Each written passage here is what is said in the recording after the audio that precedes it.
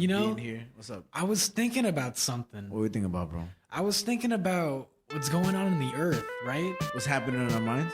Yeah, and I wondered, why does it matter? We're about to find out. Holy shit.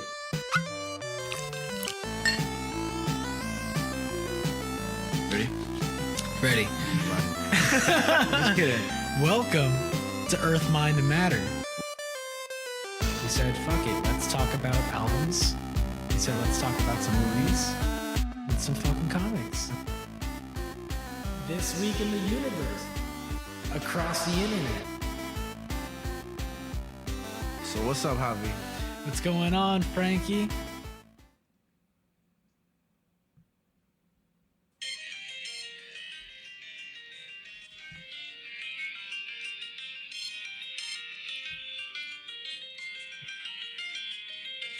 Chocolate rain.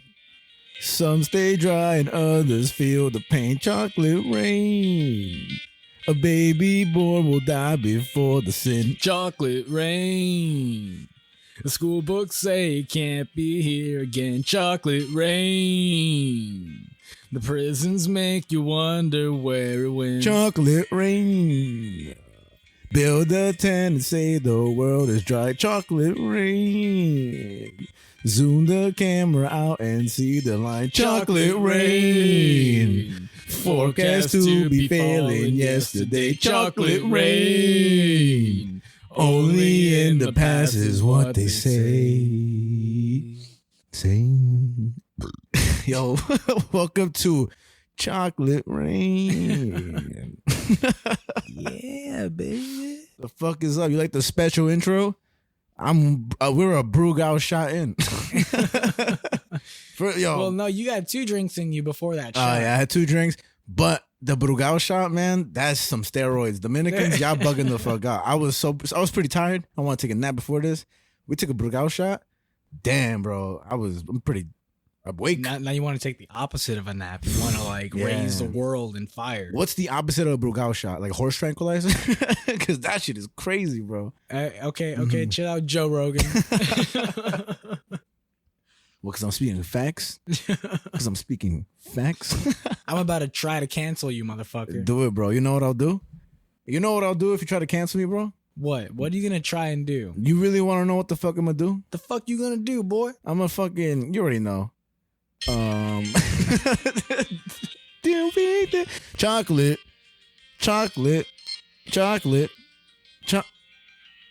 I got you right now. Chocolate rain. Some stay dry and others feel the pain. Chocolate rain.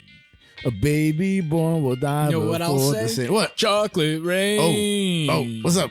The school books say it can't be here again. Chocolate rain. The prisons make you wonder where it went. I'll say this. Chocolate rain. Build a tent and world dry. Chocolate rain. Skip the line. Chocolate rain. Judge and swear. Chocolate rain. Damn, bro, that guy was ahead of his time, bro. He really went on the internet and said, chocolate, I got this. Chocolate man, chocolate rain. And for those who don't know what that is, crazy. How dare you not know what it is? But look it up. They must be like two. Solid 2.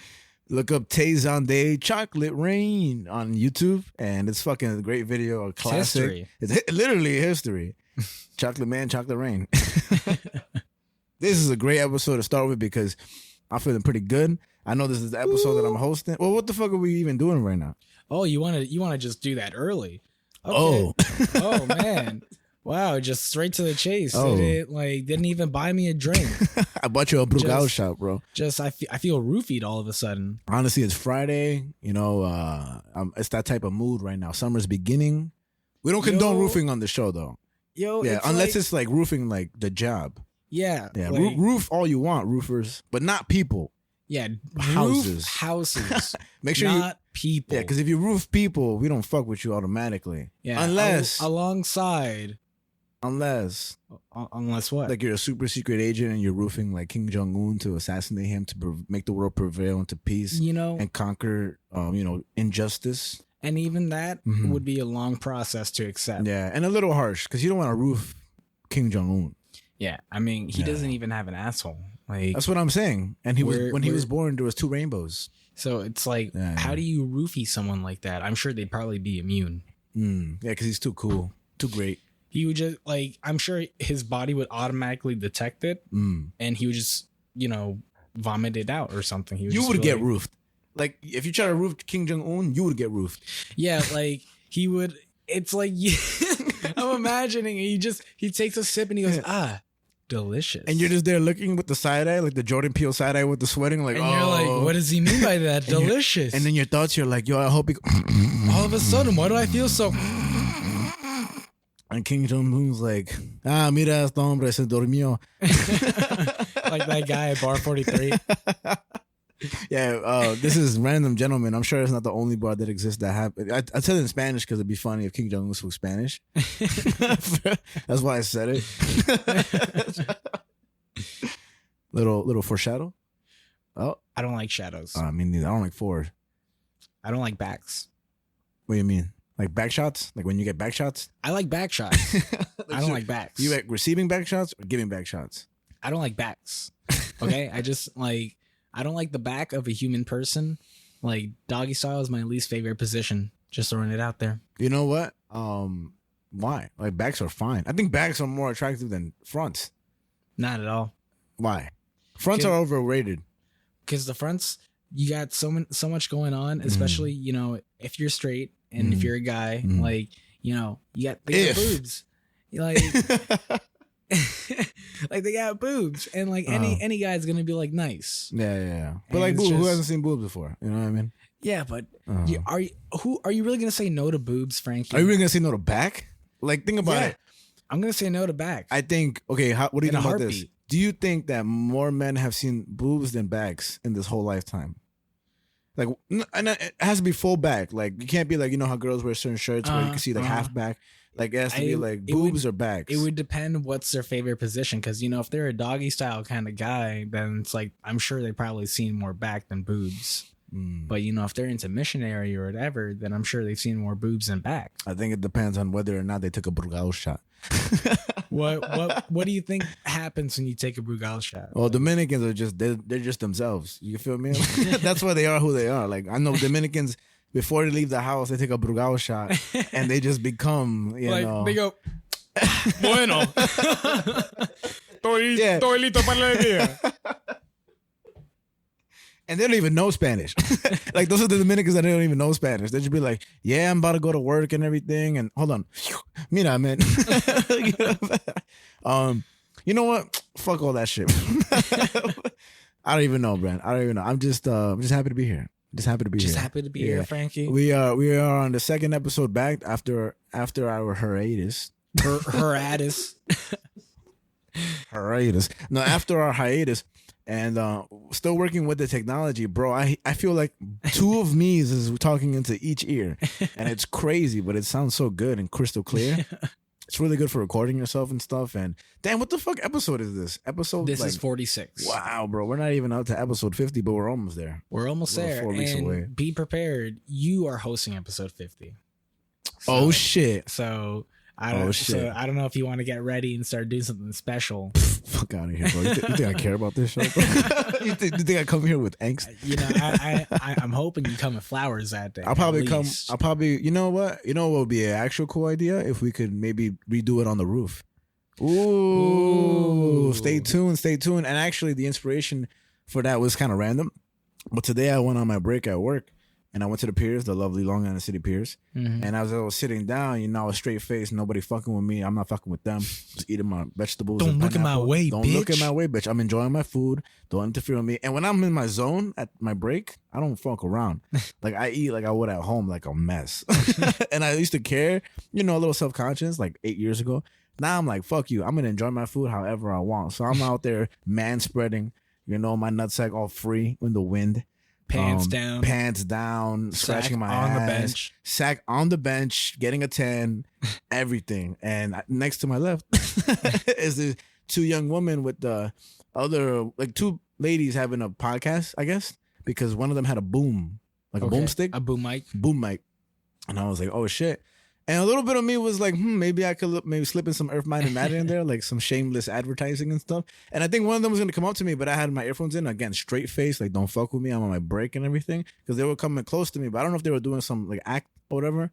But I was like, yo, stay away. I'm enjoying my vegetables and pineapple. Get the fuck away from me. But I should have taken the opportunity.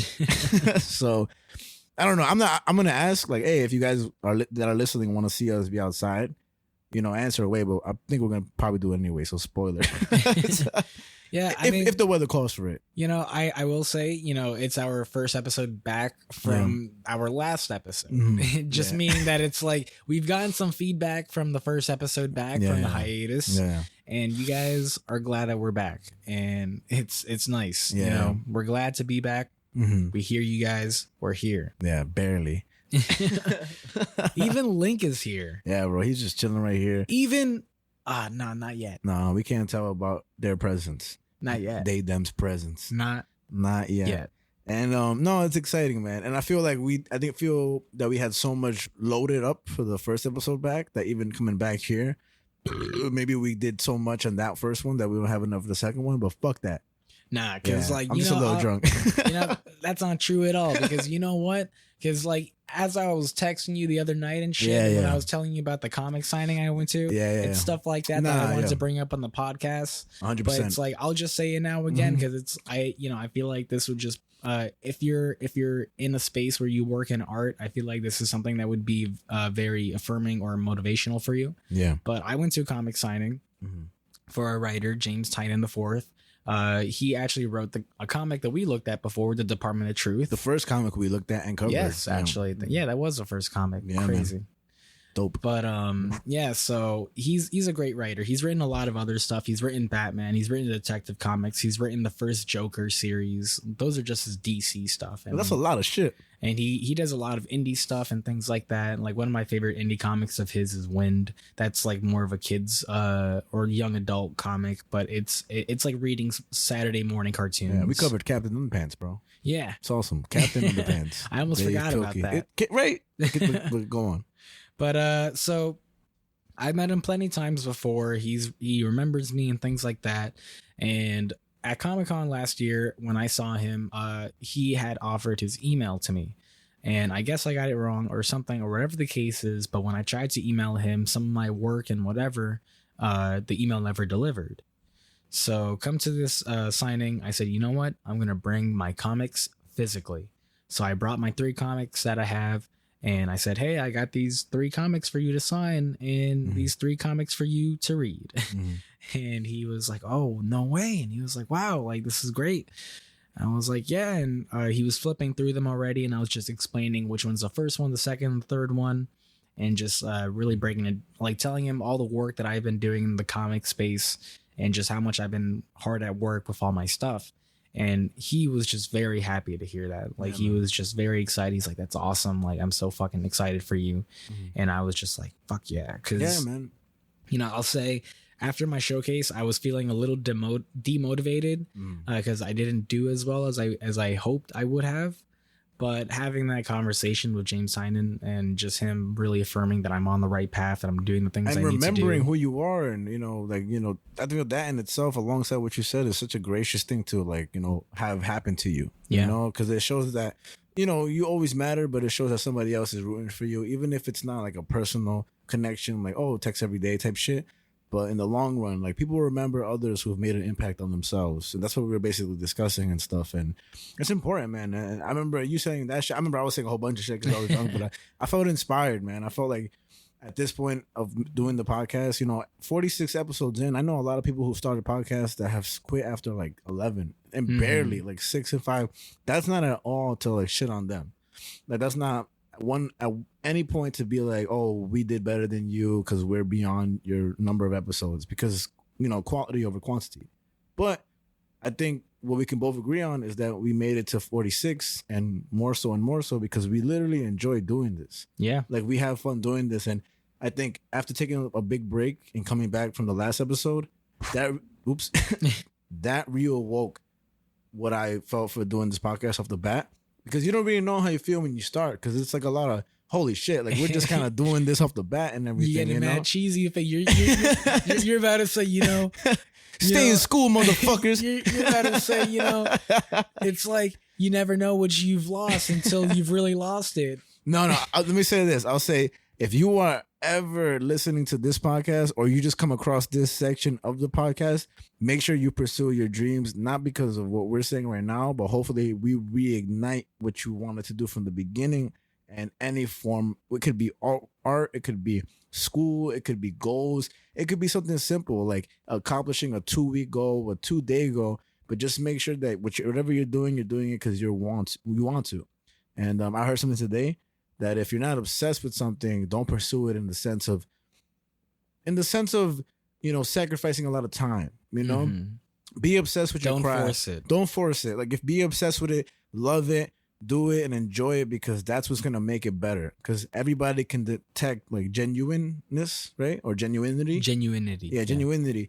And so just pursue that, man. Because I'm telling you, I say this a lot before, I think, to Javi off air and everything, but doing this shit is so fun, and you don't realize it until you like leave. Like, in the moment, you kind of have to put on a show, talk, everything.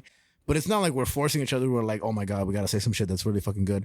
It's kind of comes naturally, but you don't really enjoy it while it happens. And, from 46 to, whatever we reach, or ongoing forever, it's awesome. It's awesome. I was actually going to say, like, let's write motivational speeches today and just see what the fuck is left. I mean, that was my attempt at a motivational speech, but pursue. Do whatever the fuck you want. And everybody else doubting you is just people who've given up on themselves. Fuck those people. You are the best version of yourself, and pursue anything you want to pursue. Whether it's comics, skateboarding, movies, stripping, music, chocolate rain, anything, bro. Do it. Just don't do murder. don't do those things. Don't be the best serial killer. And if you are, shout us out a little bit.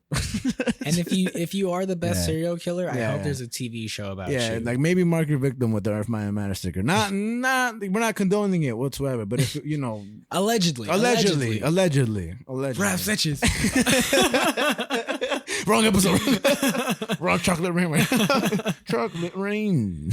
I'll just add on to that. It's just, like, this podcast was just something so random in the time of my life where I decided that I wanted to do this. Yeah. Because I was getting really into this podcast, Face Jam, and I was really listening to them a lot. And I was like, these guys are really funny. And it's just, we had such a good time working at Starbucks every Sunday and things like that. And it's just like, yo, man, like, this could be a podcast. Yeah. And it really just took that jump to just be like, you know what? Let's just do it. Yeah. And it was, let's actually tell the people, because I feel like we've already told this, but Javi was the one that came up to me and said, you want to start a podcast? And my memory is so shit. Like, I don't remember a lot around that. I don't even remember meeting Javi, like realistically, but I don't remember meeting a lot of people. So my memory is like, I smoked so much weed and drinking and all that stuff. So if I do remember some shit, it's like pretty core memory. And I remember that. And before that, we did a YouTube show that I put on YouTube called Mask NYC, MSK NYC. And that was hard as fuck to do, but that was my first attempt to do anything like that. But doing it with Javi off the bat, this proceeded, and he asked me to do a podcast. And do you remember how I responded or anything? Because I don't remember shit. I remember I texted you and I was like, I have a proposal for you. And you sent like a meme of like someone like with their fingers together, like patiently waiting, and you're like, I'm listening. And that's funny. I told you what was what, and you were like, I can't remember exactly, but you were down. Like, you didn't question it at all. You were like, yeah, let's do it. Yeah, like, because you didn't have any doubts. Because for me, when it comes to anybody that's ambitious enough to like put together an idea, like, I'm always game. Man. I may not be good at what you asked me to do, but I will partake and become better every single day. And that's a lot for me to say, because I'm lazy as fuck. I'm lazy. So I'm really not, but I am, and, when I think about how much work we put into this podcast, it's a lot. Like, I stayed up till like 3 a.m. finishing up my notes and everything. And that, who cares? Because at the end of the day, like, I can stay up to 3 a.m. or have finished it a week early. At the end of the day, it's about how the quality of the episode is. That's the thing about doing stuff like this, where this is one thing that I've seen from this guy that I follow on Instagram. And the reason I follow him is because he took pictures of me playing pool a long time ago. His name is Smile Now NYC. and he started a podcast of his own, and I don't listen to it. But man, to be fair, he's listening right now. He's like, ah. But shout out to Smile Now. Never taking NYC. pictures of you again. But I did see a post that he put up that was like a lot of reasons why people will quit their podcast, and one of them was not enough preparation, not enough dedication. They didn't all rhyme, but I feel that not enough sedation, not enough clarification, not enough precipitation, not enough constipation, not enough relaxation, not enough menstruation, not enough of anyways. Damn, I fucked up. I wish I could have keep it going. Chocolate rain. And I feel like at the end of the day, we're just learning. We're just learning and learning and learning. And, you know, I feel like last episode was like a whoosh, we're back, you know, like almost like a reamped beginner's luck, you know. But I feel like the more we phase into this, I feel like I was a little nervous starting the second episode because I was like, can we continue to do it? And at the end of the day, I was like, fuck that. We just got to be ourselves. And that's it. That's what the show is, you know. But there is a lot of work that we put in prior. Yeah. I mean, not to suck our own. I feel like we're sucking our own dicks a lot here, but well, I mean, respectfully though, you know, it's just like I think people can acknowledge the fact that it's just, you know, we work hard and in speaking about this, our intention is to hopefully motivate you to work as hard. Yeah, it is. Because that's really why we're bringing this up. We're not just bringing it up to be like, look at how good we are. Aren't we so fucking precious? Like, come on, like 46. Your podcast sucks. Like, no, that's not what we're trying to say. Move to the side, Joe Rogan. But it's just, in reality, like anything that's worth it is always going to take hard work. Yeah.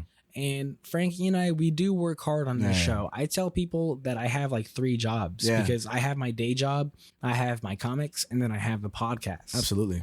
And it's a lot of work. And sometimes I struggle a lot balancing all 3, but it's, you know, I enjoy doing this. The best thing about this job is that it's fun. Yes. So it don't feel like one. Only when you're up late, like trying to find topics or like trying to edit and stuff like that. But it's all worth it, especially, and I guess we'll finish it off like this unless you have anything to say. It's worth it literally when you hit us up and just say like, that made me laugh.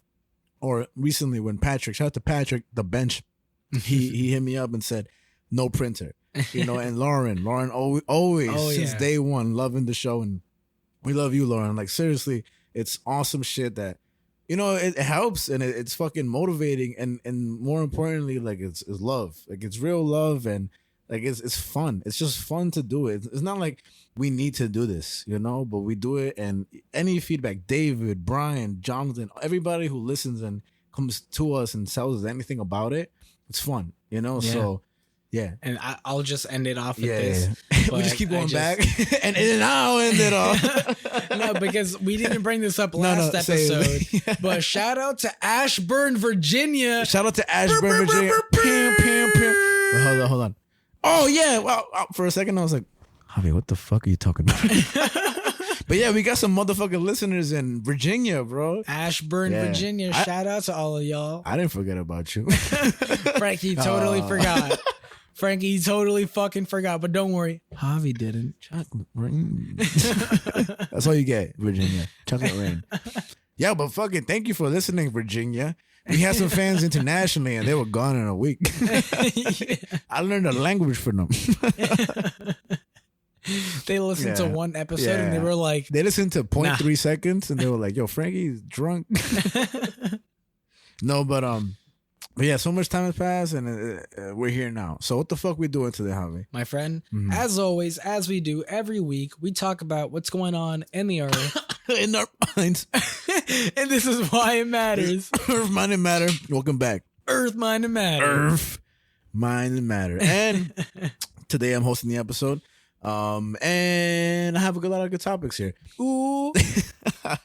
There's some topics that I feel like we're going to revisit. But not on the show wise, like, because we've been chilling. We've been chilling outside of work and everything. Shout out to the cat. Yeah, you know, just gotta throw it out there, but just you know, you gotta just be cool. Yeah, just when shit's going crazy. Oh, yo, bro, first of all, that dubstep shit last week was hilarious, bro. Yeah. I completely forgot that's on the episode. We were talking about some real crazy shit, and then all your crazy stuff. That shit was hilarious, man. That shit was so good. But unfortunately, I don't have any quick topics, but there's so much that's been happening. Yeah, I have no quick topics here, but don't worry. There's a lot of shit that I've, held into my own mind that I can refer to my phone and everything. But the one thing I didn't want to mention, just because this was very hard to address, the Title 42 thing ending, with immigrants and stuff like that. And I shitted on Greg Abbott and the other week, and I said some real hurtful things. So I just wanted to back up and I reconsider everything I said. And I wanna truly from the bottom of my heart say fuck Rob DeSantis or whatever this bitch ass racist ass motherfucking Floridian. I hope you were paralyzed. I hope you bro. No, I don't. I hope you dye your hair a different color so it's embarrassing. Of course, I would never wish death upon nobody. That's terrible. It's a terrible thing to say, right? And you can't say that. Javi never said You it. can't say Your hair. That's the alcohol, me. I'm sorry about that. Let's revisit that because that was really harsh. That was really bad. I maybe be until I say dye your hair because I don't want to lose the drinks, man. Drinks. But nah, okay, to get serious, I'm zoned now. I'm zoned. But there's a lot of shit happening in Florida with the whole, a lot of laws changing. One of them being that they want to make it so you get fined if you give an undocumented person a ride or a lift or anything. Mm-hmm. They want to make it so that all the workers at a certain site have to be under, basically under check. And there's a lot of videos coming out where a lot of work sites in Florida are empty now because people aren't showing up because they're in fear for their, for where they stay, where their home is. And just all that's happening, I feel I don't really care for the DeSantis guy. I know he's a political figure and all that, dyeing your hair is what I'm saying, not dye. And all the attacks he's made on Disney. Yeah. Like those things, like Greg Abbott, Rob DeSantis, whatever, I don't care for those people personally because I know what they're doing is just political. Same thing as Biden, same thing as Trump, same thing as Obama, all these suit and ties that don't really matter. It's just really unfortunate that that's how the game is played and it involves people's lives. And how we covered last week with the, child workers and different companies and everything. It's just really unfortunate to be hearing all this. And I wanted to cover it today, but I just felt that to cover that would be such a, widespread story that I needed a long time. And Title 42 ends today. I also feel like it's maybe a little too early to talk about the fallout of this because we are seeing the videos of people not working in these sites and things like that, but we don't know the numbers yet. None of the numbers have really come out yet of how many people are not working now. Yeah. So it's a little too early to talk about that, but it is important to bring it up because Brian, shout out to him. Shout out to Brian. Whoever he is.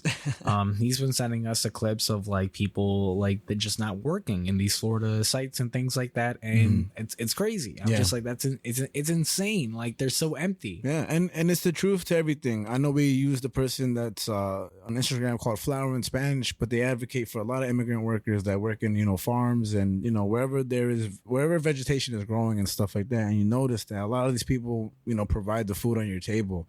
And of course there are other people in disparity and all that stuff, but right now the reason I bring it up is because I didn't bring it up for one of my topics just because it hurts, man. It hurts because these are Mexican people, these are Guatemalan people, Ecuadorian people, Honduras people, all Honduran people, all Latinos that are just being outcasted for the sake of political, rise, because obviously DeSantis is trying to run for presidency. And that's where it all backtracks from, where, man, if you really meant this to be something that would protect Florida, I get it. But again, it all goes back to bitch-ass Greg Abbott, who I don't care about. Just, deeming the people that were killed by a shooter, illegal immigrants. Things like that, when you're so conscientious of protecting guns that you're willing to, shift the blame, push down on other people. Yeah, like you rather not speak down on guns and focus on a family being murdered, leaving 2 kids behind, and push the agenda of illegal immigrants. Yeah, and it's super sad. And it's doo-doo. It's doo-doo. It's doo-doo poop everything. It's poop up platter. But again, Wrong episode. Sorry. And I really am not saying I want Rob DeSantis to die. Again, I didn't say that. You said it. It's too late. I'm clipping We it. can't say that, bro. We can't say that. clipping it. It's bad. I get in trouble for that. It's bad. So we're gonna replace every time I say that word with like a little honk, like clown, like a little clown honk or something, because I really feel like we fucked up by saying that. AKA we. Yeah, just put in that collective we. Just keep doing it, champ. We're in this together, right? High key. High key, bro. High key. The headlines aren't going to say Frankie of Earth, Mind, and Matter. They're going to say Earth, Mind, and Matter.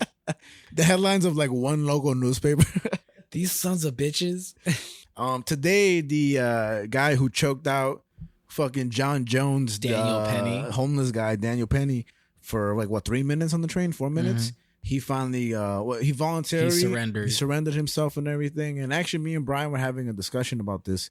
Brian has equity on the show, but we were mentioning, but the whole situation and all that stuff, and what we thought what the outcome would be, and okay. Brian mentioned, and I could get this wrong, but from my paraphrasing, Brian mentioned that because it's a crime with the white person murdering a black person, that the jury is gonna, go against Daniel Penny. His name is douchebag.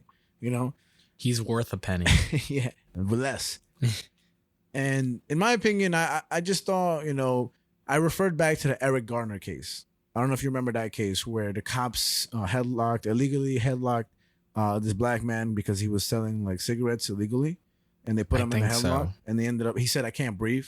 It said, "I can't breathe." Did Eric he? Garner, yeah. Okay. Well, I'm like 99% sure, but chocolate rain. Let me see. Bad timing. Yeah, it says after 15 seconds, the video shows Pantaleo removing his arm from around Garner's neck. Pantaleo then used his hands to push Garner's face into the sidewalk while pinning him down. Garner is heard saying, "I can't breathe," 11 times while lying face down on the sidewalk. So, and then he eventually died. Mm-hmm. And that's when, that was early, like that was before George Floyd and all that stuff. And I don't know if that was before, I don't know, who's the kid that this douchebag Zimmerman killed? Trayvon Martin. Yeah. So it's around that same time frame, but it's still pretty early in regards to like, the eventual shootings with everybody else, which is so much to name where I can't name them all. But because the cops, if I'm not mistaken, weren't charged for that murder, and they're figures of authority. Mm-hmm. The Daniel Penny guy being ex-Marine, if I'm not mistaken. Yeah. I think he's gonna get off free because they're gonna use self-defense as argument for doing what he did. And kind of turn into a hero. Yeah, I mean, I don't know what's gonna happen, honestly, because it's like I would hope that the jury themselves would consider him guilty, but it really does come down to the judge, and it's just I like the type of judge who they are and things like that is such a huge deciding factor. Yeah, like judges are supposed to be biased, but let's be real, or unbiased, I mean to say. Mm-hmm. But let's be real. Like more often than not, like things can get swung one way or another and whatever, and they can get a judge that's going to favor one party over the other. And the jury is so unpredictable to what they would be opinionated on to what side, Yeah. So like with a jury, you would imagine they're probably going to like vote him guilty. Yeah. And you would assume, but that's not how most juries so it's just I don't know what's gonna happen. It's interesting. It's just I hope he faces time for this, but realistically he probably won't. Yeah, I would like to see him serve time for this, but you never know. Yeah, and the reason I brought that up, I know we brought that up last episode, but just because of the breaking news with him turning himself in now, super interesting, and I don't know. It's very just we had a lot of back and forth about. Just how people reacted. I know there was a protest on the F train shortly after and everything. Yeah. And for me, I was like, man, they just holding up people going to work. But I just think I understand the empathy people have with homeless people. I just feel that being a New Yorker, I feel that most people walk past homeless people and just don't do anything. Mm-hmm. And that's not to say you're a bad person. It's to say that when you're in New York, you walk past a homeless person every 10 minutes if you're in the city. If you're taking the trains, you can't. If you were to give money to every homeless person you saw, you would be homeless within 2 years, right? So I feel I stood next to a homeless person on the train today. today when I was buying your beer, some homeless guy tried to skip all of us, or maybe not homeless, but mentally no person, let's say, because he was acting kind of crazy. Not that they, just because you're homeless doesn't mean you're mentally ill, but just because you're mentally ill doesn't mean you're homeless. But it could be that you're homeless and mentally ill. Yeah. Blah blah blah blah blah. So he tried to skip everybody in line. I was like, whatever. I had my earphones in. I had like 2 drinks in me, so I was a little schmizzed. And he skipped everybody. He was like, hey, I want to pay. I got to use the bathroom. And I didn't care. I was like, whatever. And then the guy in front of me, he didn't say shit until like the clerk said something. She was like, oh, you have to go to the back of the line. And then he had to also be like, yeah, bro, you got to wait. And I was like, man, I don't care. But I'm also not letting him skip me. But I mean, I don't know, man. I referred back to this in the last episode where there was like occurrence of a guy stabbing some guy on the train and there was blood everywhere. And you just don't know what's going to happen on the train, unfortunately. Unfortunately, you don't know what's going to happen on the train, and it's sad and it's scary. So when somebody reacts, I mean, I don't know. Just think about when that guy with the 8-ball jacket slapped that woman. Everybody, you didn't ever see that video? I don't think so. Oh, well, basically, it's some guy with a jacket, and it's like an 8-ball pool on his back. And the woman was harassing him. So the woman harassed him and stuff, and he just slapped the shit out of her. And he's like a New York legend. He's a New York legend now. Like, people love that guy. Everybody started wearing 8-ball jackets. So think about that, I know this is different because it's murder, but think about, like, the hypocrisy. Right. Like, there's, like, somebody self-defending himself, and this is clearly what this guy is going to, preach. Self-defense. Not only for himself, but the people on the train. And in the era of school shootings, man, it's crazy. And, like, public shootings and all that stuff. And I'll actually get to that in a bit. Ooh, little foreshadowing. Yeah, no, I mean, I just, it is such an unfortunate situation what happened with Daniel Penny and what's the homeless guy's name again? Oh man, actually I'll look it up because Jordan Neely, something like that. But it's just that whole situation is just so ridiculous, like in just how Jordan Neely, and how batshit crazy it is because there's plenty of evidence that shows that Neely wasn't necessarily being aggressive. Yeah. Like he was making somewhat like threats here and there. But most people on the train that act crazy do that, and loose quotes on the term crazy. Yeah, it's just like bugging out. It's not the first time that's happened in New York City where some homeless guy is like saying some crazy shit on the train. And so the fact that this Daniel Penny guy escalated so far as to put him into a chokehold because he felt unsafe, and that in his defense, what he's trying to say that he was trying to protect the other riders on the train is just kind of like, come on. Yeah. You were trying to protect yourself. Yeah. And the whole argument of him using self-defense in the first case, but also like a chokehold, which I don't know if he was trained in jiu-jitsu or anything like that or whatever method of fighting that was. But I was just saying to Brian, and he agrees that he should know when to stop after, he should know when things like that can become lethal. But again, it all comes down to the jury, the judge, and all that stuff. And I expect the worst, to be honest with you. But again, I just feel that people who are advocating for, punishment, and the one thing I just don't agree with is people saying that the bystanders on the train should get punished as well for not stopping the situation. Yeah, that's the one thing I don't agree with. The bystander effect is a very real thing. Yeah. And I'm not interfering with shit like that, man. I've seen too many things on the train where I'm like, I'm not involving myself to not get home to my family. Like, that's not happening with me. Like, unless it's something I can really see myself like interfering with, which I have in multiple cases, like within my own life, But you pick and choose. Because some people don't go home because they try to be a hero. And not that this is a good thing or bad thing. It's just, I don't know. Like, I'm not dying for some motherfucker that, could also kill me. And that may sound selfish, but you don't know what's going to occur when you step into that situation, And I don't know. Take that as you will, but that's not me saying that Jordan Neely deserved to die at all. This guy didn't deserve to die, and I still... You mean... No. Because we can't say his name. No, I'm kidding. Because die. Seriously, bleep out that die. I feel like I can't say that. You should look up the laws. No, but what was I fucking saying? It's me saying that everything is just so unpredictable and it's very unfortunate. I do hope that Daniel Penny goes to jail. That's it. I hope in prison.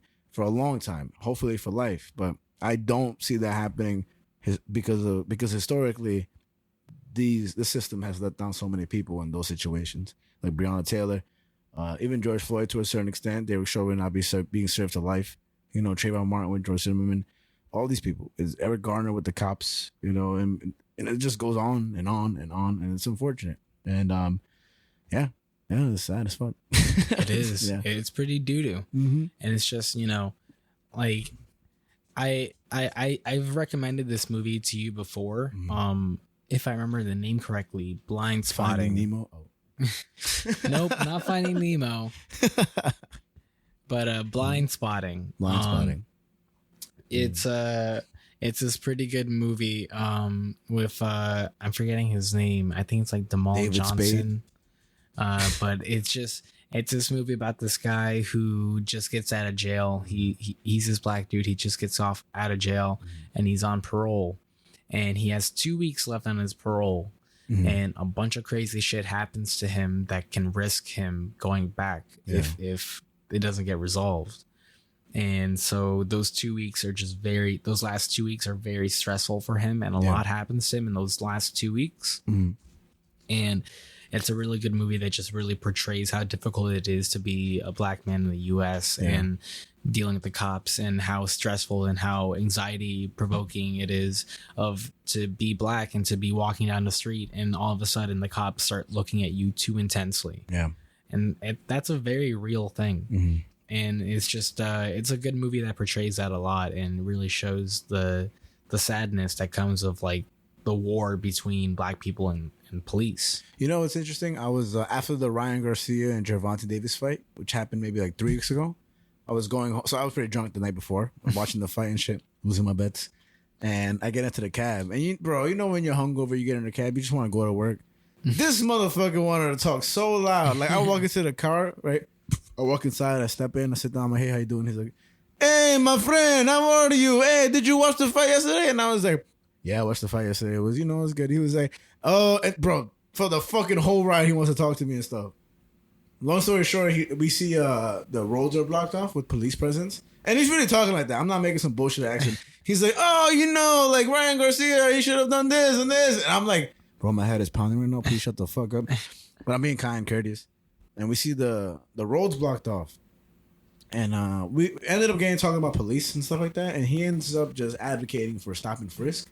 He's like, yeah, he's like, it's unfortunate, but most black people and Latino people are the ones that cause trouble. So we should bring back stop and frisk because unfortunately that's what's going to help us, stop us from ourselves and crime.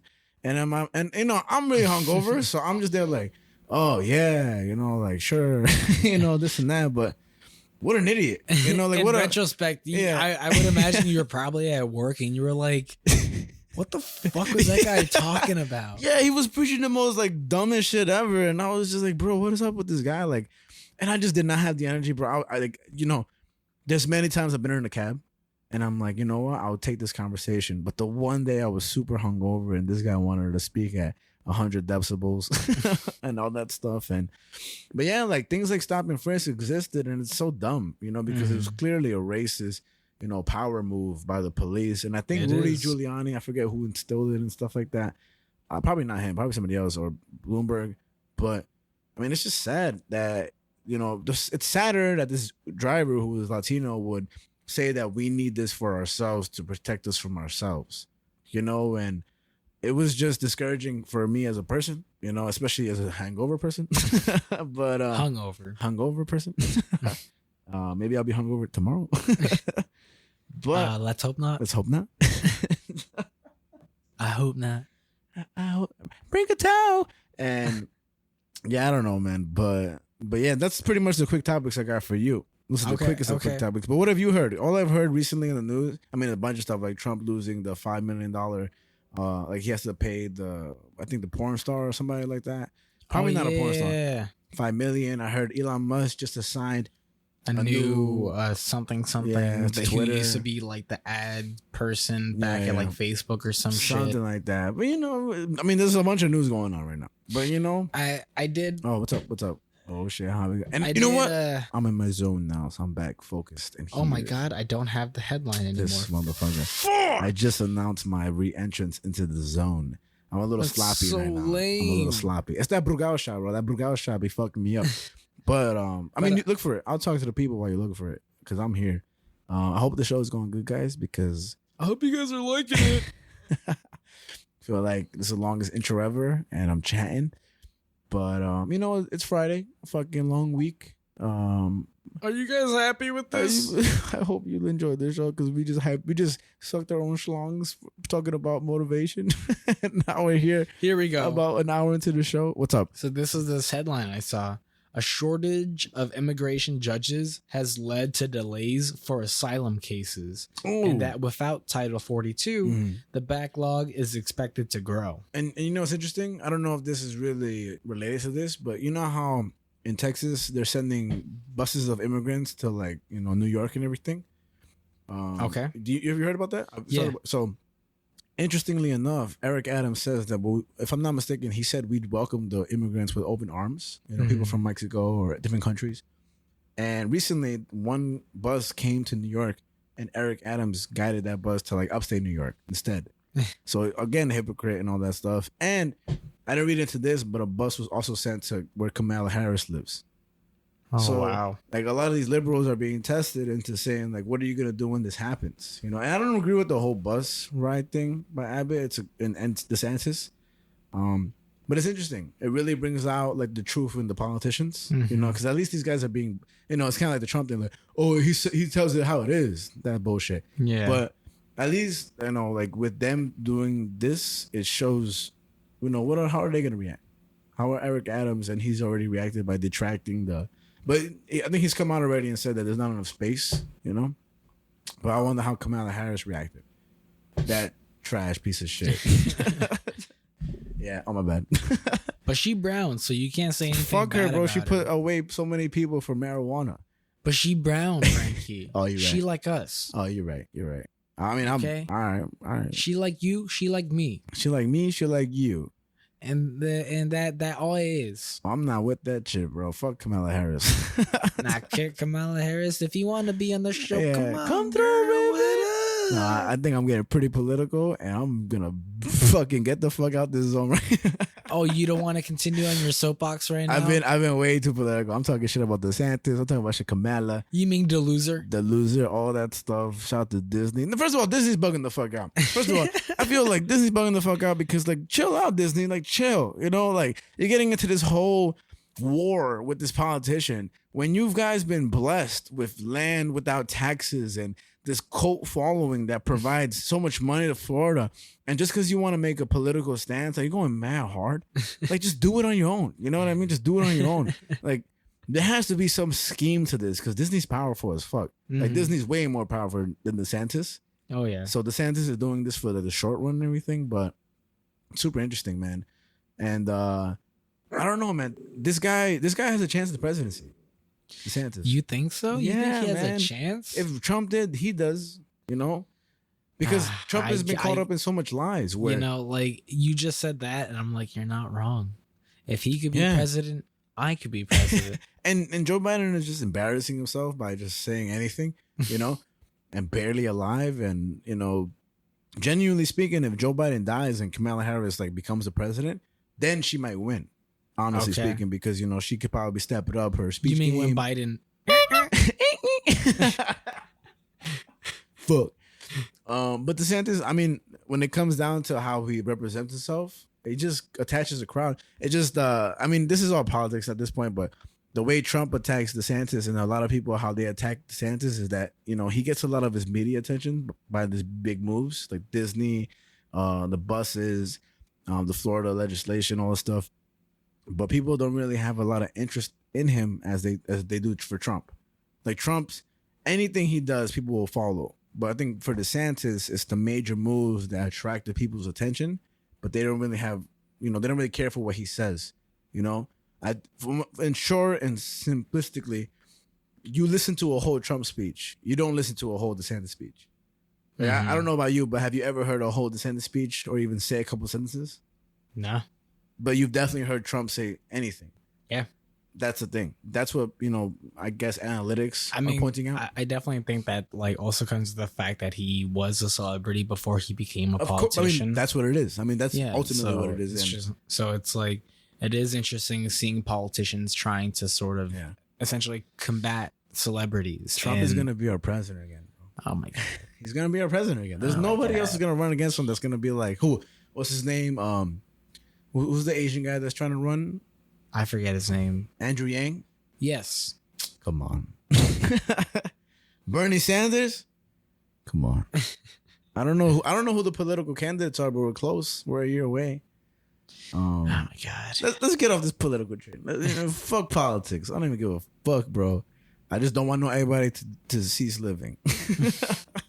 Just want to be real clear about that. Just know that Frankie is super anti-apocalypse. All right? Yeah.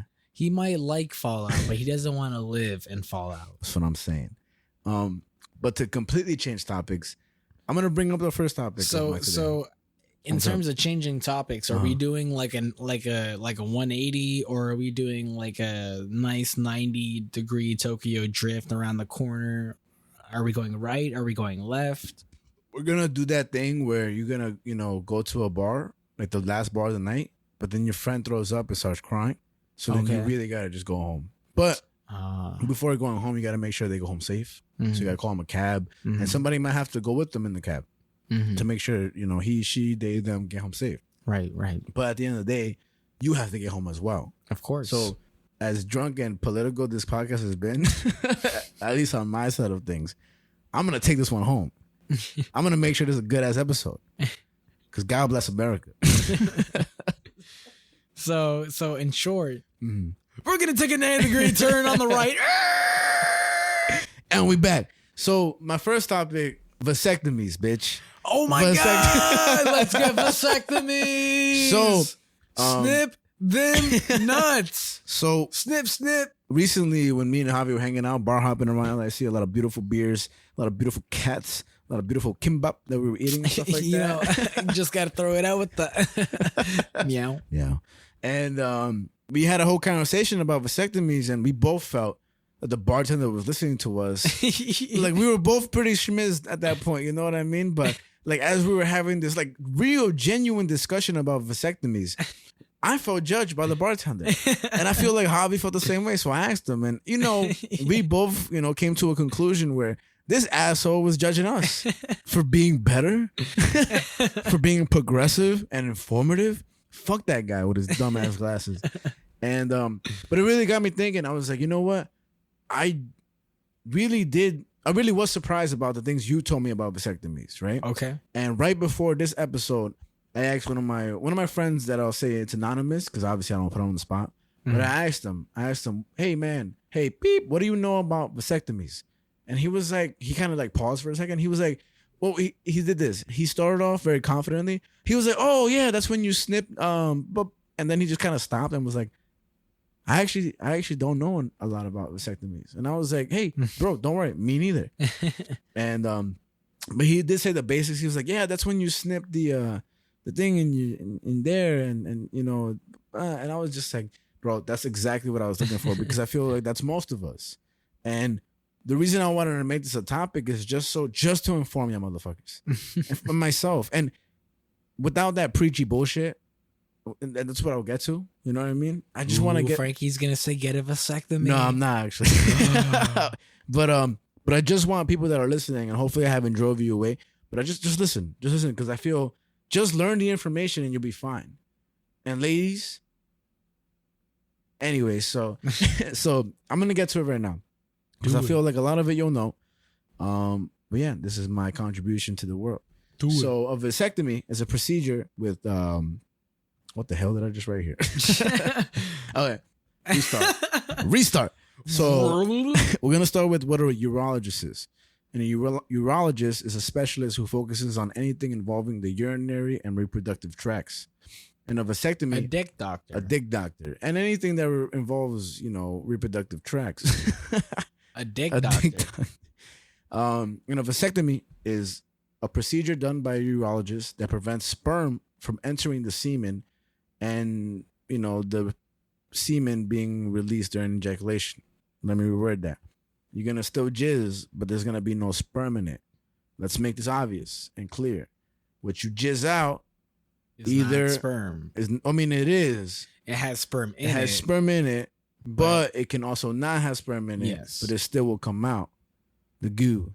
So the CDC says that the minor surgery cuts or seals the quote vas deferens, or what the vas deferens is the tube that connects the testes to the schlong, the penis. So basically, what happens during the minor surgery is that there's a tube that connects your balls to your dick, and this incision will cut that and, make this transfer of sperm from your balls to your penis not happen. Right? So sperm cells are produced in the testes, your balls. So this prevents them from making their way into your semen, your jizz, right? That means that you can still come. Be honest. You can still come, but it just won't have any sperm in it. Yeah. So all that, and according...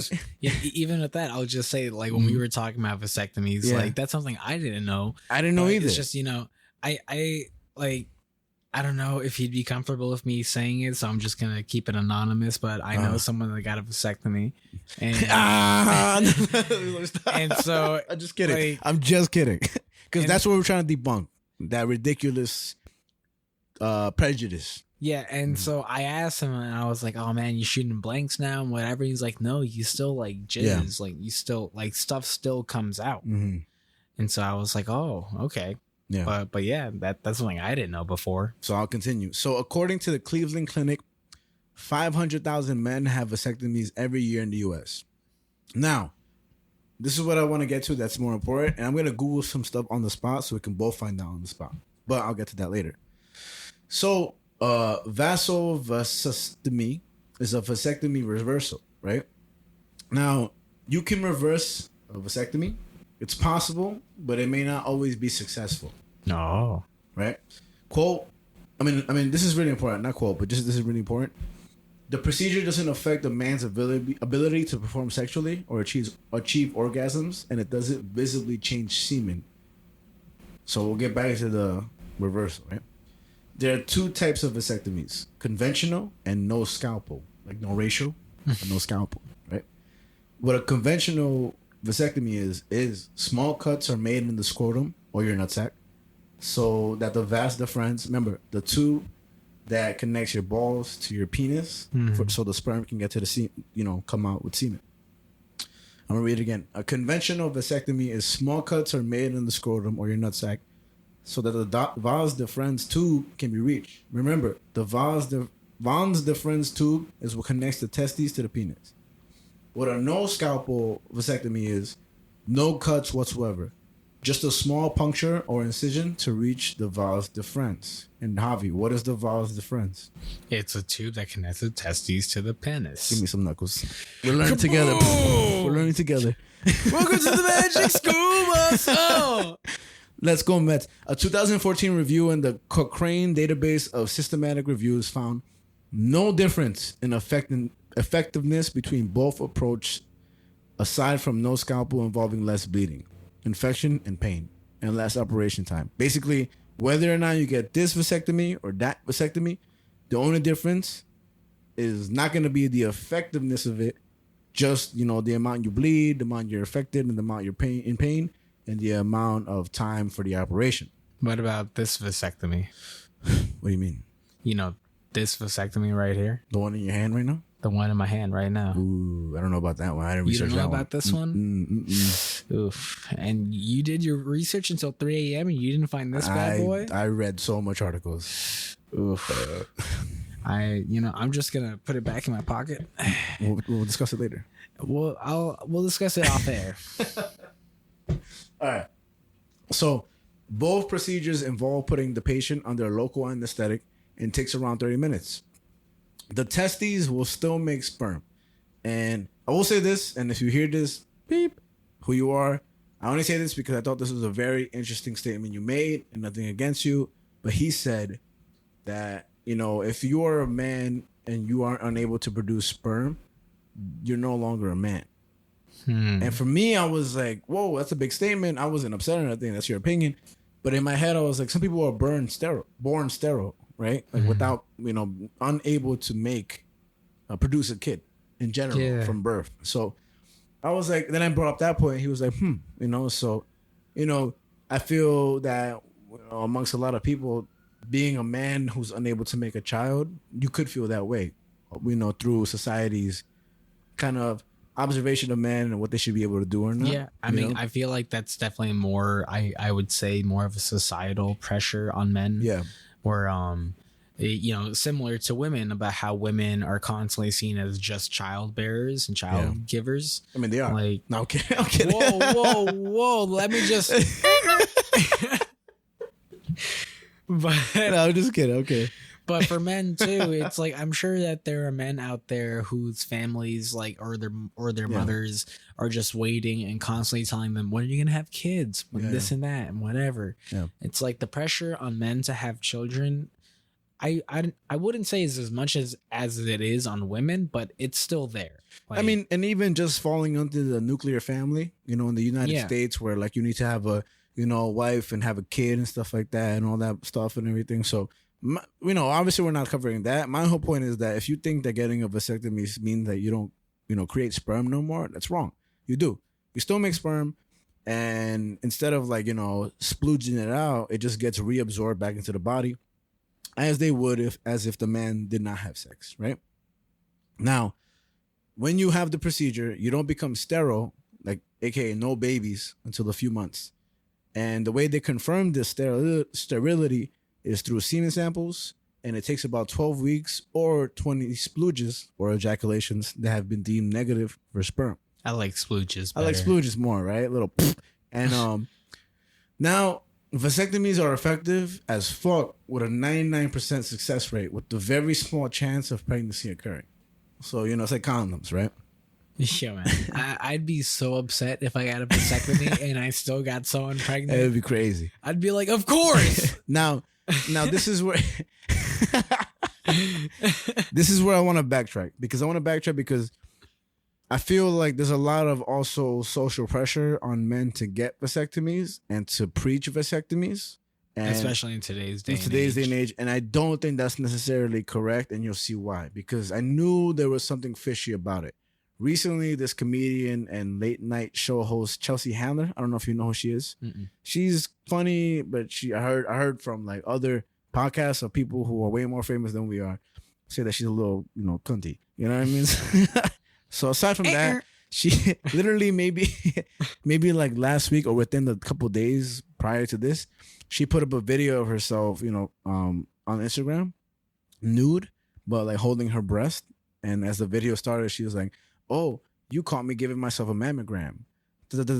She was basically advocating that men should get vasectomies because, women shouldn't have to endure IUDs, birth control, et cetera, that make them get pimples, and feel terrible. And we'll get to that later, right?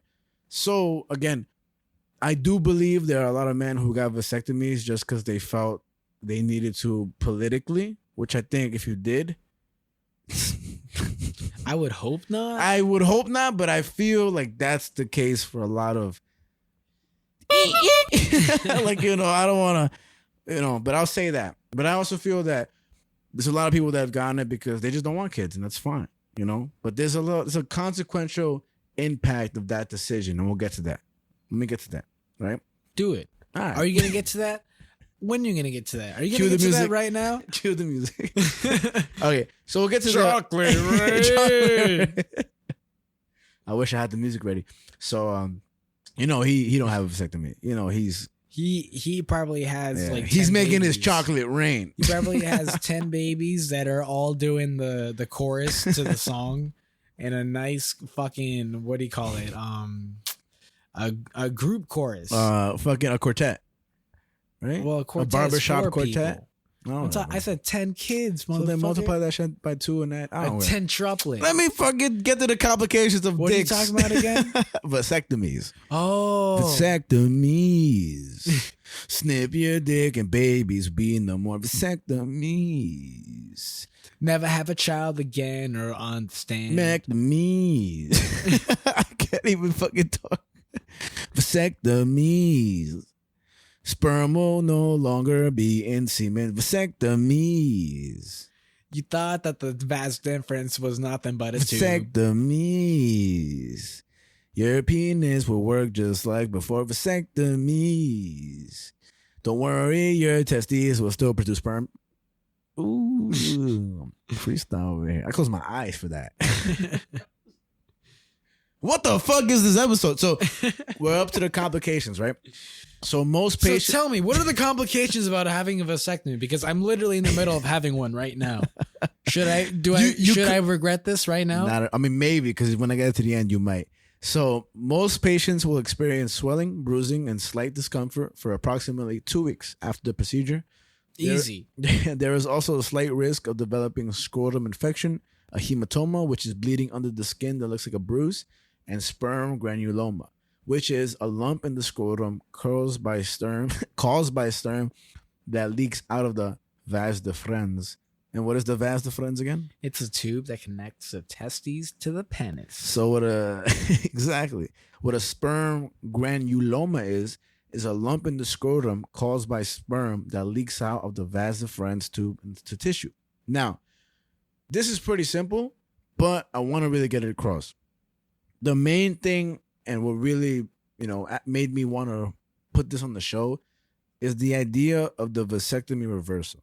Now, yes, is it easier for a man to get a vasectomy than a woman to endure birth control monthly or get an IUD that hurts like a motherfucker within them, or, all these other tactics, right? Yes, right? But vasectomies are mostly deemed irreversible or a permanent procedure. Now, if you get an IUD, if I'm not mistaken, you can eventually take it out after a period of time. Mm-hmm. And if you're on birth control, you can just stop taking birth control. I know there are other methods of contraception, and we can definitely look it up right now. But from what I know for sure is that you can eventually stop your form of birth control as a woman when you feel like it. Not to say that the effects don't, exist past that, because we're going to look into that in a second. But for a lot of men, there's no guarantee that a vasectomy can be reversed. And this should be an initial pretense for any man undergoing procedure in the first place. So if me and you were to get vasectomies, there's no guarantee that we can, reverse that in the future, which is a big choice to make. And what I'll read in a bit shows examples of men getting them with their wife, and then they get divorced. Oh, man. So then they go back out into the world and say they want to have a child again, So what a lot of people are advocating for is that men get vasectomies, even though they might do it in their 20s, then become 40 and say, holy shit, I can't ever have a kid for the rest of my life because of Roe versus Wade. Because I wanted to make a statement, So because it's better, it's easier on me than it is a woman, even though in that context, is it? So where is the information coming from that, you could just get it reversed? Oh, these are a bunch of articles. So I have a bunch. This is Vasectomy Procedure Risk and Reversal by Anna Gore. This is March 2nd, 2023. But what I'm asking is, where did this idea come from that you could just get it reversed at any time? Oh, actually, that's a beautiful point that you made, because this is a terrible article written by Kate Nicholson. And the title of the article is, and this is not obviously where it stems from, but it reads this. This is the title. No, having a vasectomy doesn't mean you can never have kids, right? Now, what the article, and I wrote this. I was going to take notes for this article, and it says, and I just wrote this. I wrote, horrible article, not even going to give it the light of day, but purely will say this. Person is doing a disservice to health info through journalism, and they should be ashamed of their damn self. Damn. Because what they wrote in this article says, it's a myth that, excuse me, I got mask.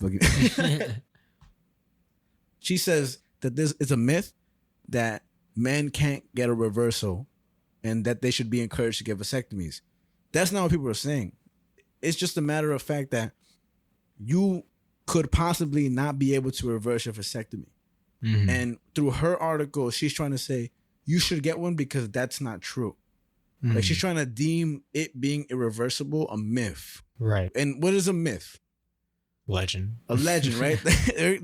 Not like the legend like us, because we're legends, right? That's what I was thinking.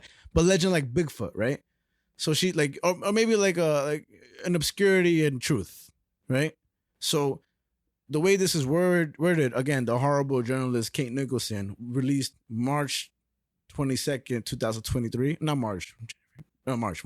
It's just not fair to any man reading that because it's just not true. Because at the end of the day, there are a lot of doctors who deem this procedure irreversible because if it's not 100% irreversible, that's a problem. Mm-hmm. And a lot of men, I imagine, have done this and have regretted it and will never be able to have kids again. That's sad, man. I wonder if there's any studies that say or have polled any people that have had vasectomies and I've asked them if they regret it or not. Oh, I have people that have written this. I have people who've taken it, but they're kind of biased, to be honest with you, because it doesn't really reflect on them wanting to have kids in the future of it. It's in the, in the future, in the how can I say, like right after they get vasectomies, how they felt after it. But what I'm trying to say is more so, regardless of like whether there's studies of it, I mean, if you had a vasectomy and you were sure about it, and we're very young right now, right? And then you wanted to have a kid when you were 45, right? That would suck to know that you couldn't. When instead you could either use a condom or the woman could have used birth control. You know? Yeah. I mean, I guess it just really comes down to like how much you don't want children. It's and like how confident can you say you don't want children forever? And at what age? Yeah, it's just, there are definitely some people that don't want kids like at all. Like there are definitely people out there that feel that way. I feel that most young people don't want kids because that's how it is. And then when they become older, they want kids. And that's where I feel this vasectomy is kind of tricky when you put it into that equation, right? Well, I mean, I'll just say that it's like I think the topic of vasectomies has become very hot because of Roe v. Wade getting overturned and things like that. Like we've seen the numbers of people getting more vasectomies after Roe v. Wade got overturned. Yeah, and that's why you say it, but I really hope it's not the case. But I really hope that people weren't doing it to make a political statement. I mean, I wouldn't say that it was purely political statement. I would think that they felt a certain responsibility because women couldn't get abortions, which is, fair, if you really feel that way. And let me ask this, and I can't answer this, we can't answer this, but would women undergo certain contraception, procedures if it meant they could never have babies for the rest of their lives?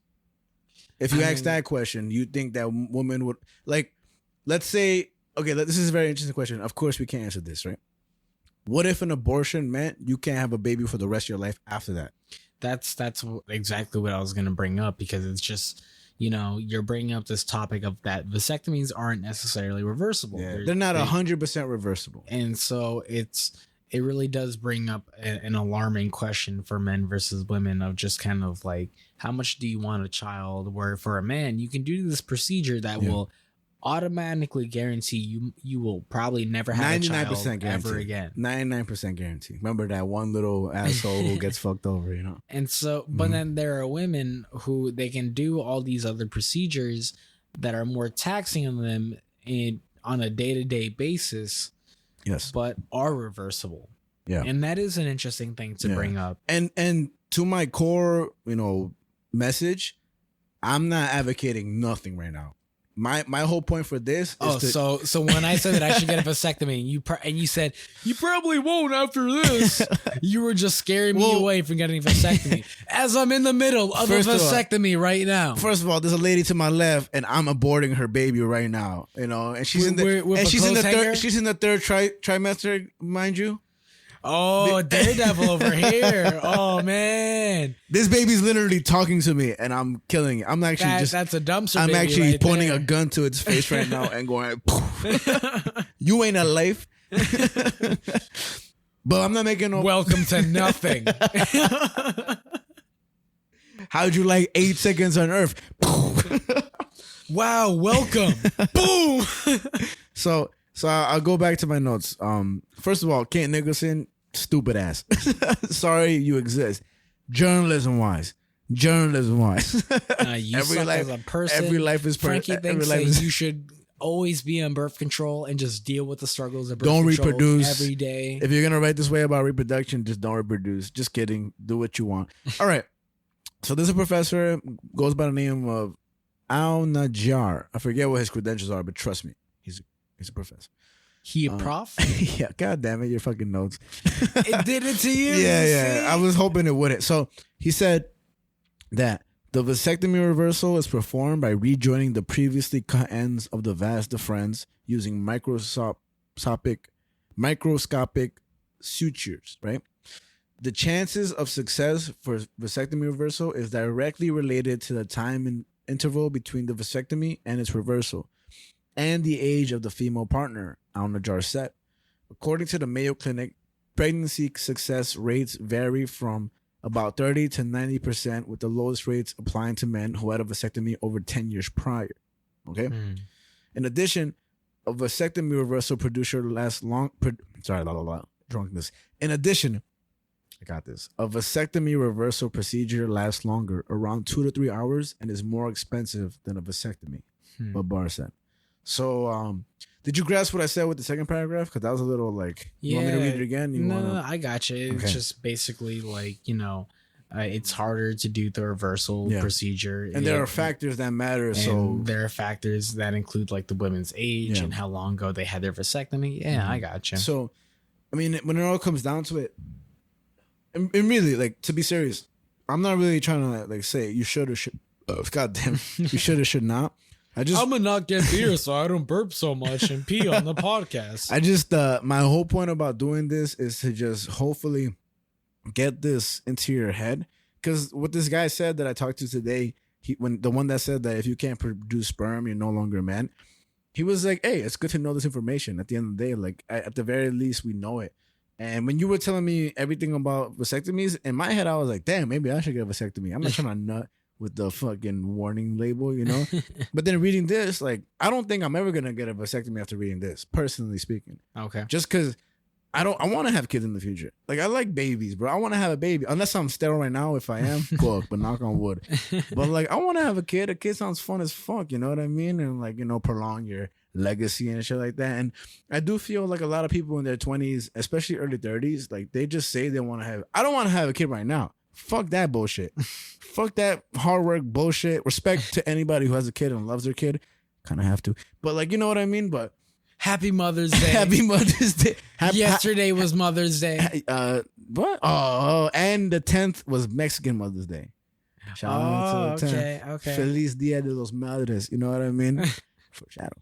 And but I really want to get that message out. And now there's this one other article that I have that involves 6 men who have gone vasectomies. This is the name of the article: 6 young men on getting post-roll vasectomies, by Ali Volpe, April 3rd, 2023. That's like a month ago. Right? Yeah. So I'm only going to read the backstory of man 1. They have names, but I don't give a fuck. So I'm going to call them man 1, man 2, man 3, man 4. And it's pretty short. So man 1 said this. Well, actually, this is the prefax to the article. So between 2006 and 2015, according to data from the National Survey of Family Growth, the main reason men got vasectomies was that women and their partners did not wish to have any more kids. Pretty basic, right? Uh-huh. Most men in the past 20 years often had vasectomies between 41 and 45 years old. They were mostly white and married. Yet in 2017, 4% of men who got vasectomies did not have any children. So that growth started to go. And now the numbers are increasing for younger men who don't want or have kids and are getting vasectomies. So these are men who don't have kids at all, but are like, fuck it, I don't want to have kids in the future. So I'm going to read the experiences of about 4 men. Okay. Right? I will say this, and pretense with this, purely my opinion, I think these men are extremely biased. I think they're extremely biased, extremely politically driven, and not to, and I did, I'm gonna just be honest. This is pretty like shitty in my way, but like halfway reading these guys' experiences, because it's verbatim, I read about most of them in a voice. and I don't mean gay in an offensive way, but like I was like, so I went to get this vasectomy, and you know what I mean? Because I was like, what the fuck is this guy saying? You know what I mean? And maybe not a voice, maybe a more like liberal pussy voice. That's actually, I don't mean gay word, liberal pussy voice, you know? Respectfully. You don't mean... Yeah, let's censor that too. Let's just censor everything today, because I'm bugging the fuck out. Or am I? Let's censor Jonathan's like, finally! It's like, preach. Sorry for that ear buster. So this is man one. How it went. I paid 100% out of pocket because my insurance refused to pay anything. It was $1,000. They gave me a local anesthetic, had me kick my leg up. The doctor told me stories about his kids graduating while he did the procedure. And that was it. That's so ironic. He made an incision and I believed used a laser to sever the vas deferens duct and non-magnetic clip to seal it off. It took maybe half an hour. I just went home and sat on the couch with a jog strap that had those little ice packs and sat in there to keep the swelling down. How he feels now. It was one of the top 10 experiences of my life. Birth control can be pretty radical for women. Being able to do my own part, not just for peace of mind, for myself, but for any potential partners, really matters. Man 3. Unstress-free sex. I actually agree with this motherfucker. It's nice to know that we can have sex and not have to worry about getting pregnant and just do it because we love each other and now want to have fun. And want to have fun. We both really love our kids, but they are a lot of work. Not having that background stress and being able to enjoy each other's bodies is great. Man 4. How it went. I was very apprehensive about the day itself only because I am unfamiliar with surgery. I asked, quote, "Do I take a week off of work?" End quote. The doctor almost laughed at me. Ha ha ha. He said, "I have electricians and plumbers that come and get this done in the morning and work in the afternoon." The whole thing, top to bottom, was maybe 7 minutes. I felt a little pinch of discomfort during the procedure. The next day, I had some slight soreness, but by about a week later, I was feeling fine. I had more discomfort at a dentist appointment. It cost $1,500 to $2,000. I was told my insurance would not cover it. Then one day, I got a check in the mail from my insurance company for the entire amount. No, insurance covered it. So we got one situation of one man covering it and then one man not being able to get covered. Right. Man 6, how it went. The worst part was the anxiety leading up to the surgery the day of, mostly related to anxiety about dropping my drawers in front of the doctor. The doctor was super helpful and talked with me to keep my mind off of it. After he gave me local anesthetic, I did feel a slight tugging on my right side. I couldn't feel anything after that. Insurance covered it. The amount charged was $1,980. My insurance paid $1,020. So he still had to pay $960 for a vasectomy. Mm-hmm. So now, if we're going to backtrack to the statement that I made that may have been offensive with the whole voice, which I really meant as liberal pussy voice, I'm going to go back to the article and read you the one that I excluded from here, just to like save me some bullshit. Say something for a second. I mean, there are definitely some people that sound like they were just kind of saying those things to make a statement. But that second guy that you mentioned definitely seemed a lot more genuine in his response and why he did it and how he's feeling about it now and things like that. It's just, it goes back to I hope that the majority of people didn't do this to make a statement. Yeah. Like, I would hope that the majority of people that did this genuinely did this because they didn't want to have children and felt like it was a time to do it. And if I may say, man, I'm gonna give the ages. Man 1 was 36. Man 2 is 25. Man 3 is 35. Man 4 is 31. Man 4 is 35. Man 5 is 36. And basic 30s, 20s, which is very young, man. Very young for, if you see that at the one point earlier in history, people wanted to stop having kids at 40s. Mm-hmm. And all these people are beyond 40s. You know what I mean? And again, Javi's gonna bleep out my offensive term, but this is the reason I said that. This is what this guy said. Man number 5. Why he got the procedure. I don't identify as queer, but I've learned a lot from queer chosen family ideas. I don't need to follow the nuclear family reproduction path, but I'm interested in adoption. I'm interested in being a community member where I'm there for friends, kids. For some example, various birth control interventions cause side effects. Vasectomy's only side effect is that, as far as I can tell, I can't reproduce. I'm very okay with that. I had gotten a referral to talk to a urologist about a vasectomy back in 2021. I didn't get around to it. Once the overturning of Roe versus Wade came out, I didn't need more motivation. You get me? So there's a lot of good points, and you're like, and this whole article gives a lot of good feedback. I just felt the most precious thing about all these men's experiences is giving the real details of like the cost, the effect, and how they felt afterwards. And I will say most of them are positive, but yeah. Yeah, I mean, I'll just say that it's like, even to that last one that you read, it's like, maybe that guy's like a little closeted, but just. And I think that's what it meant. So that's why I'm trying to, like, not trying to be offensive or nothing, because I only read that in the sense of like, I don't mean to relate a gay voice with a liberal pussy voice, because a liberal pussy voice is worse, and a gay voice is any voice. It could be anything. You know what I mean?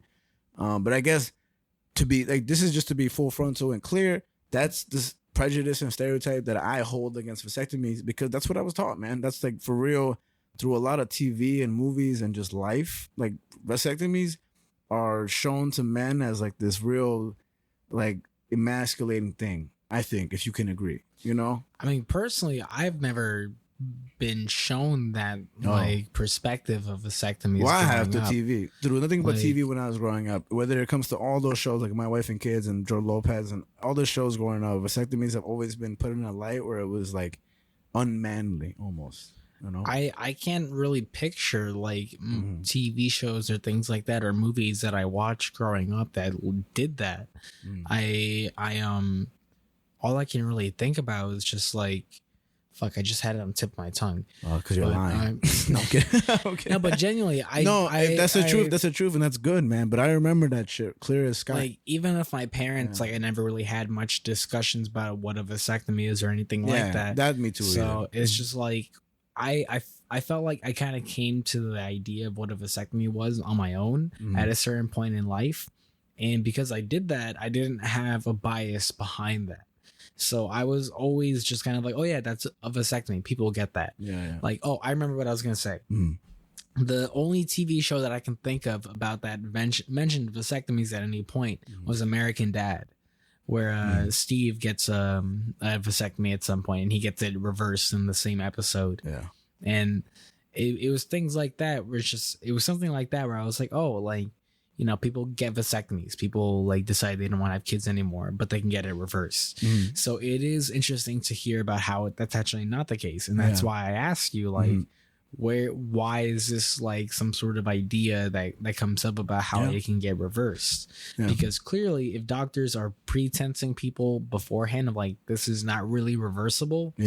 I want to know where this idea came from. Like, oh, you can always just get it reversed. I think that's what I was taught. I think it's because there's a chance. It's like almost like legal, like lawyers, like because there's like, it's not completely reversible, that you can deem it like reversible, And I think I do think that women disregard that factor. And I'm just very curious to see how women would, respond if an abortion meant not ever being able to have a kid post. Right. Because that would be a very interesting, like, that would change history. Not that I want that to happen or anything, but it'd be very interesting how they would answer that, and then ask them, so should a man get a vasectomy if they can risk not having a kid for the rest of their life? Or should both parties just agree? And yeah, it sucks that most contraception focuses on the woman doing things for herself. And what I was going to say here is that, and this is, I mean, I can get into depth with it, but these are the side effects of, birth control pills.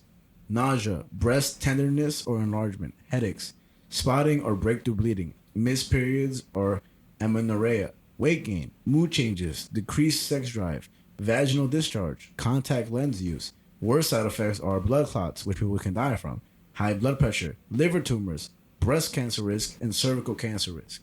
So, yes, for sure, those side effects way worse than the side effects of vasectomies. Way worse. And nobody's going to argue that. That's just ass. Link is. And but I will say, it's kind of, I mean, I feel like, again, we both just kind of just explore the topic of it, and we don't really gotta make no sense, because there's no stance to make. Do what the fuck you want with your own body, as long as you kind of just, hear this out. And Javi censors my really crazy speaking. And last thing, did you know that how a sperm can work as an antidepressant for women? Oh, shit. So I'll say this and we'll end this off like this. In a sample of sexually active college females, condom use as an indirect measure of the presence of semen in the reproductive tract was related to scores on the Beck Depression Inventory. Not only were females who were having sex without condoms less depressed, but depressive symptoms and suicide attempts among females who use condoms were proportional to the consistency of condom use. For females who did not use condoms, depression scores went up as the amount of time since their last sexual encounter increased. These data are consistent with the possibility that semen may antagonize depressive symptoms and evidence which shows that the vagina absorbs a number of components of semen that can be detected in the bloodstream within a few hours of administration. No way. Take that with a grain of salt. As you reflect on that, Javi, as you reflect on that, and that was off, mind you, that was off PubMed Advanced. That was off an official website. .gov is the end of it. We'll put the article up. I want you to speak to the people freely while I take a piss and just tell them what you think. That's just, it's wild. What? I'm about to just like go to every depressed girl and be like, I can cure it. No, but realistically, that's wild to fucking hear that. It's so strange because you hear the jokes about how like having sex without a condom is so much better with having sex with a condom. And I've never really heard it too much from women about how they feel about that stance. Do you guys want to let us know what you guys think? But I think it's just very interesting. And to hear that you can literally get less depressed by just getting jizzed in. What the fuck? I'm about to take some jizz. I don't know. I'm about to that, but I won't, because that's gonna stay in for you guys, for my ridiculousness, for my drunkenness. I think Frankie's coming back now.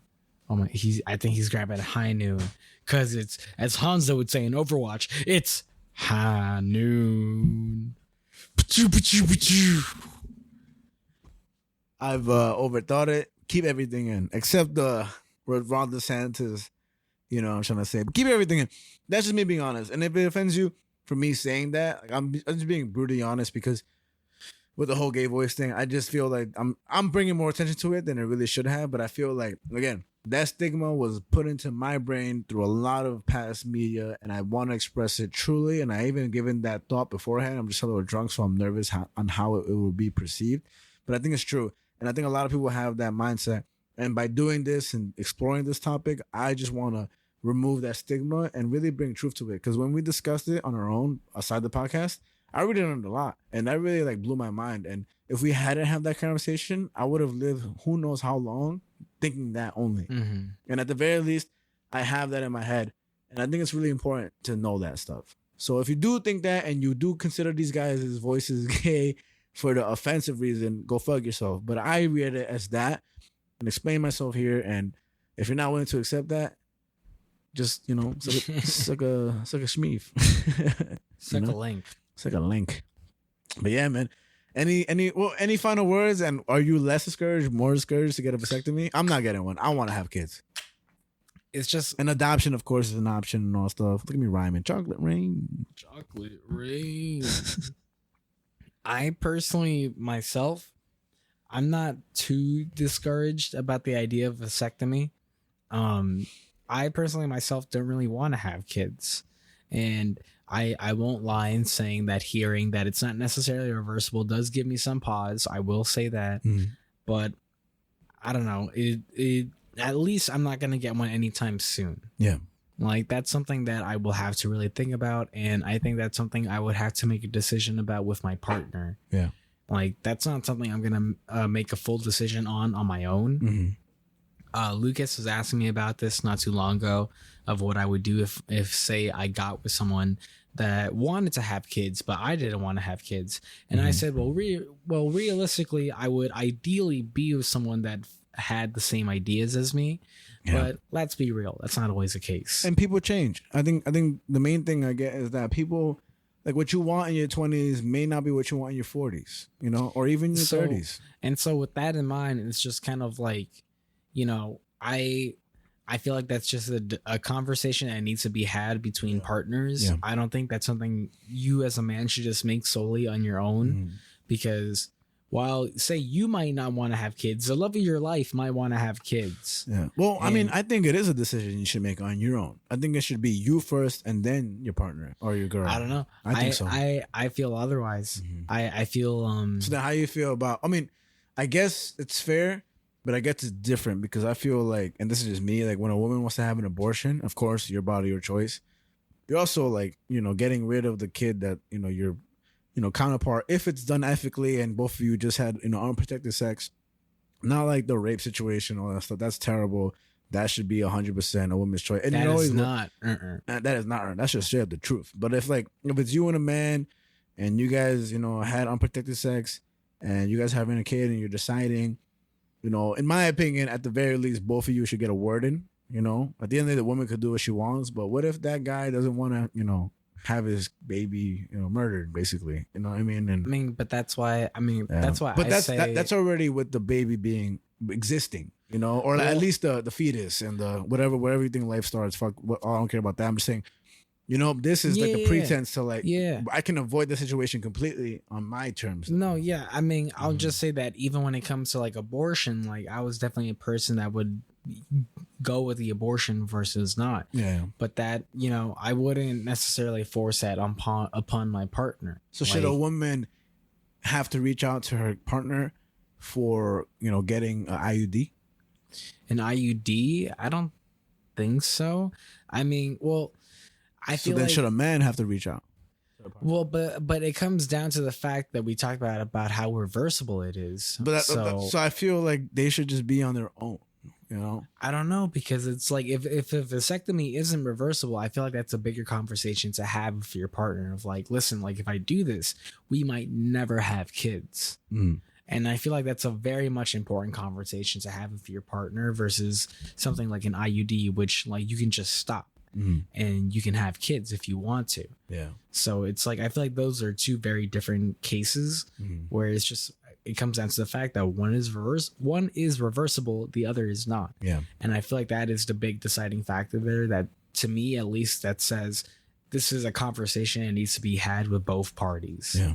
Like, if you're a bachelor and if you never think you're going to get married or anything like that, whatever, get a vasectomy. Yeah. But like, if you want to get married one day, like that's something you need to consider. And try asking a bachelor whether they want to have kids and get married. You know what I mean? That's like so early to tell for the future. And then I will say this.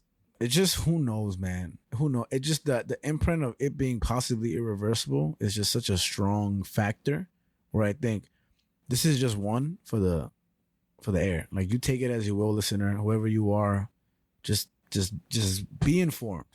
Be informed with any decision you make, whether you're a woman or man, whether you're getting a vasectomy, an abortion, IUD, birth control, condoms, fucking Gandhi, whatever you want to do. Just be careful, be considerate, and be factual about what you pull out. Pull out, bro. Come on. That shit don't work. Actually, Joe Rogan has a funny joke about that with the pull out method and stuff like that. It's one of the funny jokes that I think everybody laugh at. But so out of nowhere we got our guest Brian over here. Say what's up, Brian. He has the equity in the podcast, and basically we just covered vasectomies, right? Okay. And we just want to get your input before we move on to the next topic. And I just want to give you these three factors, right? Mm-hmm. So actually, let me ask you this: what do you know about a vasectomy? Like the ins and outs. I think the bare minimum. I just know that when the doctors have to cut you open, right?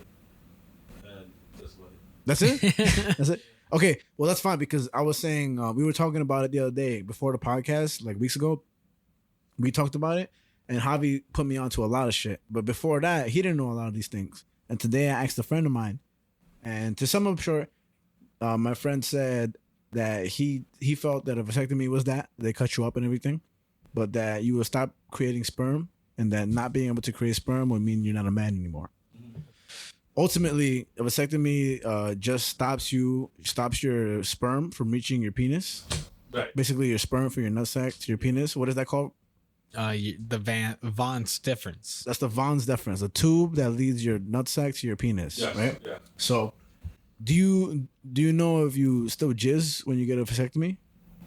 I don't think so. No. So it's a false narrative, I think, and you do. You do still jizz, Oh, but it's just blank. so it's exactly. But instead of just you don't just jizz dust, right? Yeah. You still jizz like cum, like white goo, Yeah. but it doesn't have sperm in it. Right. It doesn't have the The sperm. membranes and Sperm. stuff like So that, so you still ejaculate semen, which is your cum, but you don't have any sperm in it because the tube cuts off the nuts from the penis. Right. Okay. Now, a lot of talk has been whether or not you will get a vasectomy. Have you ever considered getting one? I never really thought about it. No. Oh wow. What would convince you otherwise to get one? I mean, I can't really think of it. I mean, like, I know, like, there's people, like, I was always cliche in the shows where it'd be like, oh, like, I remember My Wife and Kids. Yes. He had to because he, what was it? Like, she was like, yo, I'm like, I want another kid. She was like, yeah. And he was like, get your tube side. Mm-hmm. He was like, it's more dangerous to get my tube side than it is to get a vasectomy. Yes. And he got it, and like he was just like, it's been a whole episode. That's exactly the show that I was trying to think of earlier. But I'm happy. And mind you, listeners, Brian just got here, so we just started having this conversation. And that's perfect. You said that because that's what I was saying. Yeah, because My Wife and Kids also did it for a lot of them. Like George Lopez and some shit like that, right? Yeah, George Lopez. In the show, they talked about it. And also like, what was the other one? I think I mentioned George. Do you remember what I mentioned? I know George I Lopez. just remember My Wife and Kids and George Lopez. I don't think I mentioned My Wife and Kids. I think you did, but I think I mentioned George Lopez. You did. I did? Oh, Yeah. well, thankfully. Yeah, the George Lopez show, I remember talked about it. I remember, Home Improvement. Home Improvement. There we go. They had, yeah, they talked about it. But yeah, it was always this cliche, or not cliche, but it's that episode. It just became a cliche episode. Yeah. Like that's one of the things you covered. Yeah. As like a little like scheme. Yeah. Okay, 1 out of 10. How likely are you to get a vasectomy? Just cause. Just cause. I mean, no reason. no reason. Like I need a reason. So 0, right? All right. Now, do you know whether or not vasectomies are reversible? I heard they are because they store your the tube, right? The bands, the friends, yeah. So the cooler, and then you can just actually put it back. Well, I don't know about the cooler, but I do know, and this is what we're going to come to. And this is very interesting. Tell me not. Because vasectomies can be reversible, but when they're done, they're deemed irreversible or a permanent decision to make for yourself. So, being this, you can get a vasectomy, but it's not always possible to reverse it. Oh, okay. So, there's a chance where it's irreversible. There's a chance. And that's what we were talking about. And that's the reason I did this topic, not to advocate or not advocate for vasectomies, just to be like, would that being said, do you think that would defer you from getting a vasectomy? The fact that you may not be able to have a child for the rest of your life. I mean, there's also things where I could always store sperm. Ooh, that's true. That's a good ass point. And then I could always just be like, hey, like, I want the vasectomy. But just because now I know that it could be irreversible, let me have like 7,000 kids in 2 days. Yeah, because you may want to have kids. Yeah. And what we were getting at is that a lot of these, we had like experiences of men that spoke about getting vasectomies, but they were all in their 30s or 20s. And I just said that you can change your mindset when you're older at any time. Yeah. And because even certain, I know there are quite a few stories of transgender people where they keep their transgender people. Yeah, where they keep especially men who are transitioning to women, but they still want to keep the penis. Yeah. A lot of them. Yeah. A lot of transgender women keep their penis and stuff like that. And just because you never know. Like But it's funny. There was a situation where a transgender woman was put in a woman's jail, right? Like basically because she identified as a woman, and all the women inmates started getting pregnant. What the fuck? Because the transgender woman wanted to be in a cell. Yeah, of course. And that's where everything gets hilarious. But I just wanted to mention that. So would you say, I mean, that's really smart. You say to store your sperm, and if you want to get a vasectomy. Obviously, because now I know, like, there's a risk of it being irreversible. Yeah. But that would be my plan B. Then I'd be like, okay. No, that makes a lot of sense. And I just think we just talked about that now, and I thought it was very interesting. You made a lot of, I mean, I think having Brian comment on a post. What do you think about his comments just now? Yeah, no, I mean, it's interesting what he has to bring up. I just thought that, like, I never considered the idea of, like, like a sperm bank or something like that. I never thought of that. Yeah. So it's like that is interesting to just kind of think about. Of like, there are sort of roundabout ways, even if you get a vasectomy, to still have a kid. A chance to like have that's perfect. That's fucking awesome that you said that shit. To be honest, because to me, like it looked. Brian's like, yeah, duh. like, duh. That's why I'm here. I come in, I just solve all your problems. Facts. One Brugal shot in.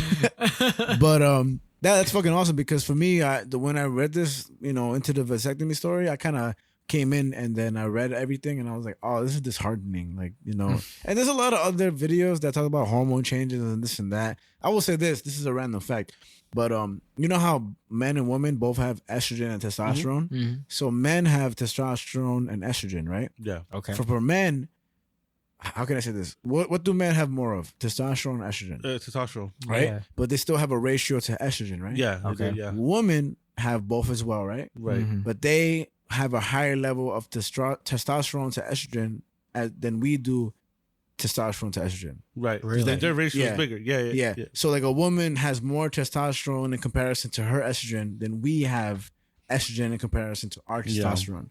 But I think This is a random fact, but it's true. I think It's a little confusing. Okay, what don't you understand? So you're saying that women have as much testosterone as men? No, the ratio. I'll say this: if men have 5 testosterone and 2 estrogen, right? Women have 5 estrogen and 7 testosterone. So they have more testosterone than estrogen. But they They have they have more testosterone than I can't explain it to you, but I think it's the ratio. The ratio. The ratio is like let's see. their ratio is more separate than ours in terms of I think higher. Yeah, higher, women have more testosterone than they would in comparison to the estrogen than us. In the same concern. So a woman would have a lot of testosterone, but they would still have a lot of estrogen. Yes, But I from what I learned from that was because of pain receptors. Mm. They can handle more pain than. I mean, that makes a lot of sense though, because pregnancy and shit like that. Birth, so they need taking it up And then like what else was it? Even when they're when they have the belly and stuff, they need the testosterone to like handle like. I didn't know that. Yeah. Damn, bro, you know all that shit. Yeah. He's like, yeah, duh. Cue the music. That was and the reason I brought up the topic, I was telling Javi, just to literally give you the information, because I feel like most men, like when you ask them about vasectomies, they're like, oh yeah, they just kind of cut your shit or you shoot blanks. I thought shoot blanks myself. And all I wanted to do was just get the information to No, and I'll give it to you so you know too. But I just feel hopefully that any guy that listens to this is just like, oh, okay. Like, we're not trying to convince you to get a vasectomy. And then we were talking about like Roe versus Wade, how people were convinced to get it because maybe political reasons, maybe not. But you put in the input that kind of like rounded out the whole topic. I think so. Honestly, that was awesome. All right, so. First of all, how you doing, Brian? How's everything? Yeah, Brian, how's it close? Yeah, I don't want to listen to this. I just worked. Yeah. I'm tired. You got a hat on. You got a gray hat on. Vatos locos, man. Well, shut up, Frankie. But I mean, I'll just say, we foreshadowed it earlier, but here we are. We're here now, man. Our guest. Our first official third mic guest. Let's clap it up. Let's fucking clap it up, bro. Let's go. We finally have a fucking opportunity to have a guest without sharing the mic like something like this, where we don't gotta transfer the mic from one mouth to the other. Like, Brian has his own mic, and I'm jealous because that mic is cool as fuck. It has a red windscreen filter. And we just got my shit is disgusting. I put my mouth up to it and everything. But anyway, I digress. We're up to topic number 2. And this is a little longer. I feel like I'm just talking to its fucking nose. To be honest, on my point of view. Dead ass.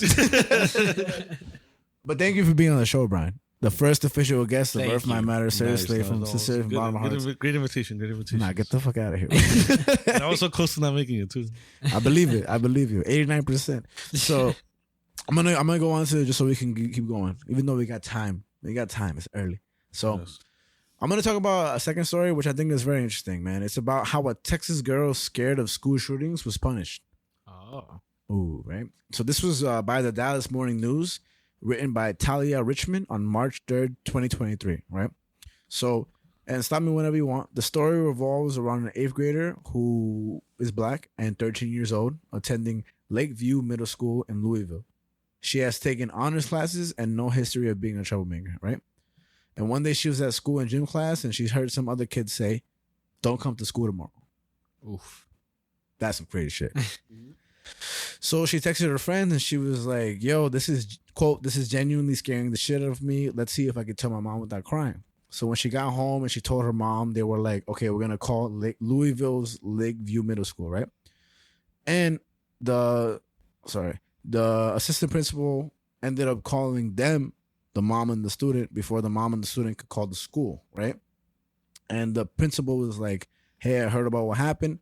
I want to hear your side of the story," to the student who heard the kid say, "Don't come to school tomorrow," right? And the student said, "Da da da da," and the school police officer started an investigation. So after the investigation, they found out the kid had no access to a gun, right? So everybody's chilling. They're ready for school tomorrow. And then the little girl, who we can't say her name is because she's a minor. Right. So Okay. give me a name. Okay. Give me a name. Cheryl Williams. What the fuck did you... Give me a name. Cheryl Williams. Well, give me a name, Brian. Harriet. Hashari. Hashari. So we're gonna call this young girl Hashari, right? Hashari. So Hashari went to school next day. She was like, "You know what? I'm safe. This motherfucker's not gonna kill us." But then in her first period class, they called her to the office. Ooh. Right? So because she made a, quote, false accusation, unquote, she was given 3 days of suspension. And for the rest of 8th grade, after her suspension, 73 days worth, she had to go to a different school. What the fuck? What the fuck? Isn't that crazy? What do you mean she had to go to a different school? To do what? To learn? Like to basically attend school, but a different school. What the fuck? We had that at LIC, remember? Yeah, yeah, I think so. No, I for sure know that because I remember a bunch of random kids would enter our class and we'd be like, where the fuck are you from? They'd be like, "Yo, Brian." We went to LIC high school, all of us. Well, so shout out to LIC. Yo. And then some kids would walk in, they would be suspended, they'd be like, "Where the fuck are you from?" And then they'd be like, "Yo, I'm from Francis Lewis," or this. I'm like, "Why?" And some stupid shit suspension. But mind you, she's in middle school. Right. This is high school and everything. So she basically said, "Hey, I think somebody about to show up to school." And she warned her friends that ended up telling their parents and everything. And then she got in trouble for it, which is crazy. Yeah. Right. What do you think? Is it crazy? Is it not crazy? Yeah, What do you I think? mean, like, it sounds stupid. It sounds like they want to punish her for, like, being scared. Yeah. So the school officials at Lakeview Middle School, I want to stress what school this is, Lakeview Middle School, declined to speak, but Director of Student Services Rebecca Clark said that disciplinary consequences are considered when, quote, "students have spread rumors rather than following the appropriate steps to notify a trusted adult or using the school's anonymous reporting options to report concerning statements they may have heard."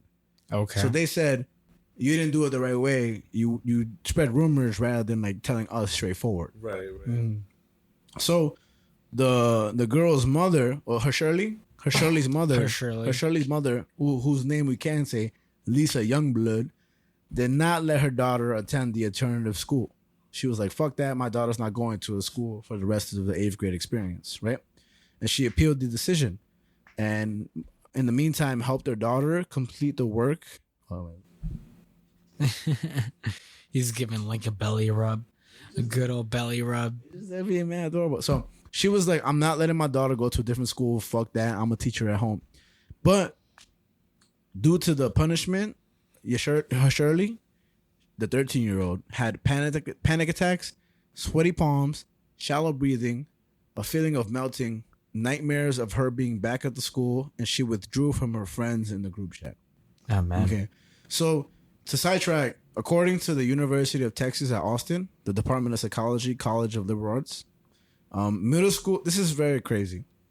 Middle school students of color who lose trust in their teachers due to the perceptions of mistreatment from school authorities are less likely to attend college, even if they generally had good grades, which she was an honor student, right? According to psychology research at the University of Texas of Austin, published in the Journal of Child Development. Low expectations from teachers and extreme disparities in discipline for misbehavior contribute to the disproportionate treatment of African American and Latino youth in schools across the U.S. and can lead to growing mistrust for authority by students who perceive and experience such biases, researcher said.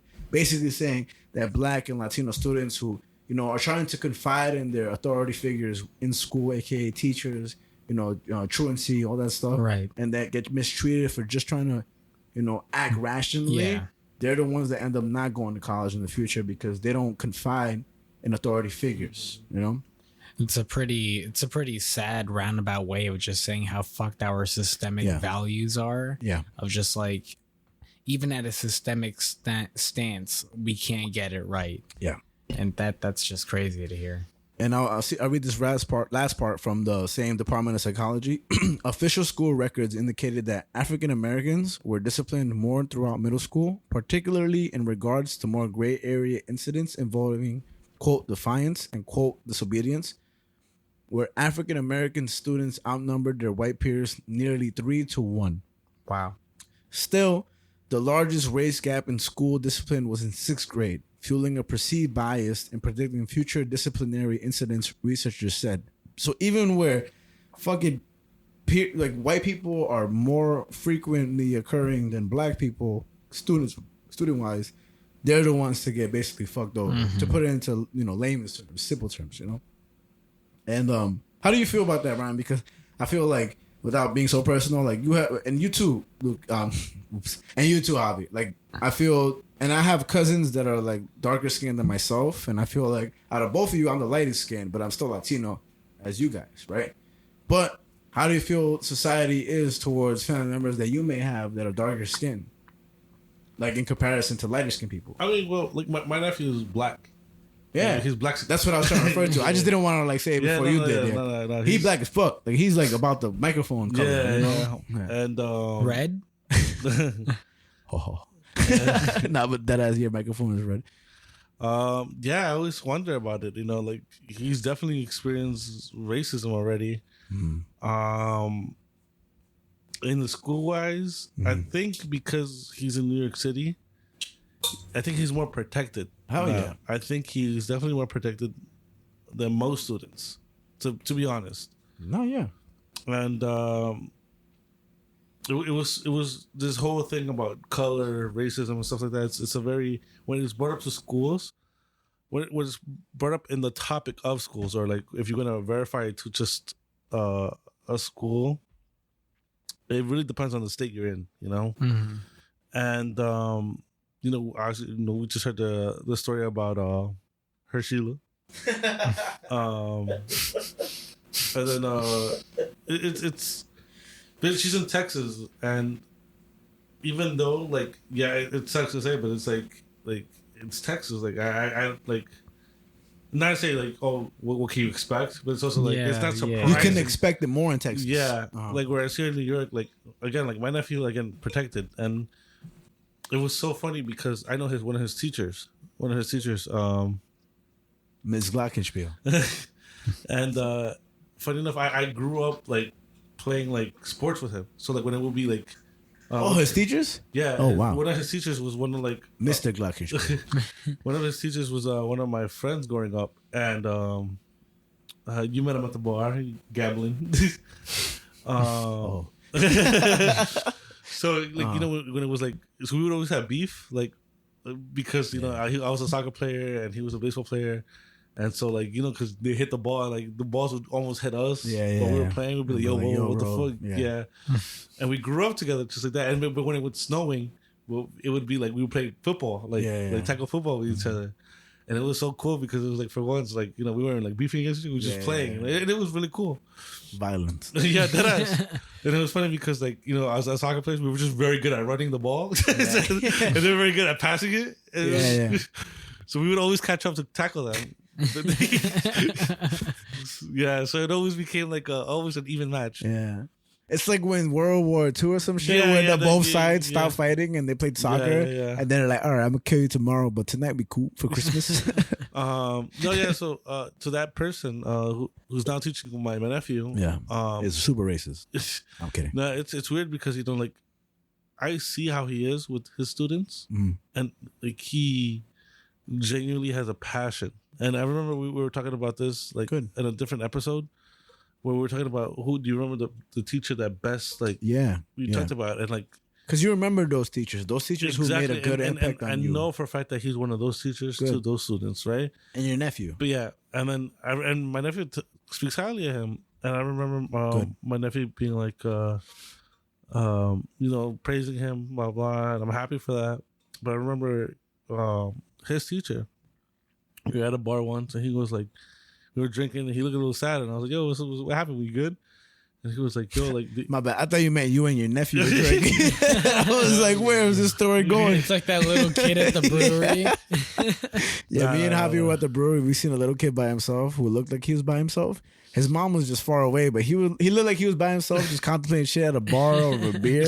He was like 2 years old, but you were saying you and the teacher were at a bar talking, and then I were talking, and then he goes like, he was like, yo, bro, they didn't promote me, and they didn't give me my salary raise. Yeah, and I was like, well, oh, what happened? And I was like, well, they gave it to this his other person that's Hispanic.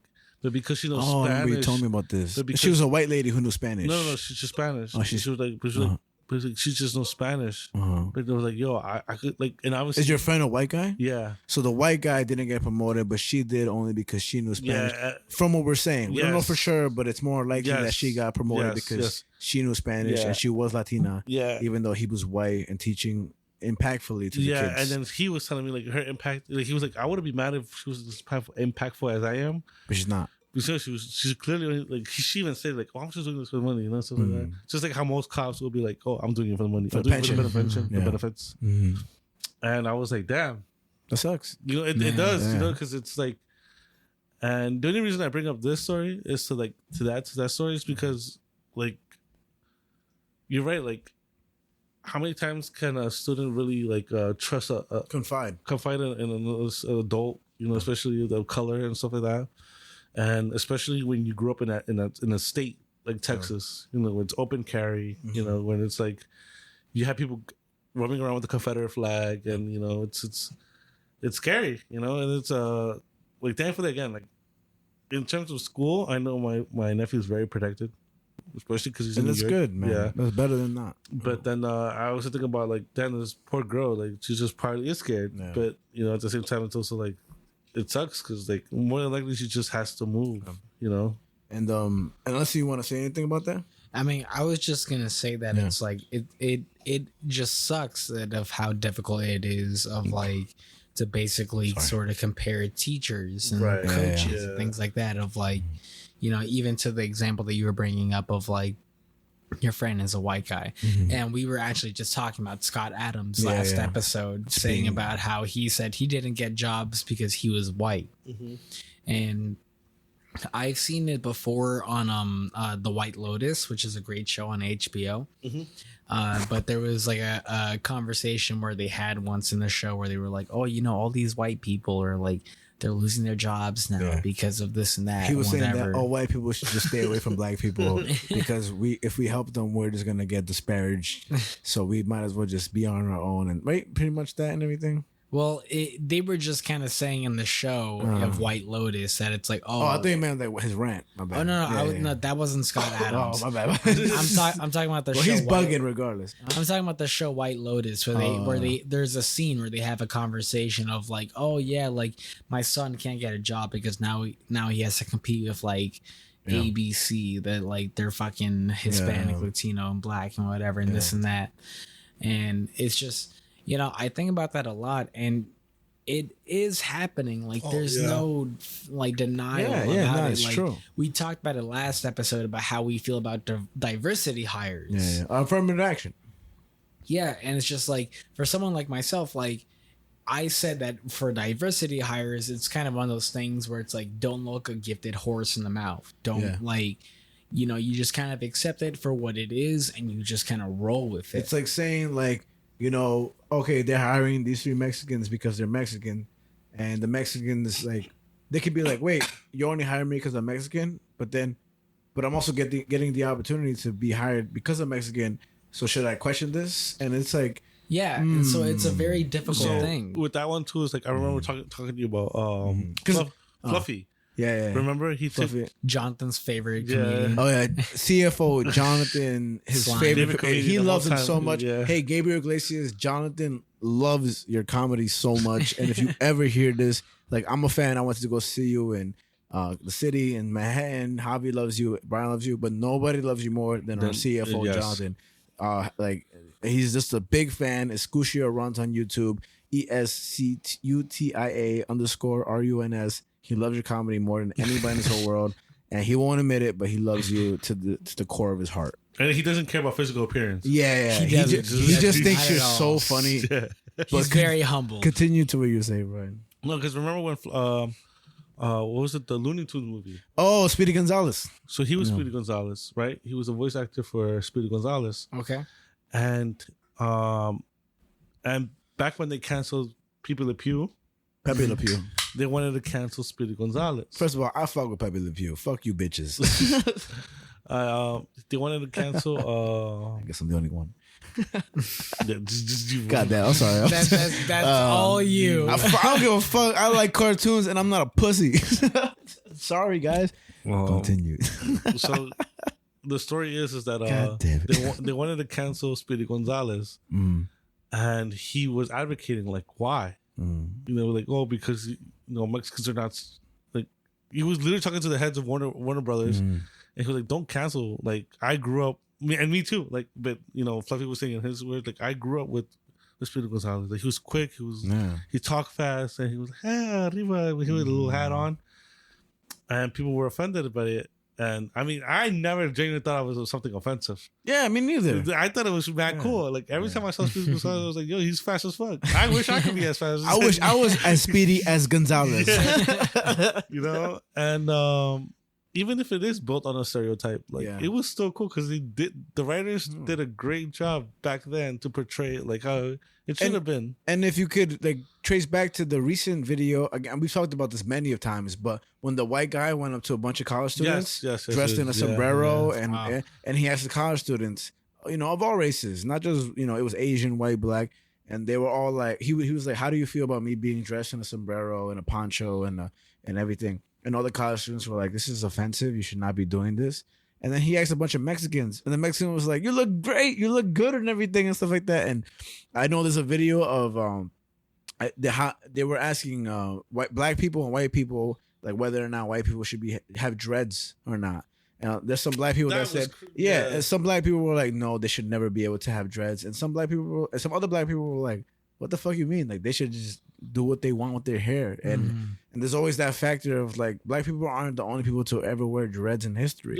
Vikings wore dreads in history. Yeah, 100%. And it's like we're just oversensitive and controlling and think we're doing the right thing. Where in fact we're diminishing our right to just express what exists, and what exists is culture. And it's not your own culture. Like some people, may be just sensitive to what is really jealousy. I had a patient come in, a white patient, not too long ago. She had braids or dreads, I meant to say, or cornrows. Stop. And I saw her and I was like, Frank, you would think you're racist. Fuck. I wouldn't.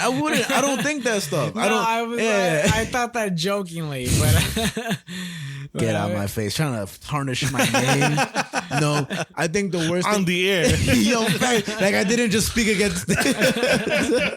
Get me, Javi. Don't talk for me when you're talking for yourself. The worst video, if I may say real quick, is just the video of the. It was a black woman talking shit to a fellow white student, white man.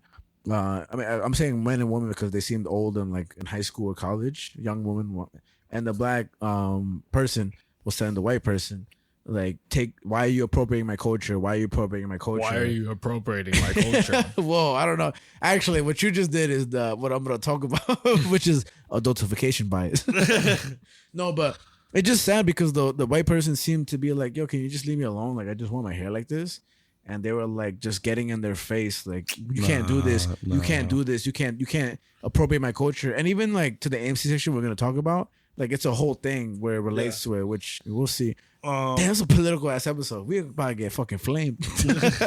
Nah, so I reason to bring up the Fluffy video is because he even says that he goes like, Warner Brothers. I was like, did you look into my credentials? Like he's talking to the boards, the board of Florida. Like, did you look into like who I am, like what I do for my acts? The ones that try to say he couldn't do Speedy Gonzalez. And then they were like, I could do, like I'm a good voice, like I do voice impersonations in my comedy act. And I was like, you're telling me that you never once looked into who I was before hiring me? Or did you just hire me because I was Mexican? Yeah. Or because he was Mexican and popular. Yeah. Yeah. So then he points, and then they in the story, Fluffy goes like, they all stood shut.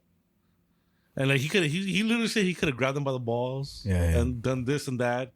He could have said, I'm recording this shit right now. You better pay me. But he was like, I don't give a fuck. Like I just like, it's a paycheck. Yeah, it's a paycheck. Like, listen, they're still paying me.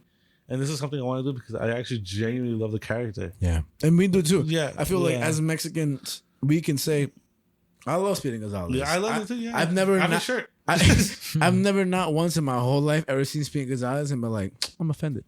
Never have I ever. And the only time I almost felt offended was I remember when we were like getting bullied, and they're like, "Yeah, you're Speedy Gonzalez," and I was like, "Fuck you, mean I'm not a rat." And then I realized, you know, I think about all my Mexican middle school, classmates that called themselves Speedy, Spiky. Oh, yeah. Everything. I was like, shut up. But then, like, that's the only time I ever got offended. I was like, I'm not a fucking rat. Yo, fuck you. That's funny, man. Brian be thinking about some different shit, bro. I don't And I'd be like, yo, fuck you. And then, like, Mira Speedy Gonzalez. And then, like, snitching. But then, like, obviously, like, but we always crack jokes on each other. It's like that banter at a young age, and it's kind of like, and that's how Mexicans really are. They crack jokes on everything. Everything. You could be depressed as fuck. You could be like, yo, bro, I'm really sad right now. I want to kill myself, and just everybody just cut your ass. You're just like, that's how it is. That's love, you know. Well, to get back to this story about Shahira, right? What's her name? Shahira. I read about like the studies made by the Department of Psychology of University of Texas. And to move on from that, and then I'll get back to the story, is adultification bias. So adultification bias, and tell me if this is reminiscent of anything, but I'll let you know when I contribute. Adultification bias is a phenomena where adults view black girls as less innocent and more adult-like than their white peers, especially in elementary and middle school, leading to black girls being punished more often than their white peers for occurrences that may have not called for said punishment. A spokesperson, Amanda Brim, for the school, tried to justify punishing and relocating Hashira, who was in fear for her life, by saying the district, quote, cannot treat a threat to a campus with anything less than the full weight of a police response and code of conduct consequences. So do you think this is accurate? That we perceive, not only us, but like, authority figures and all that stuff, even cops perceive black children and black and Latino kids as more adult than they actually are. Yeah, there's a video where you put five kids in preschool. So they're the age of like 6, 7. You place them in a table like this, and they're just playing. And the study has 4 different teachers, three females, 1 male, and all of different color. And it is statistically proven that, it's still proven that they keep their eye more on the person of color. That's crazy. Because, Even the truck driver was like, get the fuck out of here. Yeah, like, that's crazy though. Yeah, like, that's sad as fuck. Oh, whoa. You're breaking our technology, brother. I didn't do nothing. We're all good. Brian, we just bought this technology. Brian better break it. Talking to you real quick. You Gucci. All right, continue. So then, so it was just a video that was shown, and it was proven that most teachers out of the 4 kept their eye on the minorities. Yeah. Oh, the children of color, actually. Even though they were all doing it. I'm telling you, it's not me. Hold on. I'll put this over here. Can we put some... can I put my phone on it? Here. Gotcha. I'm gonna just do it like that. Oh, okay, smart. Okay. No, so it's definitely that bias too. And like, it's also how you grew up, what you hear, what stories you hear. And how you treat it and how you experience life. And sometimes you don't even need studies to show you that. You just speak it from experience and stuff like that. Because like as we're sitting here right now, like both of you are more dark skinned than I am. Obviously, right? My skin is much lighter. Stop fucking bringing that up. Let me flex real quick. All right, privilege. Yeah, but that's the thing. I feel like that a lot of people, and I've experienced this myself, where a lot of Latinos and Latinas, or Latinxes, let me stop. Fuck that bullshit, right? Latinos and Latinas, they'll say like, oh yeah, but the white Latinos, they're the ones that have more privilege. And yeah, that's for sure. Like, whiter skin does equal more, better treatment statistically and stuff like that. But you try being in my skin color, like, white as, more than you and Brian, right? And try walking into a bar full of white people and ask me to feel like I belong with these motherfuckers, because I get looked at like, I'm sorry, it's a harsh joke, but I get looked at like I'm Emmett Till to that white lady. You feel me? No, that's too harsh, because obviously I don't get killed unethically, and fuck that bitch. Fuck that bitch. She died recently. Rest in hell, that hoe. That's the only reason I brought it up. But she died recently. You heard about that? Yeah. Fuck that cunt ass hoe. But I'll say this, that She died of cancer, right? Yeah, good. Yeah, in fact, people were like, "Yo, the one time cancer did good." Hey, yo, cheers. Wait, actually, let's look it up. Hey Siri, we're gonna find out right now. Hey Siri, where you at? Who is the person that? Wait. Oh, hey Siri. Oh, I just got an email from my job. Hey Siri, who is the person that accused Emmett Till? All right. Carolyn Bryant. Carolyn Bryant Durham dies at age 88, which sucks because she lived a full life. Yeah. But cheers to her dead bitch ass. True. Fuck that True. bitch. Oh, yeah. Bitch ass. Brian, can we get a? I'll pass.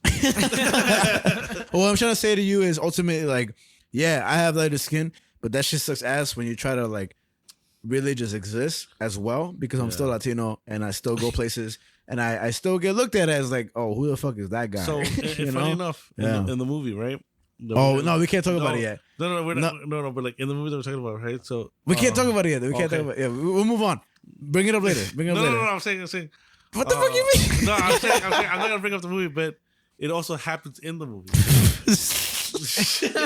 I'm not gonna talk about the movie. I'm kidding. He's like, yo, can we just talk about, let me finish the story. We'll talk about the movie, all right? Because I feel you. So the same lady, he really trying to slip it past us, like, oh, okay. Yeah, I thought you and James were drunk enough. Nah, yeah, Rich. One more shout out, Burgal. Shout out to Tweak Season. You heard that guy, Tweak Season? Nah. Also those Mets, bro. Crazy. Who the fuck are you talking about? Nah, that guy is funny as fuck. So Brian, bro. how are the Mets doing? Yo, honestly, I don't know. I just hope the Knicks are winning. Actually, shout out the Knicks. Yeah. Yo, honestly, let me see how the Knicks to the are listeners, doing. I told Brian that if the Knicks win the finals, I would buy him a jersey. What's the score right now, Brian? Right now it's 8:27 on Friday, May 12th. What is the score right now for the Knicks? The Knicks. Yeah, for the fourth quarter, we're gonna put the live reaction. Ooh. What score? Right now it's 36-34. Knicks are Woo! up. About to put all my life savings, all $26. Oh my God. All right, let's get back to this bitch who got in trouble. Not bitch, her. Bitch, like, right. Oh. So the same lady who said she shouldn't have spread rumors said, quote, "It is not okay for students, intentionally or not, to cause a disruption to the educational environment of hundreds of their classmates by spreading rumors." This whole, what's her name? Amanda Brim. No, Right? I mean, I'll just say that it's like it's just, it sucks that she's getting a punishment for trying to look out for her classmates. Yeah. At the end of the day, that's what she's trying to do. Oh, yeah. Like, she's not trying to be racist or anything like that. So far from what I'm hearing. I mean, we didn't even like, hear about like the kids' like ethnicity or race. It was just all about what he said. Yeah. You know what I mean? And even throughout the appeal process, the mom with the appeal process, she said the girl messaging her friends about what she had heard is what led to those friends. Oh, my bad. Because she messaged the friends, the friends ended up telling their parents, and the parents ended up calling the police or the school, which is fair, right? Yeah, it's like, to look at a situation like that and to put all the blame on her for being like racist or whatever the case is, that seems a bit ridiculous. I don't think it's about her being racist. The whole point they were trying to make is that because she was spreading rumors, it caused like disruption to other students and havoc in the school. Like it wasn't the accusation of racism on her part. Even she's but even if that's not the focus of like the other people in the school, that's I feel like that's what's gonna be the focus from other media outlets and things like that. I feel like other media outlets are gonna focus on that racist aspect of. But what do you mean though? Because what is she being racist towards? Well, I mean, we've heard it before from other like people of color that are essentially racist, or like say like not even racist, but just like say Trump supporters and things like that. Like we've seen people of color that so that they're being racist towards a little girl. Yeah, I mean, kind of, but it's just like I wouldn't be surprised to see people being like, oh, she's thinking this because her parents are telling her this and that, and whatever the case is. But what do you mean though? Because I'm confused about what you're saying now. Because like she's a black girl and her mom's black, and the kid that said, I don't know what the race of the kid is at all. That said that don't come to school tomorrow. I'm saying that I feel like it could be perceived as racist to her part for assuming that of the kid that said don't come to school. Okay. That's all I'm getting down to. Gotcha. Like, it could be perceived as racist from the child of saying, oh, this other kid is saying this or that. Yeah. Regardless if we don't know the race of this other kid. Yeah, I don't. I'm just saying that it could be perceived as media racist will twist it from other media outlets that could say, that's you know true. what? Very, very like, true. This could be what's happening. Like they're like, oh, just because if he or she is a white kid, they'll be like, oh, you assume that he or she was gonna show up to school because they're white. That's exactly what I'm getting at. But technically, it could also be spun around like, oh, but these are just kids being kids. Yeah. You know? And the way I take this article, and this is of course what their aim was, but to say that because she's a black student that they're gonna punish her much harsher than they would if it was a white student. Which is the message the article's trying to provoke. And that's mostly what I'm getting at. I'm just like, this sucks that of like a black person of color is trying to bring up a legitimate concern. Yeah. But that it could be perceived as racist, ironically. Yeah.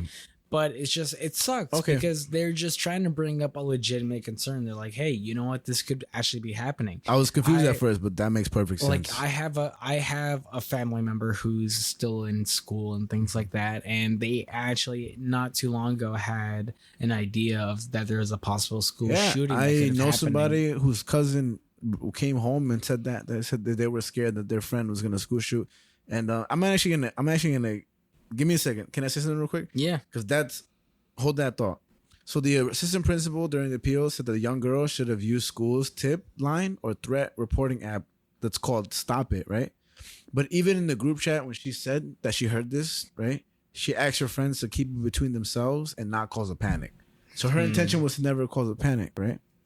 Now, I think of a Curb Your Enthusiasm episode. I don't know if you know that show with Larry David. Basically, Larry David, a very famous, the guy who created Seinfeld, basically, right? He's invited to a party, and then a friend says, "Don't come to the party. My brother is a part of the FBI," and he says there's going to be a terrorist attack to the party or the LA entirely, right? So Larry David tells a friend of his, "Yo, there's going to be a terrorist attack, but don't tell nobody." But then nobody ends up going to the party, which is a charitable event, Right. because that just makes sense. But then he gets in trouble for telling everybody, you know, all that bullshit, right? So she's like, hey, somebody's going to show up to school, but don't tell nobody. You feel me? It just makes sense that they would tell people because nobody, because you love people in the school too, right? Now look at this. During the appeal hearing, right? The principal, Barry Deister, questioned the girl. She asked why she messaged her friends in the group chat. For 6 seconds, the girl paused, and then she said this, slowly and quietly. Quote, I just wanted to make sure all of my friends knew and that they were safe. And then the principal asked, right? How did it go from don't come to school to guns? And the girl replied, quote, today, that's what you think of. And who could blame her? Right. Like, who can blame that? Like, why is the principal even asking that?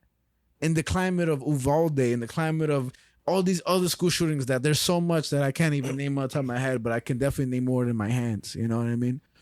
And it's sad that this 13-year-old girl has to say, basically in like a shorter term, how the fuck you ask me how I think that when there's been nothing but school shootings and kids dying constantly? And you got more than two hands. There's definitely been more than two shootings. I'm done. I feel like that was the main point. You don't got you got more than two hands, brother. But yeah, but there's definitely been more than 10. Just 'cause that was bad. All right, let me end up this story because this is a long one, but I'm almost done. Right, I'm literally almost done. It's only one. So at the end of it, the daughter, Hersheli, right, after the first appeal, her punishment was lessened 30 days. So she still had to serve about 40 days in an alternative school. Okay. And the mom, Youngblood, said nope. And she got her lawyer, and they both researched the racial disparities among schools' disciplinary system. So they were like, we're not backing down, right? By not letting her daughter attend these alternative schools, Louisville, the school, right, sent the mom a truancy warning letter that threatened her with fines and court action because of her daughter's, Hashila, because of her daughter's excessive, unexcused absences. So because the mom wouldn't let the daughter go to these schools, they were gonna threaten her with fines. And it's like, no, fuck that, right? But after the second appeal, finally, Youngblood, of the mother of Hashila, right, was allowed to go back to 8th grade, but after missing 3 weeks. Oh man. The daughter, her response to this, she says, I don't feel better. I don't feel happy. She missed events like a dance, annual cheer club breakfast, and precious class time. She scored in the 98th percentile on her STAR test and was now in a mental state that diminished her trust in school figures with a blow to her academic progression, her comfort in school, and young adulthood. And her mom feels that by punishing her daughter, it made the school less safe. And I agree to that. So what do you think about that? I mean, She had to miss 3 weeks of school for being scared, and her mom had to fight for her to go back with her authority figures, aka her principal, trying to keep her out. yeah, I mean, it sucks. Like, that's just like, it's ridiculous. And that's kind of the climate that we live in nowadays, where it's like, if you want to try to warn people about a school shooting, you're probably going to get looked down upon. Yeah. And that just really sucks. Yeah. It's like you are literally just trying to look out for your fellow people, and whatever the case is, and you are getting the shit end of the stick. Yeah. And that sucks. This was ass. And what do you think, Brian? Yeah, I mean, I think that principal was a piece of shit. I think that it's just, how are you gonna just try to ban a kid? Especially just being scared. An honest student at that. Who's like, never called no trouble. yeah, Trouble. like shit. I'm pretty sure you need the funds. when I keep her there, bro. And this is an article that I'm just finding off police1.com, so I don't know how true it is and how accurate, but this is a quick one. On March 5th, 2013, a student was suspended after disarming a gunman. What the fuck? So a Cypress Lake High School student was reportedly suspended for 3 days after he wrestled a loaded gun away from another teen who had threatened to shoot it and pointed it in the direction of a student. And he got suspended. So there's a history of this. And I haven't looked into this, so I won't go too far into this because I don't want to, spend on my time here. But it's super sad, man. And super unfortunate. And reading this story, I knew this was going to be one of the more interesting stories because, I asked around too, just the feedback and everything. But even then, when I saw this story a long time ago, this is during a hiatus of the shows and stuff, I knew this is something that I had to bring up because this came out, I don't know if I have the date right here, March 3rd, 2023. So last month. Okay. So this is not too long ago. And with the research done by the psychology department in University of Texas, it's sad because it could affect this very same Harisha or Hashila, you know what I mean? And it's not fair to her at all. And why don't you talk while I take a piss? Nah, I mean, it's a shitty situation. As I mentioned before, it sucks that even the fact that you're trying to sort of bring up a very serious situation to your whole school and you are going to get the shit end of it, that's awful. Were you there when there was a in LIC? Somebody had wrote, "I have a gun. I'm bringing it to school." I don't remember that. I do remember in my very early days of LIC, they like shut down the school because someone had a knife in the locker room. Yeah. But that's like the only thing I can really remember, like someone having a knife in the locker room. Yeah. No. So apparently, oh yeah, you're right. Because it was I think it was like junior year or senior year, and somebody had wrote on this, "I have a gun. I'm gonna kill people." I don't remember that. Yeah. So, it was in LIC. I remember people were like going crazy. They were like, "What?" And teachers were like concerned, stuff like that, and it was just written on the desk. So it was written on the desk. It was no like actual like maybe intent or whatever. Because there's pressure on the desk, like this kid were in the desk, like teachers like who saw it were like scared and like you're supposed to take any threat like serious, even if you don't think it's real. So I remember hearing about it and I was like, yo, why is everybody going crazy? And then people were like, oh, this was written in a message, and I was like, what the fuck? I was just like, yo, like shouldn't they have closed the school down at least? Thanks. But yeah, I just remember thinking, I was like, damn, what the hell? And then that was the first time I ever had an encounter where like almost every adult was nervous, you know?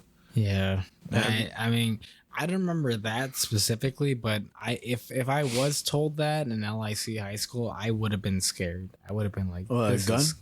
Yeah, so because I think senior year or junior year, somebody had wrote in the fucking desk, "I have a gun, I'll kill people." I'll smack the shit out of them. I'll find them and smack the shit out of them, bro. No, that's scary though, bro. And you know, I never thought about like the students are scared, but so the teachers, bro. The teachers are scared as fuck. And mind you, like it wasn't heard, it wasn't like reported. It was just I think a teacher or student saw that. Just seeing it written. That's the same thing as this kid. Something Eric Crumble or something like that. This kid who like drew pictures of him killing his teacher, and he ended up shooting a school because he got a gun gifted to him from his father. And actually, I thought you know how I solve school shootings. Aside from like including metal detectors, right? There's an AI system. This is last week. There's an AI system with cameras that if they see anybody with a gun approaching the school, they lock down the school immediately. Ooh, right? Aside from metal detectors, because that will be the second step. You know what I mean? But did I not just solve school shootings? Huh? I feel like they already thought of that. Shut up, Javi. I solved that shit. No, come on. They obviously didn't. Uvalde, bro. That motherfucker. And the transgender woman. The transgender woman walked up to the school and went in, the church, or the school, and shot up the school or church. That was like not too long ago. Do you remember that? I don't know. You need to repeat what you just said. You were saying church and school way too. Oh, well, there was a transgender person who went into either a school or church, and they walked in and killed children and adults. Oh, man. Yeah, recently. But if they had my AI technology, they never would have made it into the school. So create it. That shit mad work. Speaking of AI, though, my next topic. My next topic is doctor. Oh, all right. So we're back, and we're gonna discuss the last topic before the main event, the A.M.C section. The last topic. The last topic. What? Let's already? Let's go, Knicks. You don't have another fourth topic? Nope. Why? I bet $15 on the Knicks to win right now. Look at me. What's up? Why don't you have a fourth topic? Because our A.M.C section is super crucial, super important, super valuable, super everything. So, my last topic number 3, right? Trace. Foreshadowing. Is going to be Dr. Artificial Intelligence. Ooh. The fuck? Ooh. So it's very quick. Let me ask you this. Did you know that women are 50% more likely than men to receive a faulty initial diagnosis for a heart attack? Oh, wow. That sucks ass for women. Now, damn. This article comes from the Times in the UK. And what an A&E to, explain is commonly used UK term for the hospital department, which provides a service primarily for the reception, triage, examination, and treatment of patients who have been involved in an accident, have sustained an injury or who have an acute surgical or medical emergency which may require hospital facilities. So an A&E is a hospital, right? Okay. So now there's an AI that is used to develop an algorithm that is more effective than the current testing in ruling out heart attacks. Isn't that crazy? So repeat that again. There's an AI that's created now that developed an algorithm that can detect and can rule out heart attacks in patients more effective than current testing. Wow. Prior testing, right? So, according to the journal Nature Medicine, the algorithm correctly identified heart attack victims on a higher scale. The way heart attacks are diagnosed is based on the levels of troponin, a type of protein. The AI outdid the current approach of testing by ruling out a heart attack in 2 times more patients. So it was twice as effective. And this approach is 99.6% accurate.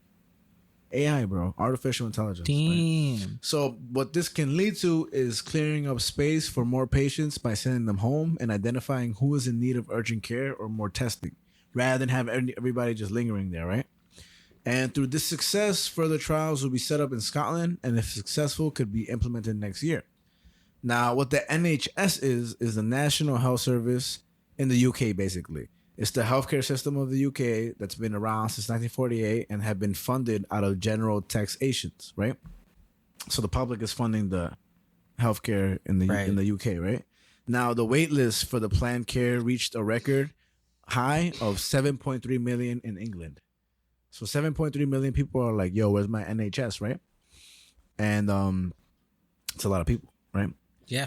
The leading researcher for the AI I'm talking about is Professor Mills of the University of Edinburgh. And he said that this early diagnosis can save the lives of patients with acute chest pain due to heart attack, right? And the reason it's crucial is because if you've gotten an incorrect initial diagnosis, you would have 70% higher risk of death after 30 days than someone given the correct diagnosis straight away. Damn. So basically, if you go in for a checkup and they're like, yo, this is what you got, and it was incorrect, you're 70% more likely to die because of the wrong diagnosis in comparison to someone who's doing the right one. Yeah, and if AI is able to prevent it, it's crazy. The group running the AI is CODE-ACS or Code ACS. They're the group behind this particular AI and alongside other projects who were awarded 140 million euros from HSAI Lab to find ways for tech to transform quality of care and speed of diagnosis. Now, there is hope for this AI to prevail and clear up space in A&Es, hospitals, but ultimately, other experts consider the AI's detection of a heart attack to be finalized by clinicians, which hinders the idea of AI replacing hands-on doctors. AKA, you can trust the AI to like make these diagnoses, but the only people that confirm the diagnosis is actual doctors. Doctor. So if the AI says this, you need a doctor to confirm this is true. Right. And only 70% of patients that were dealt with within the NHS, the healthcare system of England, published data that shows only 70% of patients were dealt with within 4 hours of arrival at a major A&E, a hospital, last month. The target is 95%. So out of all the people that go visit a hospital in the UK, only 70% of them were actually attended to within 4 hours of them waiting. That's crazy. Yeah. The goal is for 95% of them to be attended to, but AI could help this. But 2/5 of those still waiting had been offered treatment elsewhere but chose to wait, NHS England said. Or they needed complex surgeries such as corneal transplants and spinal surgery. And 48% are concentrated in just 10 NHS trusts. So the problem and the solution here is that too many people are waiting for hospital help in the UK, right? And they're going to wait no matter what, but only within 4 hours you get a 70% opportunity to see a doctor. And the AI could cut down on this wait time. But the AI can't function without the help and confirmation of doctors in itself. So, can you trust the AI? Can you not trust the AI? What do you think? Like, would you trust the AI? What's your thoughts? I mean, it's weird because part of me will trust the AI. Yeah. Because they're a robot, you know. But it's also like, you know, doctors having. I mean, it's a very small percentage, but it's still a percentage. Mm-hmm. You know how when doctors scribble, Yeah. that also leads to a misdiagnosis. Because Really? Because pharmacists can't. Because they can't write for shit. Well, because they'll be like, oh, because there's so many like medicine out there and stuff like that. Certain pharmacists will read I guess And read misinterpret. misinterpret like an A or an E, and that really fucks up the whole different drug that you could get. You know? You trying to get like Tylenol, they give you Percocet. Yeah, no, honestly, and it's like, I mean, people have been mistreated with like, you know, it's like they blame the pharmacist, they blame the scribble. You know, it's kind of like, bro, like, but technically now, like, you know, you just send a note to your pharmacist online and be like, hey, this guy needs this and that, his insurance, this and that, and that's it. You know. Yeah. And what do you think about that? Because it's a short story, short and simple, but I feel like it's a big, like, that's a small portion of to what's gonna come with AI taking over in general, you know? Yeah, I mean, it's interesting to hear about how like a lot of these things that AI are pointing out still needs to be confirmed by a doctor. And I feel like that just kind of speaks to the fact that we are still in the very early days of AI. Yeah. Like, we can't necessarily just fully rely on AI. But if it's twice as, you know, effective as current testing, do you think that the doctor's confirmation is just a precaution rather than a crucial step into actually allowing it to be involved into healthcare? Well, I mean, kind of like how we talked about when we talked about the chat GTP. Chat GDP. Let me get it right for Anthony. But it's just when we talk about chat GTP and AI and all that sort of stuff, we definitely talk about the fact that it's just like, you know, they are going to sort of, AI is going to create its sort of own path, but it comes down to sort of human involvement to sort of curve that path in the right or wrong way. And in terms of medical stances, like I work in medical now, and I think about like Allegedly. No, I can say that. But it's just like I think about how much AI would probably help in my day to day if a patient came in and they were like, I'm not feeling well, and they just put like ABC of why they're not feeling well, and the AI could be like, you probably have this, you definitely need to see a doctor. That would probably make my life a little bit easier. But it's just I haven't dealt with it hands-on yet. So it's hard for me to really say hands-on of how much it really does in terms of like the process of everything. But it's a nice idea. I'll say that. It's a nice idea. I think that in general, again, I mean, I agree that this is the first steps of introducing it to healthcare systems. But in terms of reliability and also in terms of what you pay for in regards to insurance, they're going to keep adding that extra step of doctors confirming an AI's, you know, effect for a while. But I think for a while, they're also going to keep the doctor's confirmation there to make sure you keep paying the same amount of insurance. You know, like if there's an easy app to detect your heart attack from being prevented or not, they're going to add the doctor in, because I don't know if doctors are in unions or not, but how doctors protest recently, right, at Mount Sinai and everything. Nurses, like how they protest, like if they get their jobs replaced by AI, they're going to protest because they literally worked their whole lives to just be in this position. Right. And now some of their workload can be done by an AI figure. So they'll keep it in check so the insurance plays out correctly. So you can basically keep funding something you don't need to have, but to satisfy the careers of people who pursued it. Just how Brian mentioned earlier, how somebody who was making music or photography in the past, and they studied all this stuff for photography, and then the iPhone came out, and basically the iPhone could do everything they learned in school. You know, I feel like that's why we still kind of fund and pity in a respectable manner, like photographers and stuff like that. Not to say photography is easy and to undermine it, but a lot of technology can do photography, music, and the arts very, very easily, you know? And the reason we cherish the steps taken by, you know, true artists in those senses and those categories is because they do it traditionally. But it's back to my argument when I said, like, when it comes to technology and the record player. The record player is beautiful, nostalgic, and amazing to feel. And my argument when it comes down to like writing in pencil compared to like using technology, which I think is better, you know, people prefer a traditional methodology to do certain things because it's more classic. When in reality, when you think about efficiency, it's one thing to cover it in terms of art, but when it comes to people's lives, efficiency is more crucial and should be like utilized more, you know? Does that make any sense? Is that just chat, you know? Yeah. What do you think? I mean, I just, you know, I'm definitely still a person like I still think there's a benefit in terms of dealing with things hands-on and doing things like personally and whatever the case is. I don't think AI is like at that level where we could solely rely on it. And we talked about this on that episode about ChatGPT and all that stuff.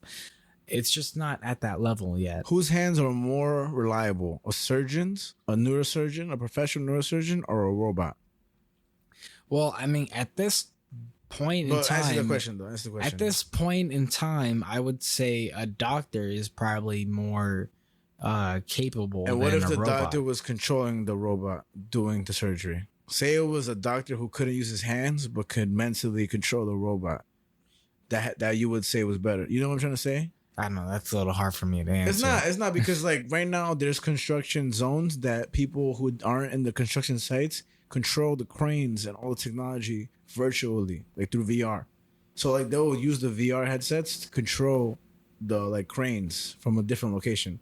AKA they could be controlling cranes in Brooklyn from Sweden, and they'll do it correctly. So I'm saying that say a neurosurgeon is doing surgery through accurate VR on a patient in France. Well, VR is different from like AI. Like, well, I'm saying like if AI is able to accumulate, you know, the procedure that's being done, aside from rare cases, when it comes to common cases, if you put together every neurosurgeon that's done this surgery on a common, you know, surgery that did it for a common surgery, they can assemble an accurate methodology to do it in terms of the brain because it's basically the same thing for every other patient. Mm-hmm. Yeah, I mean, I don't disagree with you, but I'm just saying that at this point in time. Yeah, of course, at the beginning stage, but eventually. Yeah, like that's what I'm saying. At this point in time, like physical doctors are probably going to be a little better for you than like AI or whatever the case is. AI testing is better than the current testing. And when it comes to that, I'm not going to disagree with you. I'm going to say, I mean, it's fact. Even if you disagree, it's fact. You feel me? And it's just like AI can only get better, as we talked about. So it's just that's why I say at this point in time, it might be a little bit better to rely on your doctors, like hands on. But it's just, you know, that doesn't necessarily drown the fact that AI could very much so help your situation in a short amount of years. Yeah. I feel like AI is gonna fuck up the healthcare system. You know what I mean? Altogether.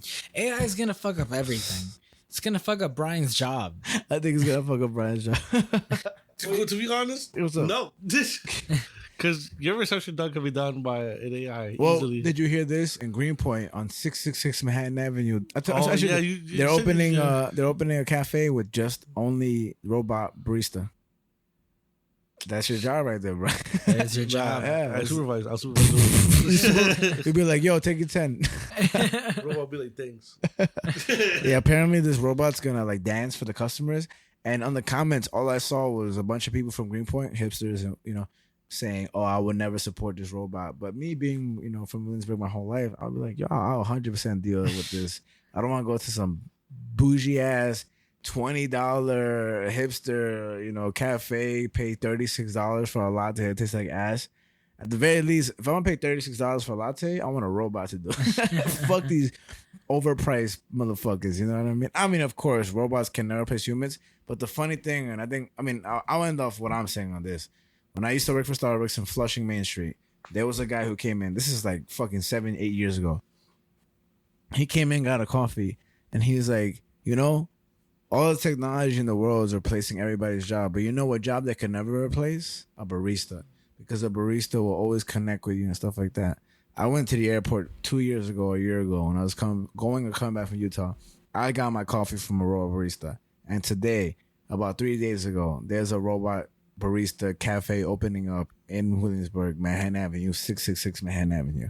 Fuck that idiot. The future is changing, bro.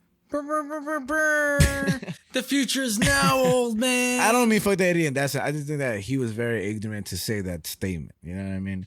The bartender. Frankie thinks you're an idiot. You suck. Get a new life. You fucking loser. The bartender is what you can't replace. That's I think you said that last time. You can't replace the bartender. I think so. I mean, to a certain extent, because in the airport, fuck the bartender. They just trying to get tips. Yeah. You know what I mean? I mean, it all depends. It all depends. Just wait till you have the best bartender that's a fucking robot. It's like, oh, Frankie, I love your hair. Bro. I'll take and it. You're like, wow, thanks. You know I what? just did it today. You know why I'll take it? Because I don't have to tip. You know how much tipping sucks? You don't got to tip a robot? Never do you have to tip a robot. It's like when Wikipedia asks you to donate. Like, fuck you, Wikipedia. Why the fuck am I donating to you, idiot? Like, you always were free. You know what I mean? But that's how they function. That's how they function. That sounds like a job for the rich people. That feel bad. But that's if they don't get donations, they can't. I guess I could still Wikipedia something right now. It's just I never donated. But without the donations, they can't. You keep boycotting Amazon, even though it's amazing. They don't got the money. They got the money. Wikipedia got the money. They don't. Shout out to Wikipedia. Anyway, that was my whole thing about AI. That was my 3 stories. And yeah. You got any thoughts about the AI or some shit like that? Yeah, we're going to replace you with AI. Come up with 3 more interesting stories. Bad. The road's going to be Mexican. I'll still be here, but I'll just drink. I just keep drinking. The robot drinks with the AI drinks with him. Yeah. Every time I talk, the robot mutes me. The AI's like, hold on, let me say my thing. But let me say this: we're about to announce the A.M.C action, right? But before we do, I'm gonna take a piss. But before I take a piss, or after I take a piss, we gotta take a shot. What? We have to. All right. So, in a very drunken episode of Earth, Mind, and Matter, we have surpassed our 3 topics. We are at the pinnacle of what you've all been waiting for, but with a little twist. We have a little twist today. And it's actually the reason Brian's here. Aside from being a guest, he's been on a guest on the show before, but now he has his own mic to speak on. And Javi, how about you hint at what we're talking about, and Brian drag us into what we're doing? Okay. So, we're going to be talking about a hood movie, some would say. Yeah. And we're at the A.M.C section. The albums, movies, and comics. And we've covered things like Fight Club, Prince Daddy the Hyena, Dude Ranch by Blink-182, Captain Underpants, fucking All-Star Superman, Green Room, that Lamb movie that was weird as fuck. Yeah. Fuck yeah. And what else have we covered, Javi? We've covered things like fucking, I was about to say Pulp Fiction, but we haven't Nirvana's Nevermind. Nirvana's Nevermind. We've talked about things like Hoax's B. Everything, bro. We've talked about Origami Angel. Like Origami Angel. We've talked about things like Harvey P. Carr, American Dream. Everything, bro. But today, Brian, what the fuck are we talking about? We're talking about Los Vatos Locos. Oh. And how are we going to talk about it today? In pure Spanish. Say it in Spanish then. Sorry, Lauren. I'll ask you again. So, what are we going to talk about today? Los Vatos Locos. ¿Y cómo vamos a hablar? What? ¿Cómo vamos a hablar? En español, pendejo. Entonces, hoy vamos a hablar en español para la A.M.C sección. Y vamos a hablar del A.M.C. A.M.C, right? A.M.C. Vamos a hablar un poco Spanish English. Vamos a tratar. Pero A.M.C, pero hoy vamos a hablar de qué película, Brian. Blood in, Blood out. Sangre por Sangre. Sangre por Sangre. Y la razón que vamos a hablar en español es porque el primer vez que yo vi la película fue en Boston con mis amigos Anthony y Brian aquí. Anthony habla mucho. Muchísimo, sí. Pero ¿qué tú crees de cuando yo vi la película primero en Boston? Porque déjame preguntar esto, porque tú querías enseñarme la película, ¿verdad? ¿Y por qué? porque creo que tiene la película tiene como una polémica, Ujú. que es un problema que pasa entre todos los hispanos, Sí. los hispanos de Estados Unidos, Ajá. Ujú. y los que piensan que no son hispanos, y Sí. los hispanos que dicen que no son hispanos. Porque Y- nacieron aquí. Ajá. Oh, no, la cosa es que O mitad. Ajá, son Mitad, mitad, ajá. sí, sí. Y entonces los mexicanos van a decir, oh, tú no eres mexicano. Y los americanos van a decir, oh, pero tú no eres americano. Mm. Y la cosa porque me gusta la película mucho es porque también hay muchos que sufren de lo mismo, ¿no? Muchos niños, muchos Todos. adultos también, porque si también escuchas una versión de Earl Sweatshirt, el rapero, Sí. él dice que él dice, yo soy muy negro para mis amigos blancos, pero Sí. yo soy muy blanco para mis amigos negros. Ajá. Ujú. Y es la misma forma entre los mexicanos, hispanos, los que son coreanos. Todos. Entonces me gusta la película porque sigue un muchacho. Miklo. Miklo, ajá. Miklo. Ajá, Estás loco. que es nomás es un que nomás quiere pertenecer a una familia que lo aceptan a él. Sí. Nada más. Ujú. Pero Porque él siente que en su corazón que él también es mexicano. Él es el parte de la onda y también de los vatos locos. Bueno, Ajá. sí es mexicano. En la Ah, película- pero, Sí, pero, eres mexicano. pero la razón que yo digo que él siente es porque a veces la gente hace que se siente que no es mexicano, pero sí es, toda su vida es. el Ajá. dato es que sí es Ajá. mexicano. Pero porque- otros mexicanos que son como sus padres son todos mexicanos, la digan él que solamente es blanquito, que es, Ujú. pero Y yo siento eso también Ajá. como yo soy eres dominicano y colombiano también. eres de como Que- 4,000 países, güey. Sí, sí, no, eso es de verdad, sí, pero con mí, yo he tenido mucha gente que me dicen que tú no eres dominicano, porque como me ve, yo no me veo dominicano. Pero eso es muy interesante a mí porque yo te veo a ti dominicano como tú digas, porque yo te veo a ti dominicano, yo veo a Brian dominicano, mexicano y pero yo también siento eso, es que yo soy mexicano americano, mis padres son de México, pero yo nací aquí y yo creo que cuando yo ando por la calle con mis amigos o todo que me siento mexicano, pero también hay mexicanos que me hacen sentir que como yo soy solamente gringo, Sí. ¿sabes? Y yo entiendo eso, pero yo todo el tiempo me creo eso muy interesante porque es como una latina no aceptando a otro latino o una Ujú. latina no aceptando a otro latina. Entonces, yo la veo muy interesante. Entonces, cuando Brian y Anthony me enseñaron esta película en Boston, lo vi como muy como personal, ¿verdad? ¿Qué se dice? Porque fue algo que yo puedo ver yo en, ¿verdad? Ujú. Y eso es porque lo que yo quería decir de principio es que cuando hacemos esto episode, a veces voy a hacer eso porque no sé cómo decir unas cosas en español. ¿Cómo se dice episode, Brian? ¿No? Episodio. Episodio, ¿verdad? Eso Pues no es como olvídalo, se dice. la gente va a entender si no. La no, programa. La programa. Yeah. Y la razón que yo quería hacer este programa en español es que yo quería quitar esta idea de que si tú no puedes hablar español perfecto, que no la hablas. Porque yo conozco muchos hispanos que saben un poco español, pero cuando se encuentran en lugares que necesitan hablar español, escogen la opción a hablar inglés. Porque Ujú. se dan nerviosos o se avergüenza hablar español. Y yo sé que mi español no es mejor de todo el mundo. También tú, Javi, y también tú, Brian. Brian tiene bien español, yo sé eso, pero Sí, a sí. veces yo veo que él no sabe hacer una cosa, como ahorita, como programa, no sabemos ustedes cómo decir, ¿verdad? Pero la importancia de hacer este programa en español es para enseñar a la gente que usa tu voz para hablar cuando tú quieres, porque la lenguaje que tú tienes es que tus papás trajeron de sus países. Y perdón para todo que no sabe Oh, qué estamos diciendo. Si tú no sabes que nosotros estamos diciendo, eso es tu culpa. Porque no sabes otro lenguaje. Pero vatos locos.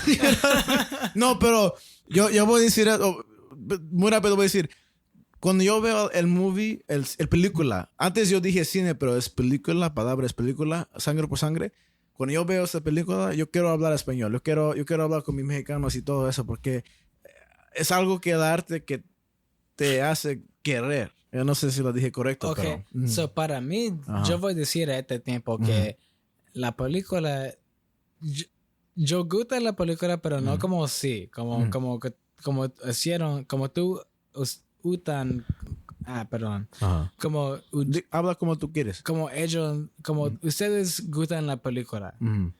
Para mí me gustan poco, pero no demasiado como sí. Pero tú eres Javi, eso es porque yo entiendo. no, bro. ¿Pero por qué? Pero para mí, yo veo en los comentarios que algunas personas estaban diciendo que si tú eres mexicano, tú viste esta película. Ok. Y yo pienso que... Yo escuché eso de Brian y Anthony. Brian y Anthony me dijeron que como tú eres mexicano, nunca viste esa película. Yo digo movie mucho, pero digo película. Pero ellos me dijeron que como eres mexicano y nunca viste esta película. Lo chistoso es que yo pregunté a mis papás, porque Brian todo el tiempo me dice, y eso es lo que me encanta de Brian, que me dice, pregunta a tus padres a dónde vienen que vieron y todo eso. Pero yo pregunté a mi papá y mi mamá y nunca vieron esta película. Oh, wow. Hasta pregunté a la lavaplatos en mi trabajo. Ninguno lo vio, que fueron jóvenes. Pregunté a mucha gente, nadie la vio, pero la única que la vio fue una persona que fue muy adulto. Obviamente que hay mucha gente que ha visto esta movie porque es un clásico, yo no sé cómo decir cult classic, pero es uno. Sí, yo veo muchas personas diciendo en los comentarios que esta película es un clásico. Pero no podría creer que mis padres no vieron esta película. ¿Tus padres lo vieron, Brian? Sí. Sí, no, para mí, un dominicano colombiano, yo nunca me escuché de esta película. Nunca me escuché de esta película. So, cuando yo estaba viendo esta película, mi mamá viene en el cuarto y estaba viendo que yo estaba viendo y estabas como, ¿qué tú estás viendo? ¿Eso no Telemundo? ¿Eso no Univision? Y yo dije, Sangre por Sangre. y ella estaba como, oh, wow, qué bien. Pero, entonces tu mamá vio la película. Yo no le pregunté, pero no sé que si ella lo pero estaba vio. feliz que estabas mirando una película que fue en español. En español, sí. ¿Cuándo fue la última vez que miraste algo que fue en español? Narcos. Yo también. Sí. ¿Y tú, Brian? Habla en la micrófono. Pero habla aquí. Lo está pensando. No, creo que pues cuando no Narcos es porque a mi papá le gusta ¿Cómo? ver películas así de rancheros. Ajá. Okay. Todo. Hay unos, yo sé muchísimos que tienen la bigote aquí, pero me olvido su nombre. Pero no solamente Chavo 8, pero hay muchas películas de un hombre que hace bastante películas. Cantinflas. Muchísimos. Cantinflas y Tuntún. Sí, pero cuando fue como Navidad, yo vi una película con mis papás y fue tan chistoso, pero nunca la conocí antes de eso. Como fue el Navidad. más famoso es Cantinflas. Sí, Cantinflas. Lo voy a ver aquí para verlo, pero te creo. Pero eso fue la última película que tú viste antes. No, la última película que fui en español creo que fue Coco. Nice. Y Sí, eso Cantinflas. es una bien película, sí. ¿Has visto Cantinflas o no? ¿Lo conoces, Javi? No, yo no me conozco. Yo creo, eso es la diferencia de esta película de yo y Brian a Javi, es que hay muchas cosas que hablamos que los dominicanos no saben de. Yo creí que los dominicanos, colombianos, ecuatorianos, todos conocen Cantinflas, pero no, mexicanos la conocen. No. Es como todos conocen Vicente Fernández, pero no todos conocen Cantinflas. Muchos conocen como Vicente Fernández, Cipillín, Don de Sábado Gigante, ¿cómo se llama? Don Ramón. Don Ramón, tú sabes. Sí, pero él es en como miles de películas. Él llegó como en los 18. Así. No, hasta 1964. Él va a estar muy viejo para que alguien que otros países puede conocer. Y se llama Mario Fortino Alfonso Moreno Reyes. Tiene 50,000 apellidos. Y nació en agosto 1911. y se murió agosto 20 1993. Nació en Santa María La Redonda y se murió en México, Ciudad en México. Más para tirar esa información. Pero antes que hablamos de la película en total, lo que yo quiero decir es que yo sé que mucha gente va a ver este programa y la van a ver como estos gringos no saben cómo hablar español, lo hablan incorrecto, dicen, no saben cómo decir esto. Pero toda mi vida yo creo que yo voy a hablar español cuando yo quiero. Y no me importa cómo me escucho. Yo no me importa si me escucho como gringo. A veces yo tengo gente que me diga que yo hablo español bien. Algunos mexicanos ni me hablan porque no puedo hablar español. Pero lo que yo voy a hacer es practicar mi español cuando yo quiero y como yo me gustaría. ¿Sabes? Porque es una lenguaje que me dio mis papás y mi hermana y todo. Entonces, como tenemos esta tierra, mente y matter. I don't know ¿cómo se dice matter? Pero cómo se dice, pero como tenemos nosotros programa y nosotros hacemos lo que queremos aquí, yo voy a hablar como quiero y ojalá que la gente que escucha, que también es latinoamericano, que quieren hablar español porque ven esto. Eso es todo lo que yo quiero. Que la gente que saben que pueden hablar, que hablan porque ven esta y ven que nosotros estamos tratando. Más mi Javi, yo sé que Brian puede hablar un poco más de nosotros, pero yo sé que entre nosotros no hablamos perfecto cuando comparación de los mexicanos y los latinos de sus países. Sí, entonces, yo, para mí, estoy hablando mucho español en mi trabajo. Estoy hablando español todos los días en mi trabajo. Pero cuando tú me dijiste que tú quieres hacer este programa en español, lo que tú me mandaste, yo no sé si, yo no lo vi en mis mensajes, pero tú dijiste que la gente nos va a ver como payasos. Sí, y eso es la verdad, pero la cosa es... Y sí va a pasar. Sí, va a pasar. Eso sí que que va a pasar. Yo voy a poner este programa en YouTube para que los hispanos nos vemos nosotros. Lo voy a hacer. Sí, pero la cosa es que nosotros estamos tratando. Y yo, para ser dominicano, para mí, yo hablo... Y colombiano. Yo hablo un español que es un chin diferente de otros países y todo eso. Tú comes tus veces. Eso es que me dijo mi maestra de high school. Secundario, ¿cómo se dice? Prepara. Me dijo que los dominicanos comen sus veces. Entonces no dicen, tú hablas como ahí. Hay pacientes que yo tiene que no me saben qué estoy diciendo y yo me siento como así, como yo sé que estoy diciendo correcto, pero no me entiende. Y eso es porque yo estoy hablando como un cosa de dominicano que no saben mucho como así. Porque no dominicanos saben nada. Solamente saben bailar ante mis santos, bachata y tomar burgal. Déjame y dormir quitar ese y burgal repetir. de ti. Déjame quitar ese burgal de ti, pendejo, tú. No. Otro, ¿cómo se dice? Hoy se bebe, all that shit. No, pero sigue. No, para mí esta película, yo me gustaba esta película, pero no me gustaba tanto. Okay. Me gustaba en el siento como esta es una película para personas que viven esta vida, te puedes sentir un poco como se sienten en esta película, pero para gente como mí, que no eres mexicano, o que no vive en Los Ángeles, o nada de eso, es un difícil para sentir cómo se siente en esta película. Yo creo que la película, yo creo que, ¿cómo se dice? Tiene muchos actores que son mexicanos. Sí. No los actores, pero los characters que juegan, la gente que juegan son mexicanos, pero un momento en la película había Cruz en el carro con, yo creo, Miklo o Paco, y dijeron que aquí en Los Ángeles hay mucha gente, no solamente mexicanos, pero guatemalan, ecuadorian, todo eso. Y yo creo que sí, mayoría es mexicano, pero tiene toda la gente, todos los hispanos. No, eso sí es pero la verdad. mayoría es mexicano. Sí, sí. Pero ¿qué tú crees, Brian? ¿Qué tú crees que el mensaje? ¿Tú crees que el mensaje solamente fue para los mexicanos o para todos los latinos o latinas? Fue para alguien que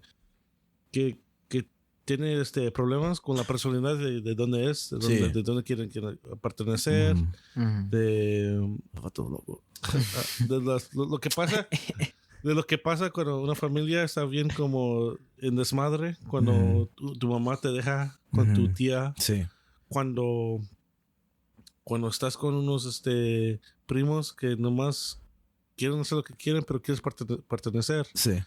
Entonces, yo creo que la cosa que esta película hace bueno es que sí, se puede ver como una película mexicana, pero yo creo que las situaciones que pasan en la película son como cosas que pasan en la verdadera vida. Así Y salió en 1993, entonces los tiempos han cambiado, pero todavía en Los Ángeles existe como vida de gangs, como no sé, los Crips, los Bloods, todo eso, y es muy triste, pero sí existe. Sí, entonces la cosa es que en esta película también tenemos problemas de donde hablan de la droga, de lo que pasa cuando alguien de los jóvenes y todo eso. Cuando alguien que apenas sale del estudio y le tratan de sacar todo su dinero, como no tienen la mentalidad de ser,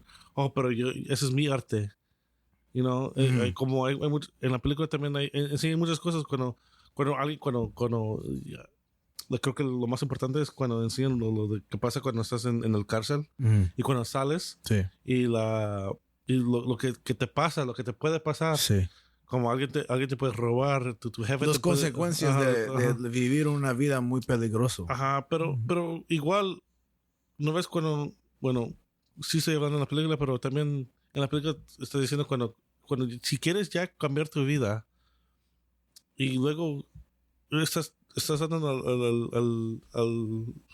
estás siguiendo la vida de derecho, pero luego tienes un jefe que te quiere robar y luego es más porque tú eres convicto, porque tú no tienes sus ojos derechas. Entonces es más duro para vivir una vida tan derecha. Entonces también hay muchos problemas que pasan en la película que todos pueden reseñar. Entonces como la vida te llame. Como igual pensamos con la primera parte de la película, cuando no saber a dónde perteneces, quién quieres que sean tus amigos. Y para describir la película, es una familia que la enseña cuando están jóvenes y crecen y se van en diferentes partes de la vida, y algunos se van por la área de policía, algunos se van por la área de cárcel, y algunos se van por la área de arte y todos, pero todos cuando estaban jóvenes dijeron que están parte de ¿qué? Los vatos locos, y vatos locos por siempre. Pero ves en el futuro con las decisiones que hagan que eso no se quedan con esa promise, ¿cómo se dice? Prometa. Pero es prometa. Es como algo bien no sé, la película a mí me gusta mucho porque a mí me encanta, porque sí es algo mexicano, porque tienen los que juegan los que juegan allí son mexicanos, sí. Mira. Pero están los actores que quieres ver. Pero los que de verdad lo que en verdad enseña es que hay muchos problemas que pasan. Por eso la película es como 3 horas. Oh, man. Es una película bien larga. Y en inglés está como 5 horas, ¿sí? Oh, yeah, man. Entonces, What? Lo que pasa es que ¿Qué? la película sí enseña problemas, lo que está pasando en toda la vida. Y eso es lo que me gusta, que enseña todo lo que puede pasar. Sí, porque está muy específico con las partes de la vida. Y me gusta, no brinca momentos. Y me gusta mucho porque las emociones son real. Lo que puede pasar. Sí. Y entonces no es como tan como exagerado que voy a matar a ese cabrón. No, es porque No es como una película, es como un documentario, Ajá, ¿verdad? ajá. Sí, sí. Y eso fue ajá. porque cuando yo estaba buscando la película, yo le pregunté que si yo le tenía el correcto película, porque yo tenía en Voodoo. Y Sí. eso dije como documentario. Se se miró como mierda, ¿verdad? No sé cómo decirlo, pero él like shit, como se miró mal, ¿verdad? Porque, pero te dije aquí, él vio una versión, ¿se dice? ¿Versión? Cuando él miró el película de Brian, La película que le mandó se vio como mierda. no se miró bien en calidad. Entonces, pero cuando nosotros lo vemos en Boston, se miró mal también, ¿verdad? Se escuchó mal también porque Anthony no sabía cómo parar hablando, pero nosotros... No, pero yo vi tú me dijiste, véalo otra vez, pero sin interrupción, ¿verdad? Pero yo creo que es bien que tú, Javi, lo vistes como lo vistes, porque eso es como yo lo vi la primera vez. Pero déjame preguntar esto, Brian. ¿Por qué tú sentías que fue importante que yo vi esta película? Porque nunca la vi antes de esto y todo el tiempo me preguntaron, ¿viste Sangre por Sangre? Y yo dije, no tenía tiempo. Pero y desde la próxima semana, ¿viste Sangre por Sangre? Y dije, no tenía tiempo. Entonces, cuando llegamos a Boston, ni preguntar, puso el película y lo vimos. Yo creo que fue importante porque es algo una película que te digo que Explica. que tiene muchos problemas que pasan en la película, pero como es una película vieja que enseña mucho. Y es una película que artísticamente que sí es un poco duro para ver a veces, pero es como es realidad. Sí. No es como Juanito, Juanito. pero no es como por ser mexicano, no. Pero no. fue nomás porque esa película que yo sé que yo te dije, es una película como Los Sopranos, como Godfather y todas esas películas que son bien viejas, pero sí te tocan. Una lesión, se dice, ¿verdad? No, pero sí, pero la lesión está allí, pero te toca el corazón porque lo puedes ver. Y yo sé que es como si yo fue ahí. Ajá. No. Y si no es mexicano, pues puedes ver las lesiones que enseñan en la película. Y por eso dije, es bien importante. Y imagínate, las palabras que hablan en la película son bien como... ¡Chale, güey! Todo eso. No, pero nunca escuché eso yo. No. Cuando yo lo escuché, yo dije, oh, shit, chale. O, ¿cómo se dice? ¿Cómo dijeron dinero? Como ¿O billete? No, algo. Como No me recuerdo, no. Fuck. Fue como la algo. Pero así dijeron dinero. Pero la chale, güey, eso es que escuché mucho que nunca escuché antes. Como describieron la policía. Dijeron como el trujo, algo así. Algo así, pero la feria. Así describieron los dinero. Entonces, como aquí yo gané la feria, güey. Entonces, nunca escuché esas maneras de hablar de eso. Entonces, yo dije, ok, pero no es como la palabra mexicana o el latino. O hispano. No. Como nuestro lenguaje mexicano. No es por eso, pero cómo habla. A ver, cuando Miklo está explicando a Montana, dice... Yo nunca pertenecí a ninguna parte, pero la onda es donde yo pertenezco. Y eso es como cosas así cuando hablan, cuando te enseñan su emoción para pertenecer a un lugar o cuando se enojan. Así. Sí. Pero machismo. Imagínate, no es el machismo, nomás es como actuar. La película, la cosa de actuar. Es la película es vieja y hay muchos hispanos en esa película, pero imagínate que la película, los actores, ellos mismos, creo que hicieron un buen trabajo. Sí, cada persona. Hasta Damien Chapa. Y Damien Chapa jugó Miklo, ¿verdad? El persona que estabas haciendo Miklo, él estaba en Street Fighter. Es bastante películas, pero es chistoso porque cuando acabamos viendo Sangre por Sangre la primera vez en Boston, miramos qué otras películas hizo Damien Chapia y fue horrible película, pero yo no sé si tú lo miraste, pero hay un documentario de Damien Chapa hablando de Sangre por Sangre. No. Mira. Eso fue que yo estaba Sí, buscando en Voodoo. eso fue la primera cosa que tú me enseñaste, que tú Ok. creíste que fue el película. Ok. Pero eso fue el documentario de Damien Chapa que jugó Miklo hablando de creando Sangre por Sangre. Ok. Entonces voy a hablar un poco de eso porque yo busqué un poco y quiero hablar de eso. El director fue Taylor Hackford Ujú. y salió la película salió en 1993. Sí, este fue una película que lo hicieron de gringos, Ajá. ¿sí? Y Damien Chapa, la documentario que voy a hablar de ahorita, él habla de eso, que es una película de mexicanos directado de una gringo, ¿vale? Pero el historia original es de Ross Thomas y el dinero que tenieron para hacer la película fue 35 mil, no millón, ¿verdad? No se dice Millones, así. millones. Bueno, 35 millones, ¿verdad? Entonces, Damien Chapa, antes de la película, él ganó el Nueva York Internacional Película y Video Festival por mejor, ¿cómo se dice? Drama y mejor película, premio para Randall Unauthorized. También ganó mejor producción en Indie Fest para Polanski. Damien Chapa, director y jugó Roman Polanski en la película. Y él es la única persona que ha visto esto, ¿verdad? Ok. Sangre por Sangre salió en Japón y ganó el Tokyo Film Festival para What? director. A ver. No, It's crazy, right? Sangre por Sangre. Es que I'm translating. Sangre por Sangre salió en Japón y ganó el Tokyo Film Festival para director Taylor Hackford. También salió en otros países y Damien Chapa nació en Ohio y después vino a Nueva York. Su papá fue de Texas y de ahí Damien se fue a su abuelita, que es latina.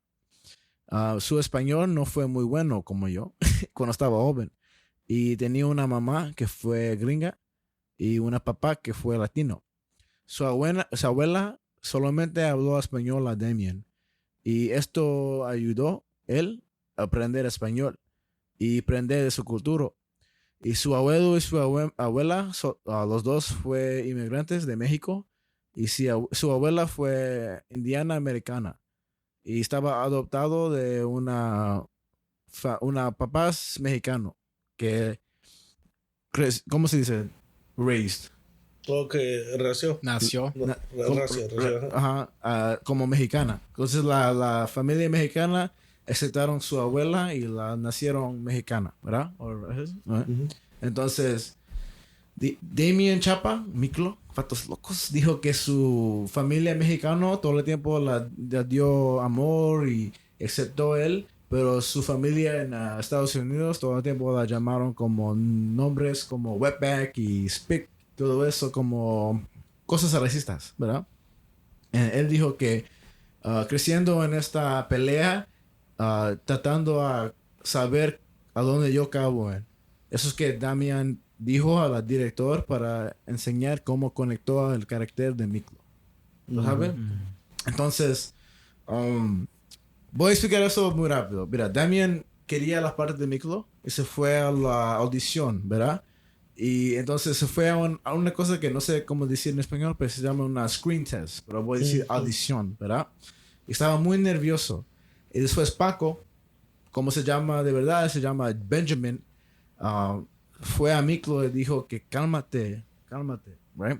Y dijo que como Damian sabía que Paco o Benjamin es como de Texas, México, Tex-Mex, ¿verdad? Sintió muy calmado de su presencia, ¿verdad? Entonces, Damian hizo su audición y después el director Taylor la llamó a Damian y dice que 85% de la audición se borró accidentalmente, ¿verdad? Entonces Damian dijo, fuck, ¿sabes? Como ya se va mi oportunidad para jugar Miklo. Entonces dijeron que Damian necesitaba regresar para audicionar otra vez, ¿verdad? Pero Damian's audición fue lo único grabado como audición que se destruyó. Entonces, cuando Damian regresó, su hermano rico se murió. Wow. La hermana de Damian se murió, pero necesitaba regresar para audicionar otra vez. Entonces, cuando hizo la audicionar, no lo hizo muy bueno. Pero cuando una semana pasó, el director la llamó a Damian y dijo esto. Damian recogió el teléfono y el director Taylor dice, Miklo, ¿me puedes hablar próxima semana? Entonces no la llamó Damian, la llamó Miklo. Entonces Damian dijo, holy shit, maybe got la parte. Después Damian dice que Taylor Hackford, el director, fue gringo, como tú dijiste antes. Que fue un gringo y él es la persona que estaba grabando una experiencia de un chicano, ¿verdad? Pero como es gringo, fue interesante e importante que alguien con un perspectivo afuera graba una experiencia de un chicano. Okay. Ajá. Okay. Y después Damian ganó el parte de Miklo. Y últimamente, antes del cárcel, ¿cómo se dice? Dijo que Miklo, Baco y Cruz, los actores, que viven con una familia en East LA, en Los Ángeles. Y cuando estaban ahí, habían como shootings, ¿cómo dice shootings? Balazos, violencia cada otra noche. Y vivieron con una familia para 3 meses para experienciar vida de tú sabes, Los Ángeles, ¿verdad? Y últimamente que Cruz y Paco vieron para comer en el parque. Entre estos 3 meses que vivieron con esta familia, y un niño se murió porque ¿cómo se dice? ¿O dispararon? Ajá.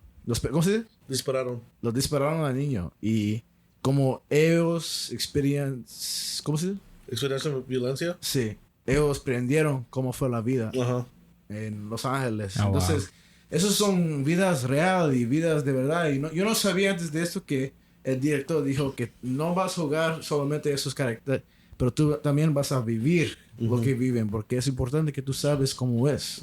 And, Sí. yeah. No, Crazy. eso es pretty.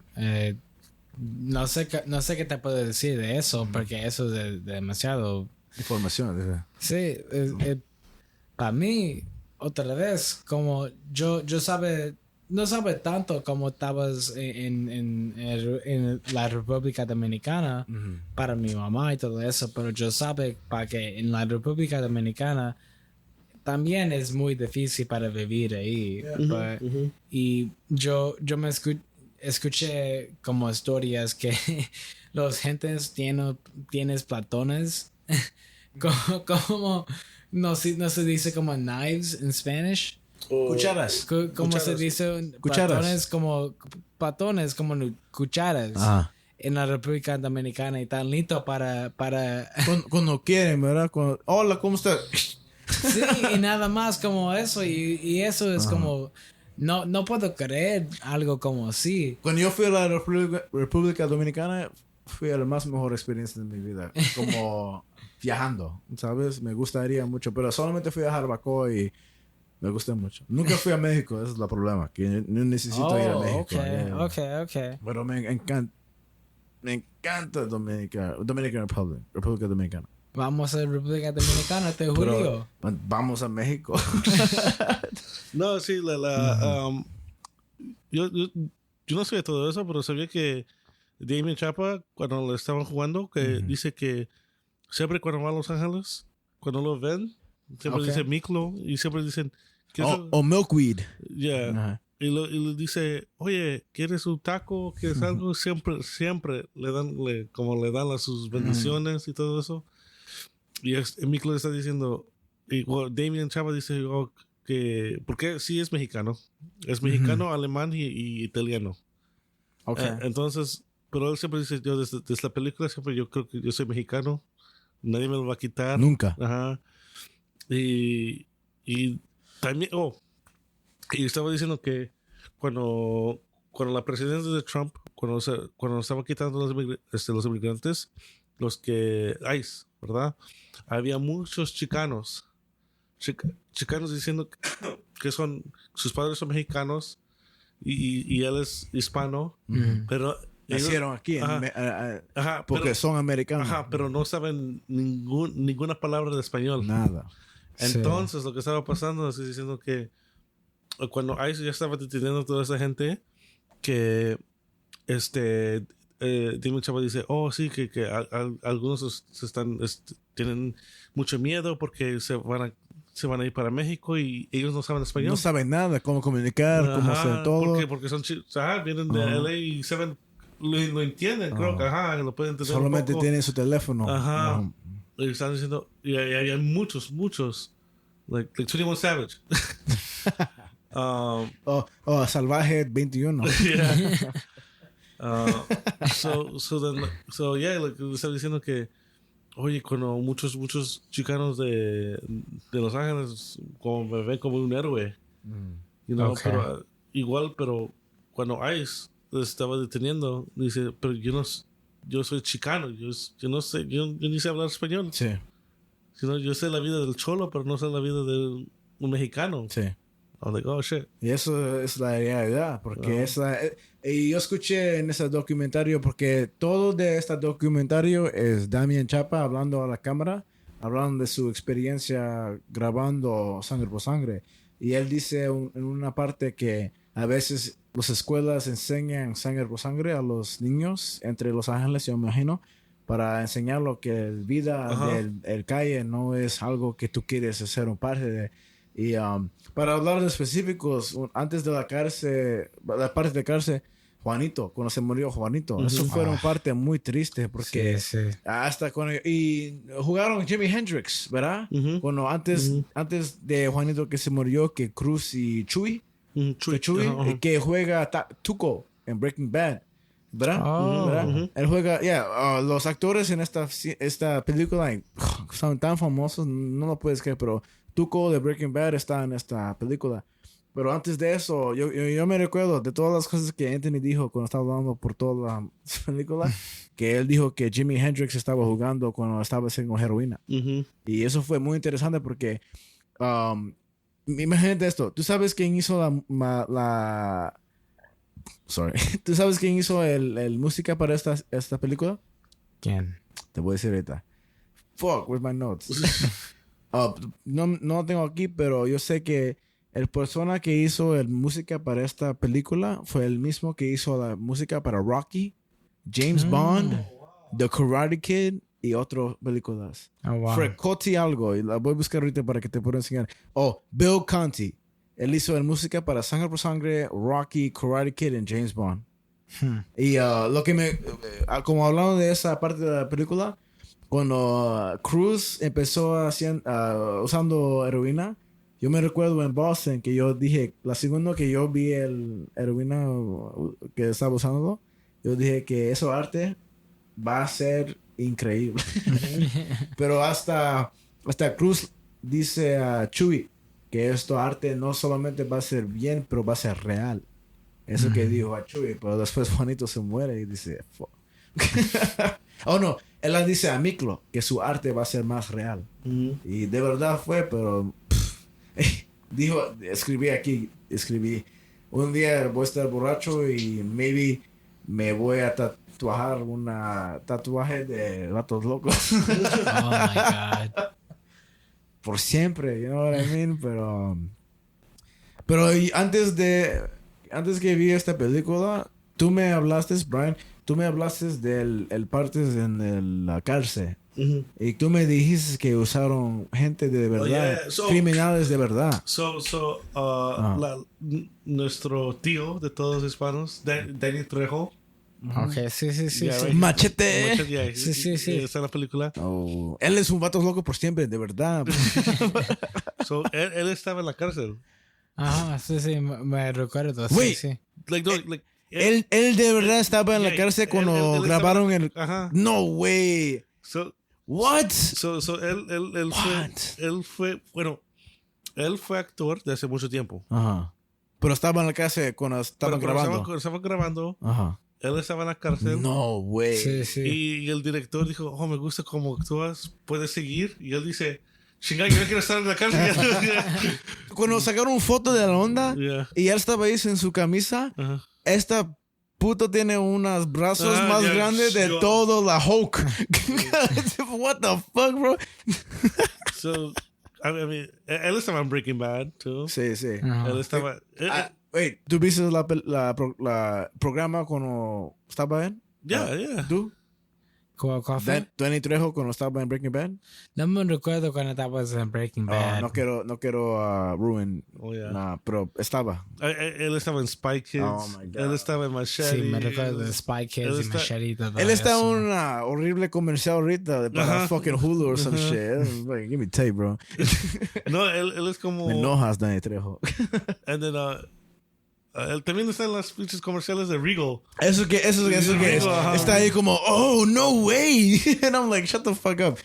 Cállate la boca, es que digo. And then, so él estaba en la cárcel.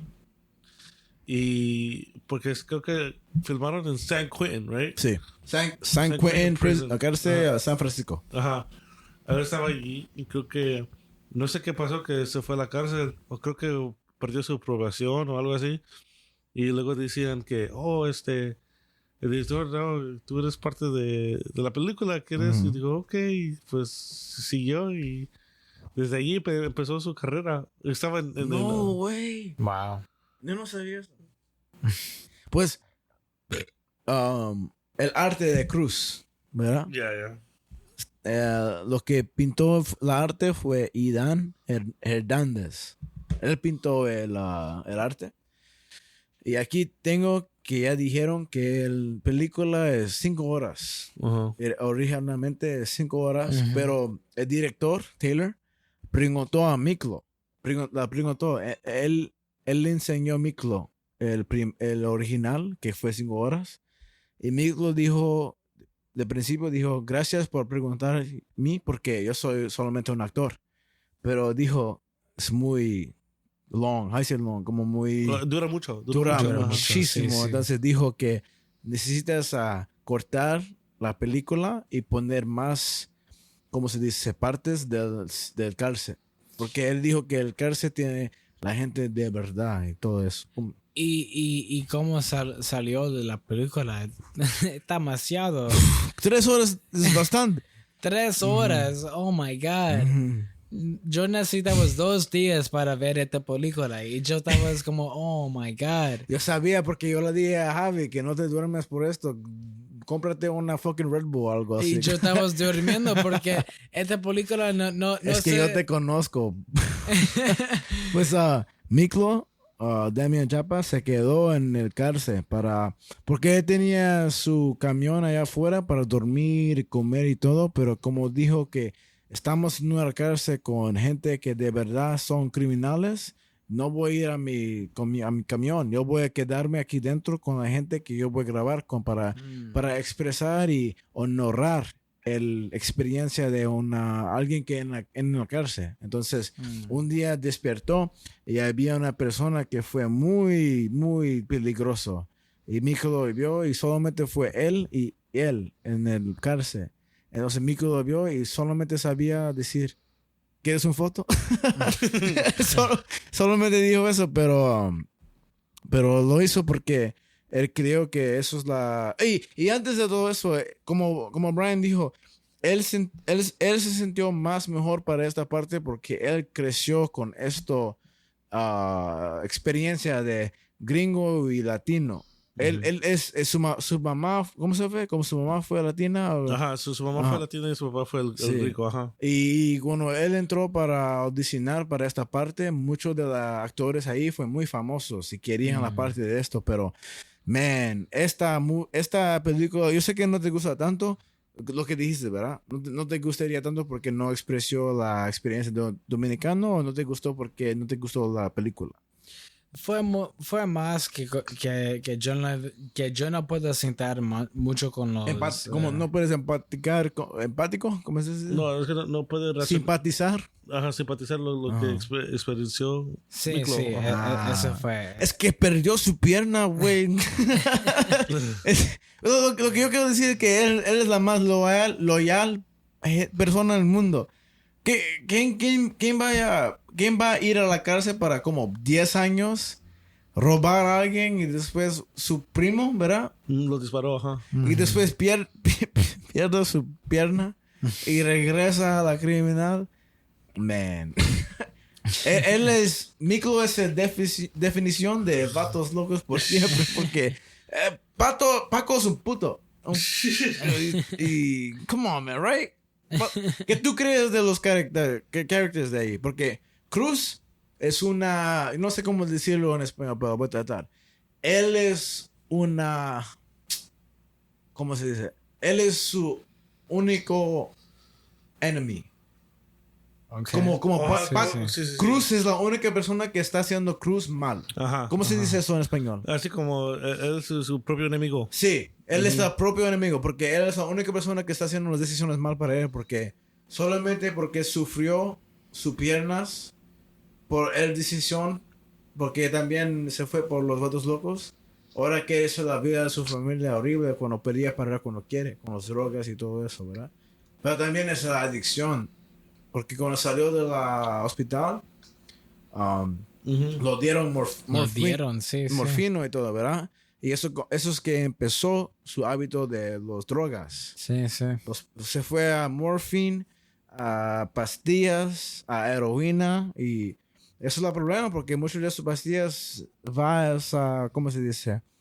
Como área de... Tú sabes qué se llama, ¿verdad? Sí. Y Paco es un puto, y no me gusta Paco. ¿No te gusta Paco? No, es un piece of shit. Oh, no. ¿Qué tú crees de Paco? Y tú también, Brian. ¿Qué tú crees? ¿Qué ustedes creen? Yo pienso que Paco está tratando y nada más. Que él sí nada más está tratando para hacer que está bien para él y todo el mundo. La quitó su pierna de Miklo, man. Come on, bro. What? Sí, pero él está tratando nada más. Él no se siente como otro, ¿cómo se dice? La jura. Él no se siente como así. Quiero preguntar eso. ¿Qué es mero mero? Dicen mero mero mucho, pero yo no sé qué es eso. El No mero sé. mero es como simbólico. Es como diciendo que el mero mero pues es simbólico, como si estamos jugando fútbol o algo así. Es igualdad. Es como diciendo, si yo soy el mejor, yo soy el mero mero. Okay. Entonces si aquí estamos jugando dominoes y yo gano, yo soy el mero mero. Entonces mero, entre mero. la BGA y la onda, Ajá, la onda es el mero Ajá. ¿verdad? ¿Qué tú crees que niños jóvenes cuando ven esta película prenden? Yo lo vi cuando tenía 6 años. Ah, wow. Wow. Eso es porque tú eres como tú eres. Yo, facts. Datos, güey. Güey, ¿en 3 podemos decir vatos locos por siempre o no podemos decir eso? Shut up. Vatos locos por siempre, man. Come on, man. Para alguien que nunca vio esa película, tú es lo que instill this shit in me, porque tú me enseñaste esta película. Voy a perder mi pierna porque but man, cuando Brian me enseñó esa película cambió mi vida. Pero ¿tú viste esa película cuando estabas 6? So, lo que me enseñó es que así como ¿no ves cuando en la película cuando Miklo lo disparó? Y no ves cuando como se sintió bien como se sintió bien mal, dice yo lo maté cuando dispara, dice yo lo maté A los 3 puntos, right? A los 3 puntos, was it Shark Guy o ¿cómo se llama? No me recuerdo. Pero Miklo mató a alguien porque él ¿cómo se disparó? lo disparó. Entonces 3 puntos disparó a Miklo primero. No. So, primero, No, pues 3 puntos le checaron la espalda al Crucito.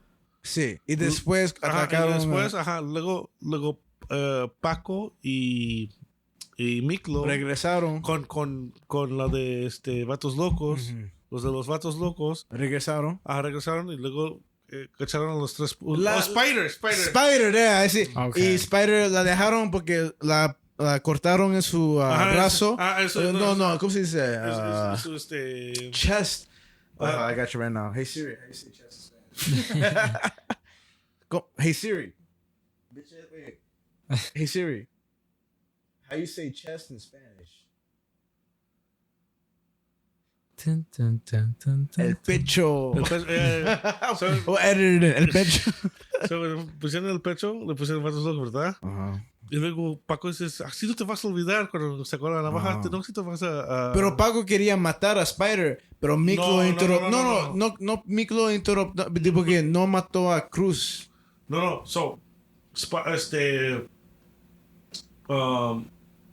Paco le está escribiendo a Spider, dice, Sí. te lo vas a... Y, lo quería matar, pero Miklo dijo, no. No, ya está, vámonos. Ajá. Y luego, no sé qué, creo que... Corrieron a la carro y después Spider se levantó y tenía una pistola y la dio y luego Miklo sacó y lo disparó. Ajá. Y Porque el Spider fue disparó inicialmente primero, de eso. Es que, Miklo es una real one. Él es la homie para... Pero... Él de verdad es Vatos Locos por siempre, pero los demás no creo, porque los demás son putos. So, cuando Shout out to Miklo. cuando sí, cuando lo disparó dice, no, lo maté. Y como se sintió como esa como se repitió de todo eso. Y eso es lo que yo cuando vi dijo, pero, Hasta cuando mató Big Al en el cárcel, cuando la mató, de principio, él de verdad chupó el dedo de Big Al. oh, yeah. Eso fue como una hey yo, pero no va. Pero enseña cómo estaba dedicado por la película, Yeah. pero también hey yo. Pero hasta cuando mató Big Al, casi quería vomitar. Eso enseña que Miklo nunca quería matar a nadie.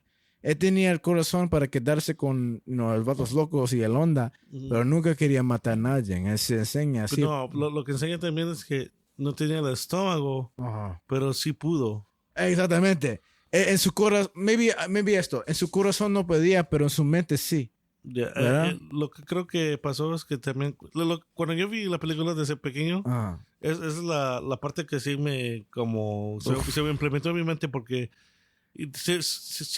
fueron enemigos, pero aún Miklo nunca quería matarlo. No me decía, mira, eso es nomás para pelear y eso más, pero para quitar una vida. Sí. Es difícil.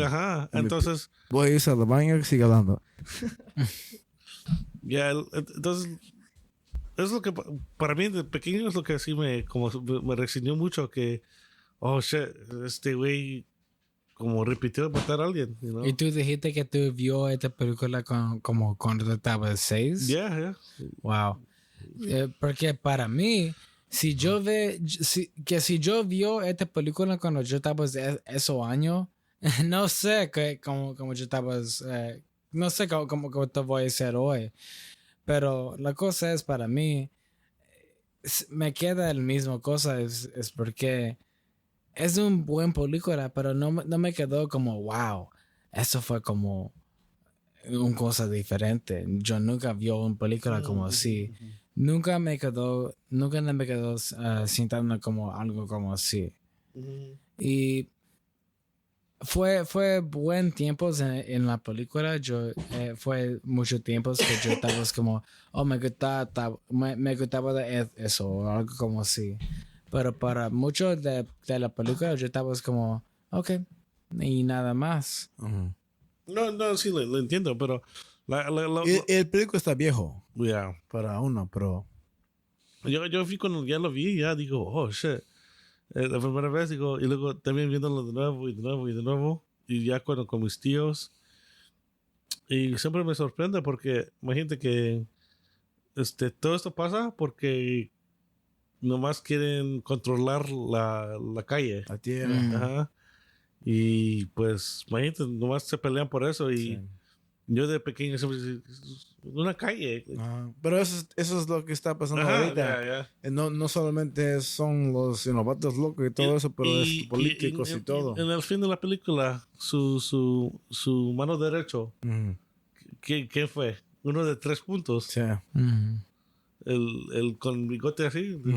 Sí. Él es de 3 puntos. ¿Qué fue el hombre que quería visitar su hija y la mataron? Montana. Oh, man, cuando Montana se murió, quebró mi corazón porque solamente quería ser bueno, pero no puede ser bueno antes de una guerra entre todos, ¿verdad? Porque fue una guerra entre la BGA, el Honda, los nazis. ¿Cómo se llaman esos? Me olvido, los skinheads and everything, pero los banquitos y todo eso, los racitas. Pero yo creo que fue muy importante para el director Taylor Hackford para meter los actores en una cárcel donde vivieron criminales de verdad. Porque, me dijiste que al fin del tiempo fue Miklo que mató a Montana. Sí. Pero Miklo todo el tiempo fue para la onda. Ajá, lo que yo creo es esto. Es que todos dicen, y los más jóvenes dicen que son para la onda, ¿verdad? Y la onda no solamente en la cárcel, pero los vatos locos. Pero no saben, cuando hacen ese negocio, no saben que la vida en el futuro tiene para ellos. Y Miklo fue uno de los menos no sé si lo digo correcto, pero enduró los como challenges. Pero la cosa también es que en la película Miklo fue el único que fue a la cárcel. Pero mira esto. No, pero de pequeño, porque... Pero mira esto. Miklo perdió su pierna, ¿verdad? Ajá. ¿Quién también perdió una habilidad de su cuerpo? Cruz, ajá. Y cuando Cruz perdió eso, ya paró haciendo lo que hizo, ¿verdad? Cuando Paco experienció su amigo que se va a la cárcel, paró haciendo lo que hace. Pero Miklo fue el único... No solamente fue a la cárcel, después de la cárcel, vivió una vida regular y después regresó a la cárcel. Pero siguió con la onda.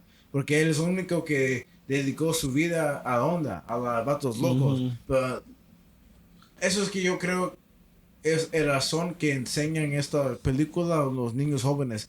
Porque muchos niños jóvenes quieren entrar a esta vida, pero no entienden que esta vida necesita de tú. Y hay mucho, como se dice, mucha gente raros que pueden endurar esta vida, y Miklo fue uno de esos. Pero no es solamente porque él la podía aceptar. Él perdió su pierna, él perdió su vida, perdió todo. ¿Para qué? Perdió su familia. Le dijo a Paco que no es mi familia. Bueno, Paco en realidad hizo que fue correcto, pero perdió eso porque su pride. No sé cómo se llama en español, pero una cosa que Damien Chapa dijo, que quiero saber que ustedes dicen esto. Dijo que ahorita en estos tiempos que es incorrecto políticamente para hacer machismo. Es porque lo dije antes. Él dijo que cuando en los tiempos de los aztecos y todo, el machismo fue una caricaturista, me la digo en correcto, pero sabes que fue algo que tú ves porque es latino y todo eso, pero ahora en estos tiempos que la quieren quitar de los hispanos, y que eso caricaturista no es algo que es bien para la sociedad, para quitar a los latinos. ¿Qué tú crees en esto? Porque yo sé cuando yo estaba en la escuela querían quitar esa mentalidad del machismo, pero nunca creí en la idea que sociedad ahorita quiere quitar machismo de los hispanos, y los hispanos crecieron con eso, que los aztecos crecieron con eso, que los hombres indígenas crecieron con eso, y ahora como la quieren quitar solamente es por una razón político. ¿Qué tú crees de eso? Yo digo que hasta los vatos locos son machismo. No, sí. No creo que yo pienso que quiere quitar lo negativo del machismo. Ok. Pero como muchos se ofenden, se dicen, pero quitar el machismo es quitar todo. Sí. Y yo entiendo que... Sí. Yo entiendo su parte diciendo que, ok, quieres quitar todo, pero no, hay cosas buenas y hay cosas malas. Las cualidades todo. buenas Ajá, de ajá. machismo, ¿verdad? Ajá, hay para cosas- como dominar tu vida para hacerla más mejor para tu familia. Ajá, ¿no? ajá. Pero igual, hay muchas cosas buenas y hay muchas malas en el feminismo. Hay muchas buenas cosas en cada político. Sí, sí. Pero por eso creo que sí, pero yo sí entiendo mucho de lo que está hablando del machismo negativo, porque es como algo que pasa con los padres y con los hijos, cuando enseñarle algo y que siempre las madres siempre le tratan a los hijos diferente Sí, a las sí. hermanas o a las hijas. Porque aprendieron que el hombre necesita cuidar a la familia y todo eso. Ajá. Entonces es algo muy... Eso sí es machismo. Yo creo que eso sí es machismo. Sí, porque los dos pueden cuidar a la familia. Ajá. Ajá. Pero- O cuidar Ajá, solamente ajá. a ellos. Ajá. Pero diciendo que a un machismo que le quiere quitar, que debe ser un poco fuerte o algo así y trabajar, eso creo que es algo... Es la buena parte del machismo. Sí. No que o debes de tomar cada día y pegarle No, a tu... para pelear ajá. para tu carácter Ajá. y para hacer que tu familia es más mejor de Ajá. todos porque tú vas a pelear para eso. Lo que yo Ganar pienso para tu lo que familia. yo pienso del machismo es que diciendo que mira, tú vas a hacer todo lo que para tu familia, trabajar Sí. Ganar y- dinero, ajá, comida, ajá. Pero casa. obviamente hay cosas que debes de pensar en ti, debes de relajarte un poco, pero hay partes de esas partes de tu vida cuando debes de trabajar y debes de experienciar ese Sí. como la lucha de, oh, man, yo necesito trabajar para hacer mi dinero, bla, bla, bla, y lo voy a hacer y me voy a dar como 2 o 3 meses de puro trabajo y ya me relajo. Y es como una responsable cuando puedes mantener tu familia. Ajá. No como esos putos que hablan de undocumented Latino trauma que te enseñé con ¿cómo se llama? Te mandé un video que un niño dijo que yo sufre de una undocumented Latino trauma. ¿Te Oh, recuerdas? yeah. Ella pudo estar haciendo excusas para su Ajá, familia. ajá. Pero eso es otra conversación. ¿Has visto eso, Javi? No ve eso. Una niña, una hombre, o qué cosa, dice que él sufre de una condición que él creó, una undocumented Latino trauma, que porque ¿qué fue? Que sus padres no tenían oportunidad para hacer nada cuando sus hijos tienen una oportunidad para trabajar, que no es bueno que dicen que no, porque cualquier oportunidad para ganar dinero es bien oportunidad. Pero, ¿cómo se dice? Mejor que ellos aceptan una oportunidad para trabajar de como chase, ahí dice chase, ir para sus sueños, Okay. ¿sabes? Sí. Y yo le mandé eso a Ryan. Y ¿qué tú dices, Ryan, de eso? Well, I was like, como diciendo que es una excusa porque tú puedes hacer los dos, puedes trabajar y seguir para tu sueño. Tú solo quieres decir que tus padres te enseñaron nomás trabajar. No, te enseñan a trabajar nomás para que puedas tener una vida y lo que tú haces luego con tu vida, tú lo puedes hacer. Nada más. Es como si tu mamá te dijo que tú fuiste para un trabajo, ¿verdad? Y solamente te pagan $9 por hora, ¿verdad? Y tú dices, no quiero trabajar eso. Y tu mamá dice, ¿por qué no vas por eso antes? Y ¿por qué no te vas por el trabajo que te pagan $9 hora, ¿verdad? Y tú digas, pues yo quiero ser una creador de libros, ¿verdad? Comic books. Y la hombre en el video dice, pues la mamás y los padres hispanos no nos lo enseñan como chase your dreams, ir por los sueños, ¿verdad? Pero lo que yo y Brian estamos diciendo es que no es eso, es que tú puedes ir trabajar ese trabajo o otro trabajo que te paga 12 o 15, pero también puedes ir para tus sueños, ¿sabes? Sí. Y yo no sé, este hombre me está hablando fucking, I don't know, pero yo no sé cómo tú sientes de eso. ¿Quieres ver el video? Okay, so para mí, Maybe no lo estoy explicando, bueno, es que digo, pero déjame enseñarte para que lo veas, porque cuando lo ves vas a ver, pero es tu opinión. A ver, la voy a poner aquí para que se... okay. Okay, listen to this, people. Undocumented Latino trauma, or just Latino trauma. So I come from a Latino immigrant family. There was no such thing as taking vacations. There was no such thing as missing a day from school. And there was no such thing as aspiring for something because I should be grateful for what I have. Let's put it this way. If I went to an interview, I would come back and it would say, no, I didn't get the job because they didn't offer me what I wanted. She'd be like, we should have taken it because you have nothing now. Like, it's better to have little than have nothing. And the thing is, like, that gets engraved in our heads so much that we're so used to just saying yes to everything without realizing we're not taking up the space that we truly deserve. We come here for the American dream. In return, we just end up surviving because we need to just take a job to pay the rent and pay the bills and have food on our table, right? But we never really get to aspire for what we really want. Maybe my brother wanted to be an architect. Maybe my sister wanted to be a journalist, whatever. And it's just like you don't do those things because you have to survive right now. And right now becomes a lifetime. The undocumented. So what do you think about that? ¿Qué crees de eso? No, I mean, para mí, para mí, cuando yo quería hacer mis cómicos y todo eso, para ser un escritor, mi familia no quería eso para mí. Pues no lo vieron como un trabajo de verdad. Sí. Para mi familia eso fue algo como, ¿y para qué tú quieres hacer eso? Y eso para mí, yo siento mucho con eso, que cuando tú quieres hacer que tú quieres hacer y su familia no quiere el mismo para ti, yo me siento con eso. So, la única cosa que yo puedo decir es que estamos diciendo antes en este programa, que solamente hace que tú quieres hacer. Y no deja que alguien te diga a una otra cosa.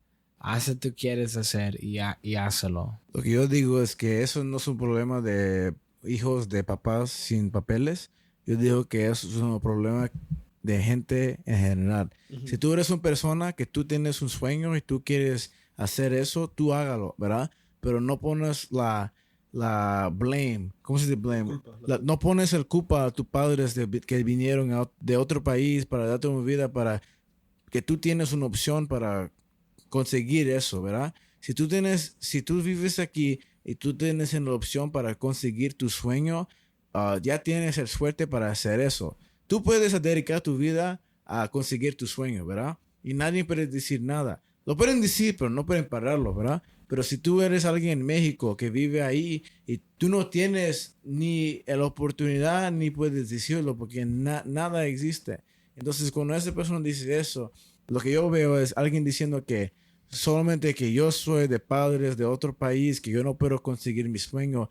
Y lo que yo veo de verdad es que él no quiere trabajar. Tú quieres ser cómico, ¿verdad? Pero tú trabajas en un trabajo que te paga que es de cómicos. No. Entonces, tú estás trabajando en un lugar que te pagan no para ser cómicos, ¿verdad? No. Sí. Pero también al lado de eso, estás haciendo cómicos y no te pagan para eso, ¿verdad? Sí. Entonces, estás haciendo los dos al mismo tiempo, ¿verdad? Sí. Entonces, tú estás aceptando que para conseguir tus sueños también necesitas aceptar los temas, ¿verdad? Y si no, yo no sé a dónde este hombre nació. Yo no sé si él no tiene papeles. Yo no sé si él está viviendo por sus papás como dinero y todo eso. Pero lo que yo digo es que es muy fácil decir si tú no eres también un inmigrante, ¿verdad? Eso es el problema. Yo no entiendo eso. Pero yo también hago lo mismo. Yo trabajo un trabajo también. Y yo gano dinero, pero yo quiero hacer muchas otras cosas. Pero yo entiendo que para hacer esas cosas, como esta podcast, necesitamos trabajar. ¿Cómo pagamos para esta tecnología? Sí. Otros trabajos, ¿verdad? Porque eso es lo que es, ¿sabes? Pero yo no voy a dar culpa a mis papás. Ellos ya hicieron todo lo que podían hacer para darme una vida muy, muy increíble. Y si no crees esto, el programa pasado, en la semana pasada, hablamos de niños que tenían 14, 15, 13, que se murieron trabajando trabajos que fueron. Trabajando como en algunas compañías, haciendo comida y todo eso, o cosas de casa y todo eso. Un niño casi 14 se cayó de un roof, high roof. Cielo. Se cayó del cielo y se murió, fue 14. Otro niño fue como 12 o 13, una carro la pegó porque estaba trayendo comida para Uber Eats, ¿verdad? Y otro niño se murió en el campo, casi, o farm, porque una tractor crushed him. ¿Sabes? Imagina esos niños escuchan esto baboso, dice esas cosas. ¿Sabes? Y no es que no recognize lo que tú dices, ¿verdad? Pero también digo que en dos partes a esa historia y me da mucha curiosidad que dice sus papás, no más él. I mean, eso sí es verdad. La única cosa que estoy diciendo es que hay personas hay muchas personas que los padres no sienten lo mismo como ellos. Y eso es una cosa que es más difícil para los personas que tienen esos sueños que quieren hacer algo más grande. Que no son carreras tradicionales. Sí, y eso es una cosa que es más difícil para los padres que están una cosa más tradicional o algo como así. No conocen los sueños, ¿verdad? Sí. Conocen, pero no conocen ¿qué crees de eso que dije? No es que no conocen los sueños, pero no la ven como realidad o qué. No, la cosa es que una persona se le emite uno. Es como es tu propio enemigo. Tú puedes decir, me enseñan nomás a trabajar y eso. Bueno, eso está bien. Necesitas vivir, ¿no? Necesitas conseguir trabajo. Ahora tienes... Especialmente cuando tienes hijos. Ok, sí, pero quitar los hijos, pero es igual como una persona normal, así como una persona que es adulto, que no tiene hijos, que no tiene familia, que nomás quiere trabajar. Eso es nosotros. Ajá, y esa cosa es que es como característica que todos deben de tener. Trabajar. Ahora, si tienes un sueño, pues échale ganas. ¿no?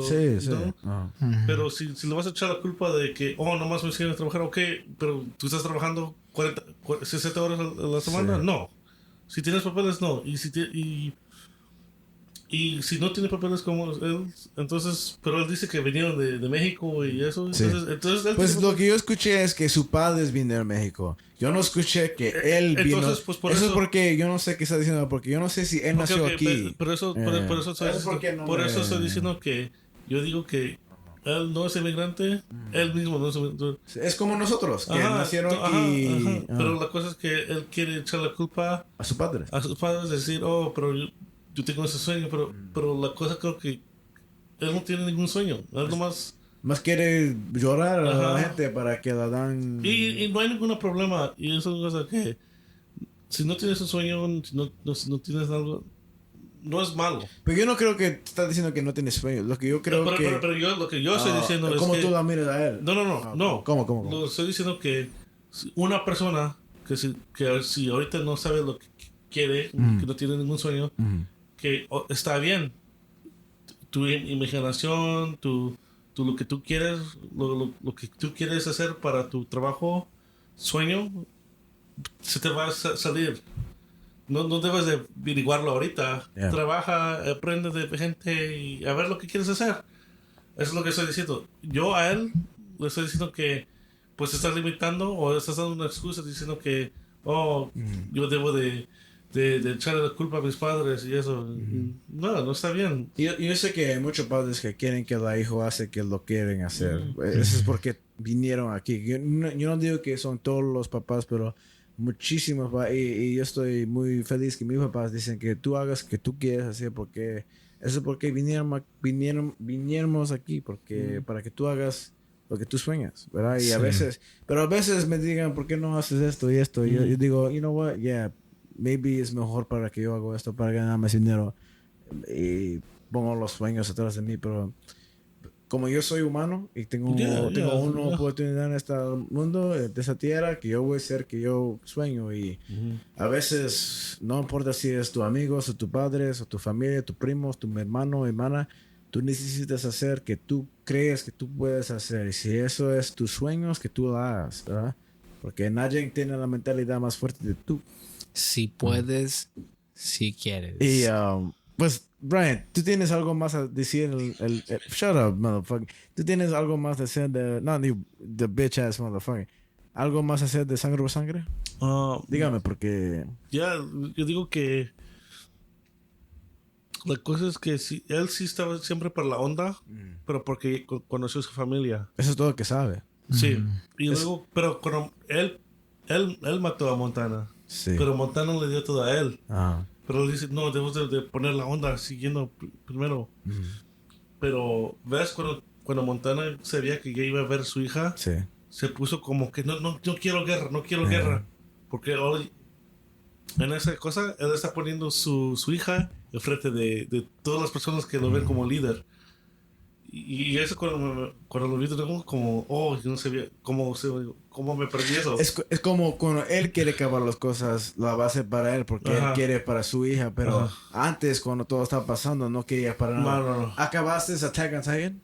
No. Oh, shit. No voy a decir nada entonces, porque ahorita la voy a acabar y tiene un mensaje casi cerca, pero no te voy a... Pero es igual como... Fuck. Es igual que... Cuando Montoya se murió, me puse muy triste. Porque... Fuck, man. Pero igual, like, él estaba poniendo la onda. Muchos se fueron de la onda, ¿te acuerdas? Cuando regresó Miklo sin la pierna. Dice, ¿y este por qué se va? ¿Este por qué se va? ¿Este por qué se va? Entonces está diciendo, porque es que la droga y todo eso. Y Miklo dice, pero uno no se puede ir de la onda. Y luego Montana dice, no, pero no queremos violencia. Pero y luego Miklo, pero estamos en prisión, eso es lo que va a pasar. Y Montana dice, no, debemos estar listos y todo eso. Y no vender los drogas, porque las drogas arruinan entre la círculo de onda y todo eso. Y luego ya cuando Montana ya iba a ver a su hija, dijo, no quiero ninguna peleas, y por eso pongo Miklo en cargo de la onda. Mira. Y luego también cuando su... forgot his name. Pero con el bigote, con los eyebrows y los lentes, ¿verdad? Los 3 puntos. Los 3 puntos dice... Yo tenía la evidencia que tú mataste a Montana. Pero lo dejó existir porque dijo que quería eso, ¿verdad? ¿O qué? No, dijo... Si yo no tengo fe en ti... si no tenía fe en ti... Lo iba a tener... Pero en caso... Magic Mike. Yeah. Magic Mike. Ajá. Y luego dijo, si no tenía fe en ti, le iba a enseñar toda la onda que tú mataste a Montana. Y luego el Magic Mike dice, pero te lo voy a dar a ti para que tú lo destruyes. Y vivamos una vida juntos. And I was like, oh shit. And eso es lo que pasó, es que cuando vi eso, dice, no, pues Miklo pertenece a una cosa, pero como no como yo creo que él va a ser el mejor líder, porque como Danny Trejo, su character, ¿te acuerdas que tenía su hija, pero en otra prisión? Y dijo Miklo, tú te vas a ir a esa porque está cerca de tu familia. Pero tú te vas a encargar del dinero de allá. Sí. Entonces él está poniendo los líderes y dice, no, vamos a ver la onda, va a estar siguiendo. Okay. So es como diciendo que yo, I'm the real leader now. Yo soy el verdadero. Yo soy el mero. ¿No? Estoy feliz que ya sé que dice que es mero, porque cuando yo vi la película también no sabía que fue mero. Dije, ¿qué the fuck es eso? Pero tengo algo para jugar, si ustedes tienen algo para decir antes que lo juego. Pero para acabar el A.M.C section de Tierra, Mente y Matter. ¿Qué son tus palabras finalizar de Sangre por Sangre? Fue un buen película. A mí me encanta esa película. Me encanta. No me encanta como sí, pero fue un buen película para mí. Es porque, Javi, tú eres un hater, bro. Tú no eres un vato loco. Tú eres un vato loco. Come on. No, mira como si eres pendejo. un vato loco temporario. No, mírame, pendejo. Vatos locos por siempre. No, let me show you some shit. Mira, te voy a enseñar esto. Brian, listen to this. Eso es Damien Chapa. Eso es como vamos a acabar la A.M.C section.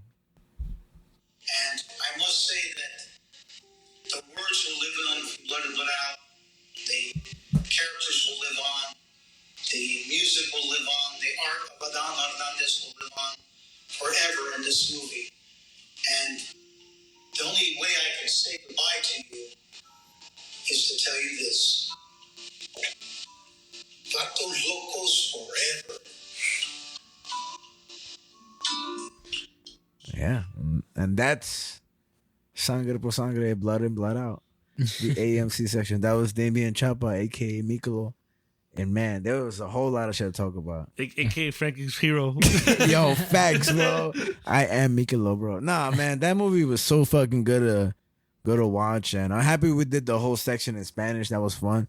All you listeners, thank you for listening, especially the Spanish speakers, because I imagine they're the only ones that will listen. But yeah, that's how we speak Spanish, and that's what the fuck is up. Who cares what you think? You know what I mean? It is what it is. We didn't say it at the beginning of the episode, but follow us on the socials. Earth, Mind, and Matter pod. EARTHMINDMATTERPOD Instagram. Same thing with TikTok, and Earth, Mind, Matter YouTube. Yeah. And you will see this episode on YouTube. Brian, say it on Spanish. The fuck is what we did today, Brian? Hablamos de qué? Todo lo que pasa en la mente. ¿Qué pasa? No, ¿qué pasa en la tierra? Lo que pasa en la tierra. ¿Qué pasa en la mente? ¿Y por qué es importante? Right? Yeah. Okay. Let's do it again. Brian, what do we do today? Hablamos lo que pasa en la tierra. Y pasa... Okay. Say again. Okay, Brian, what do we do today? Hablamos lo que pasó en el mundo. ¿Qué pasó en el mente? Y ese por qué se importa. Esto es el tierra, mente y por qué importa. Vatos locos por siempre, man. Hey.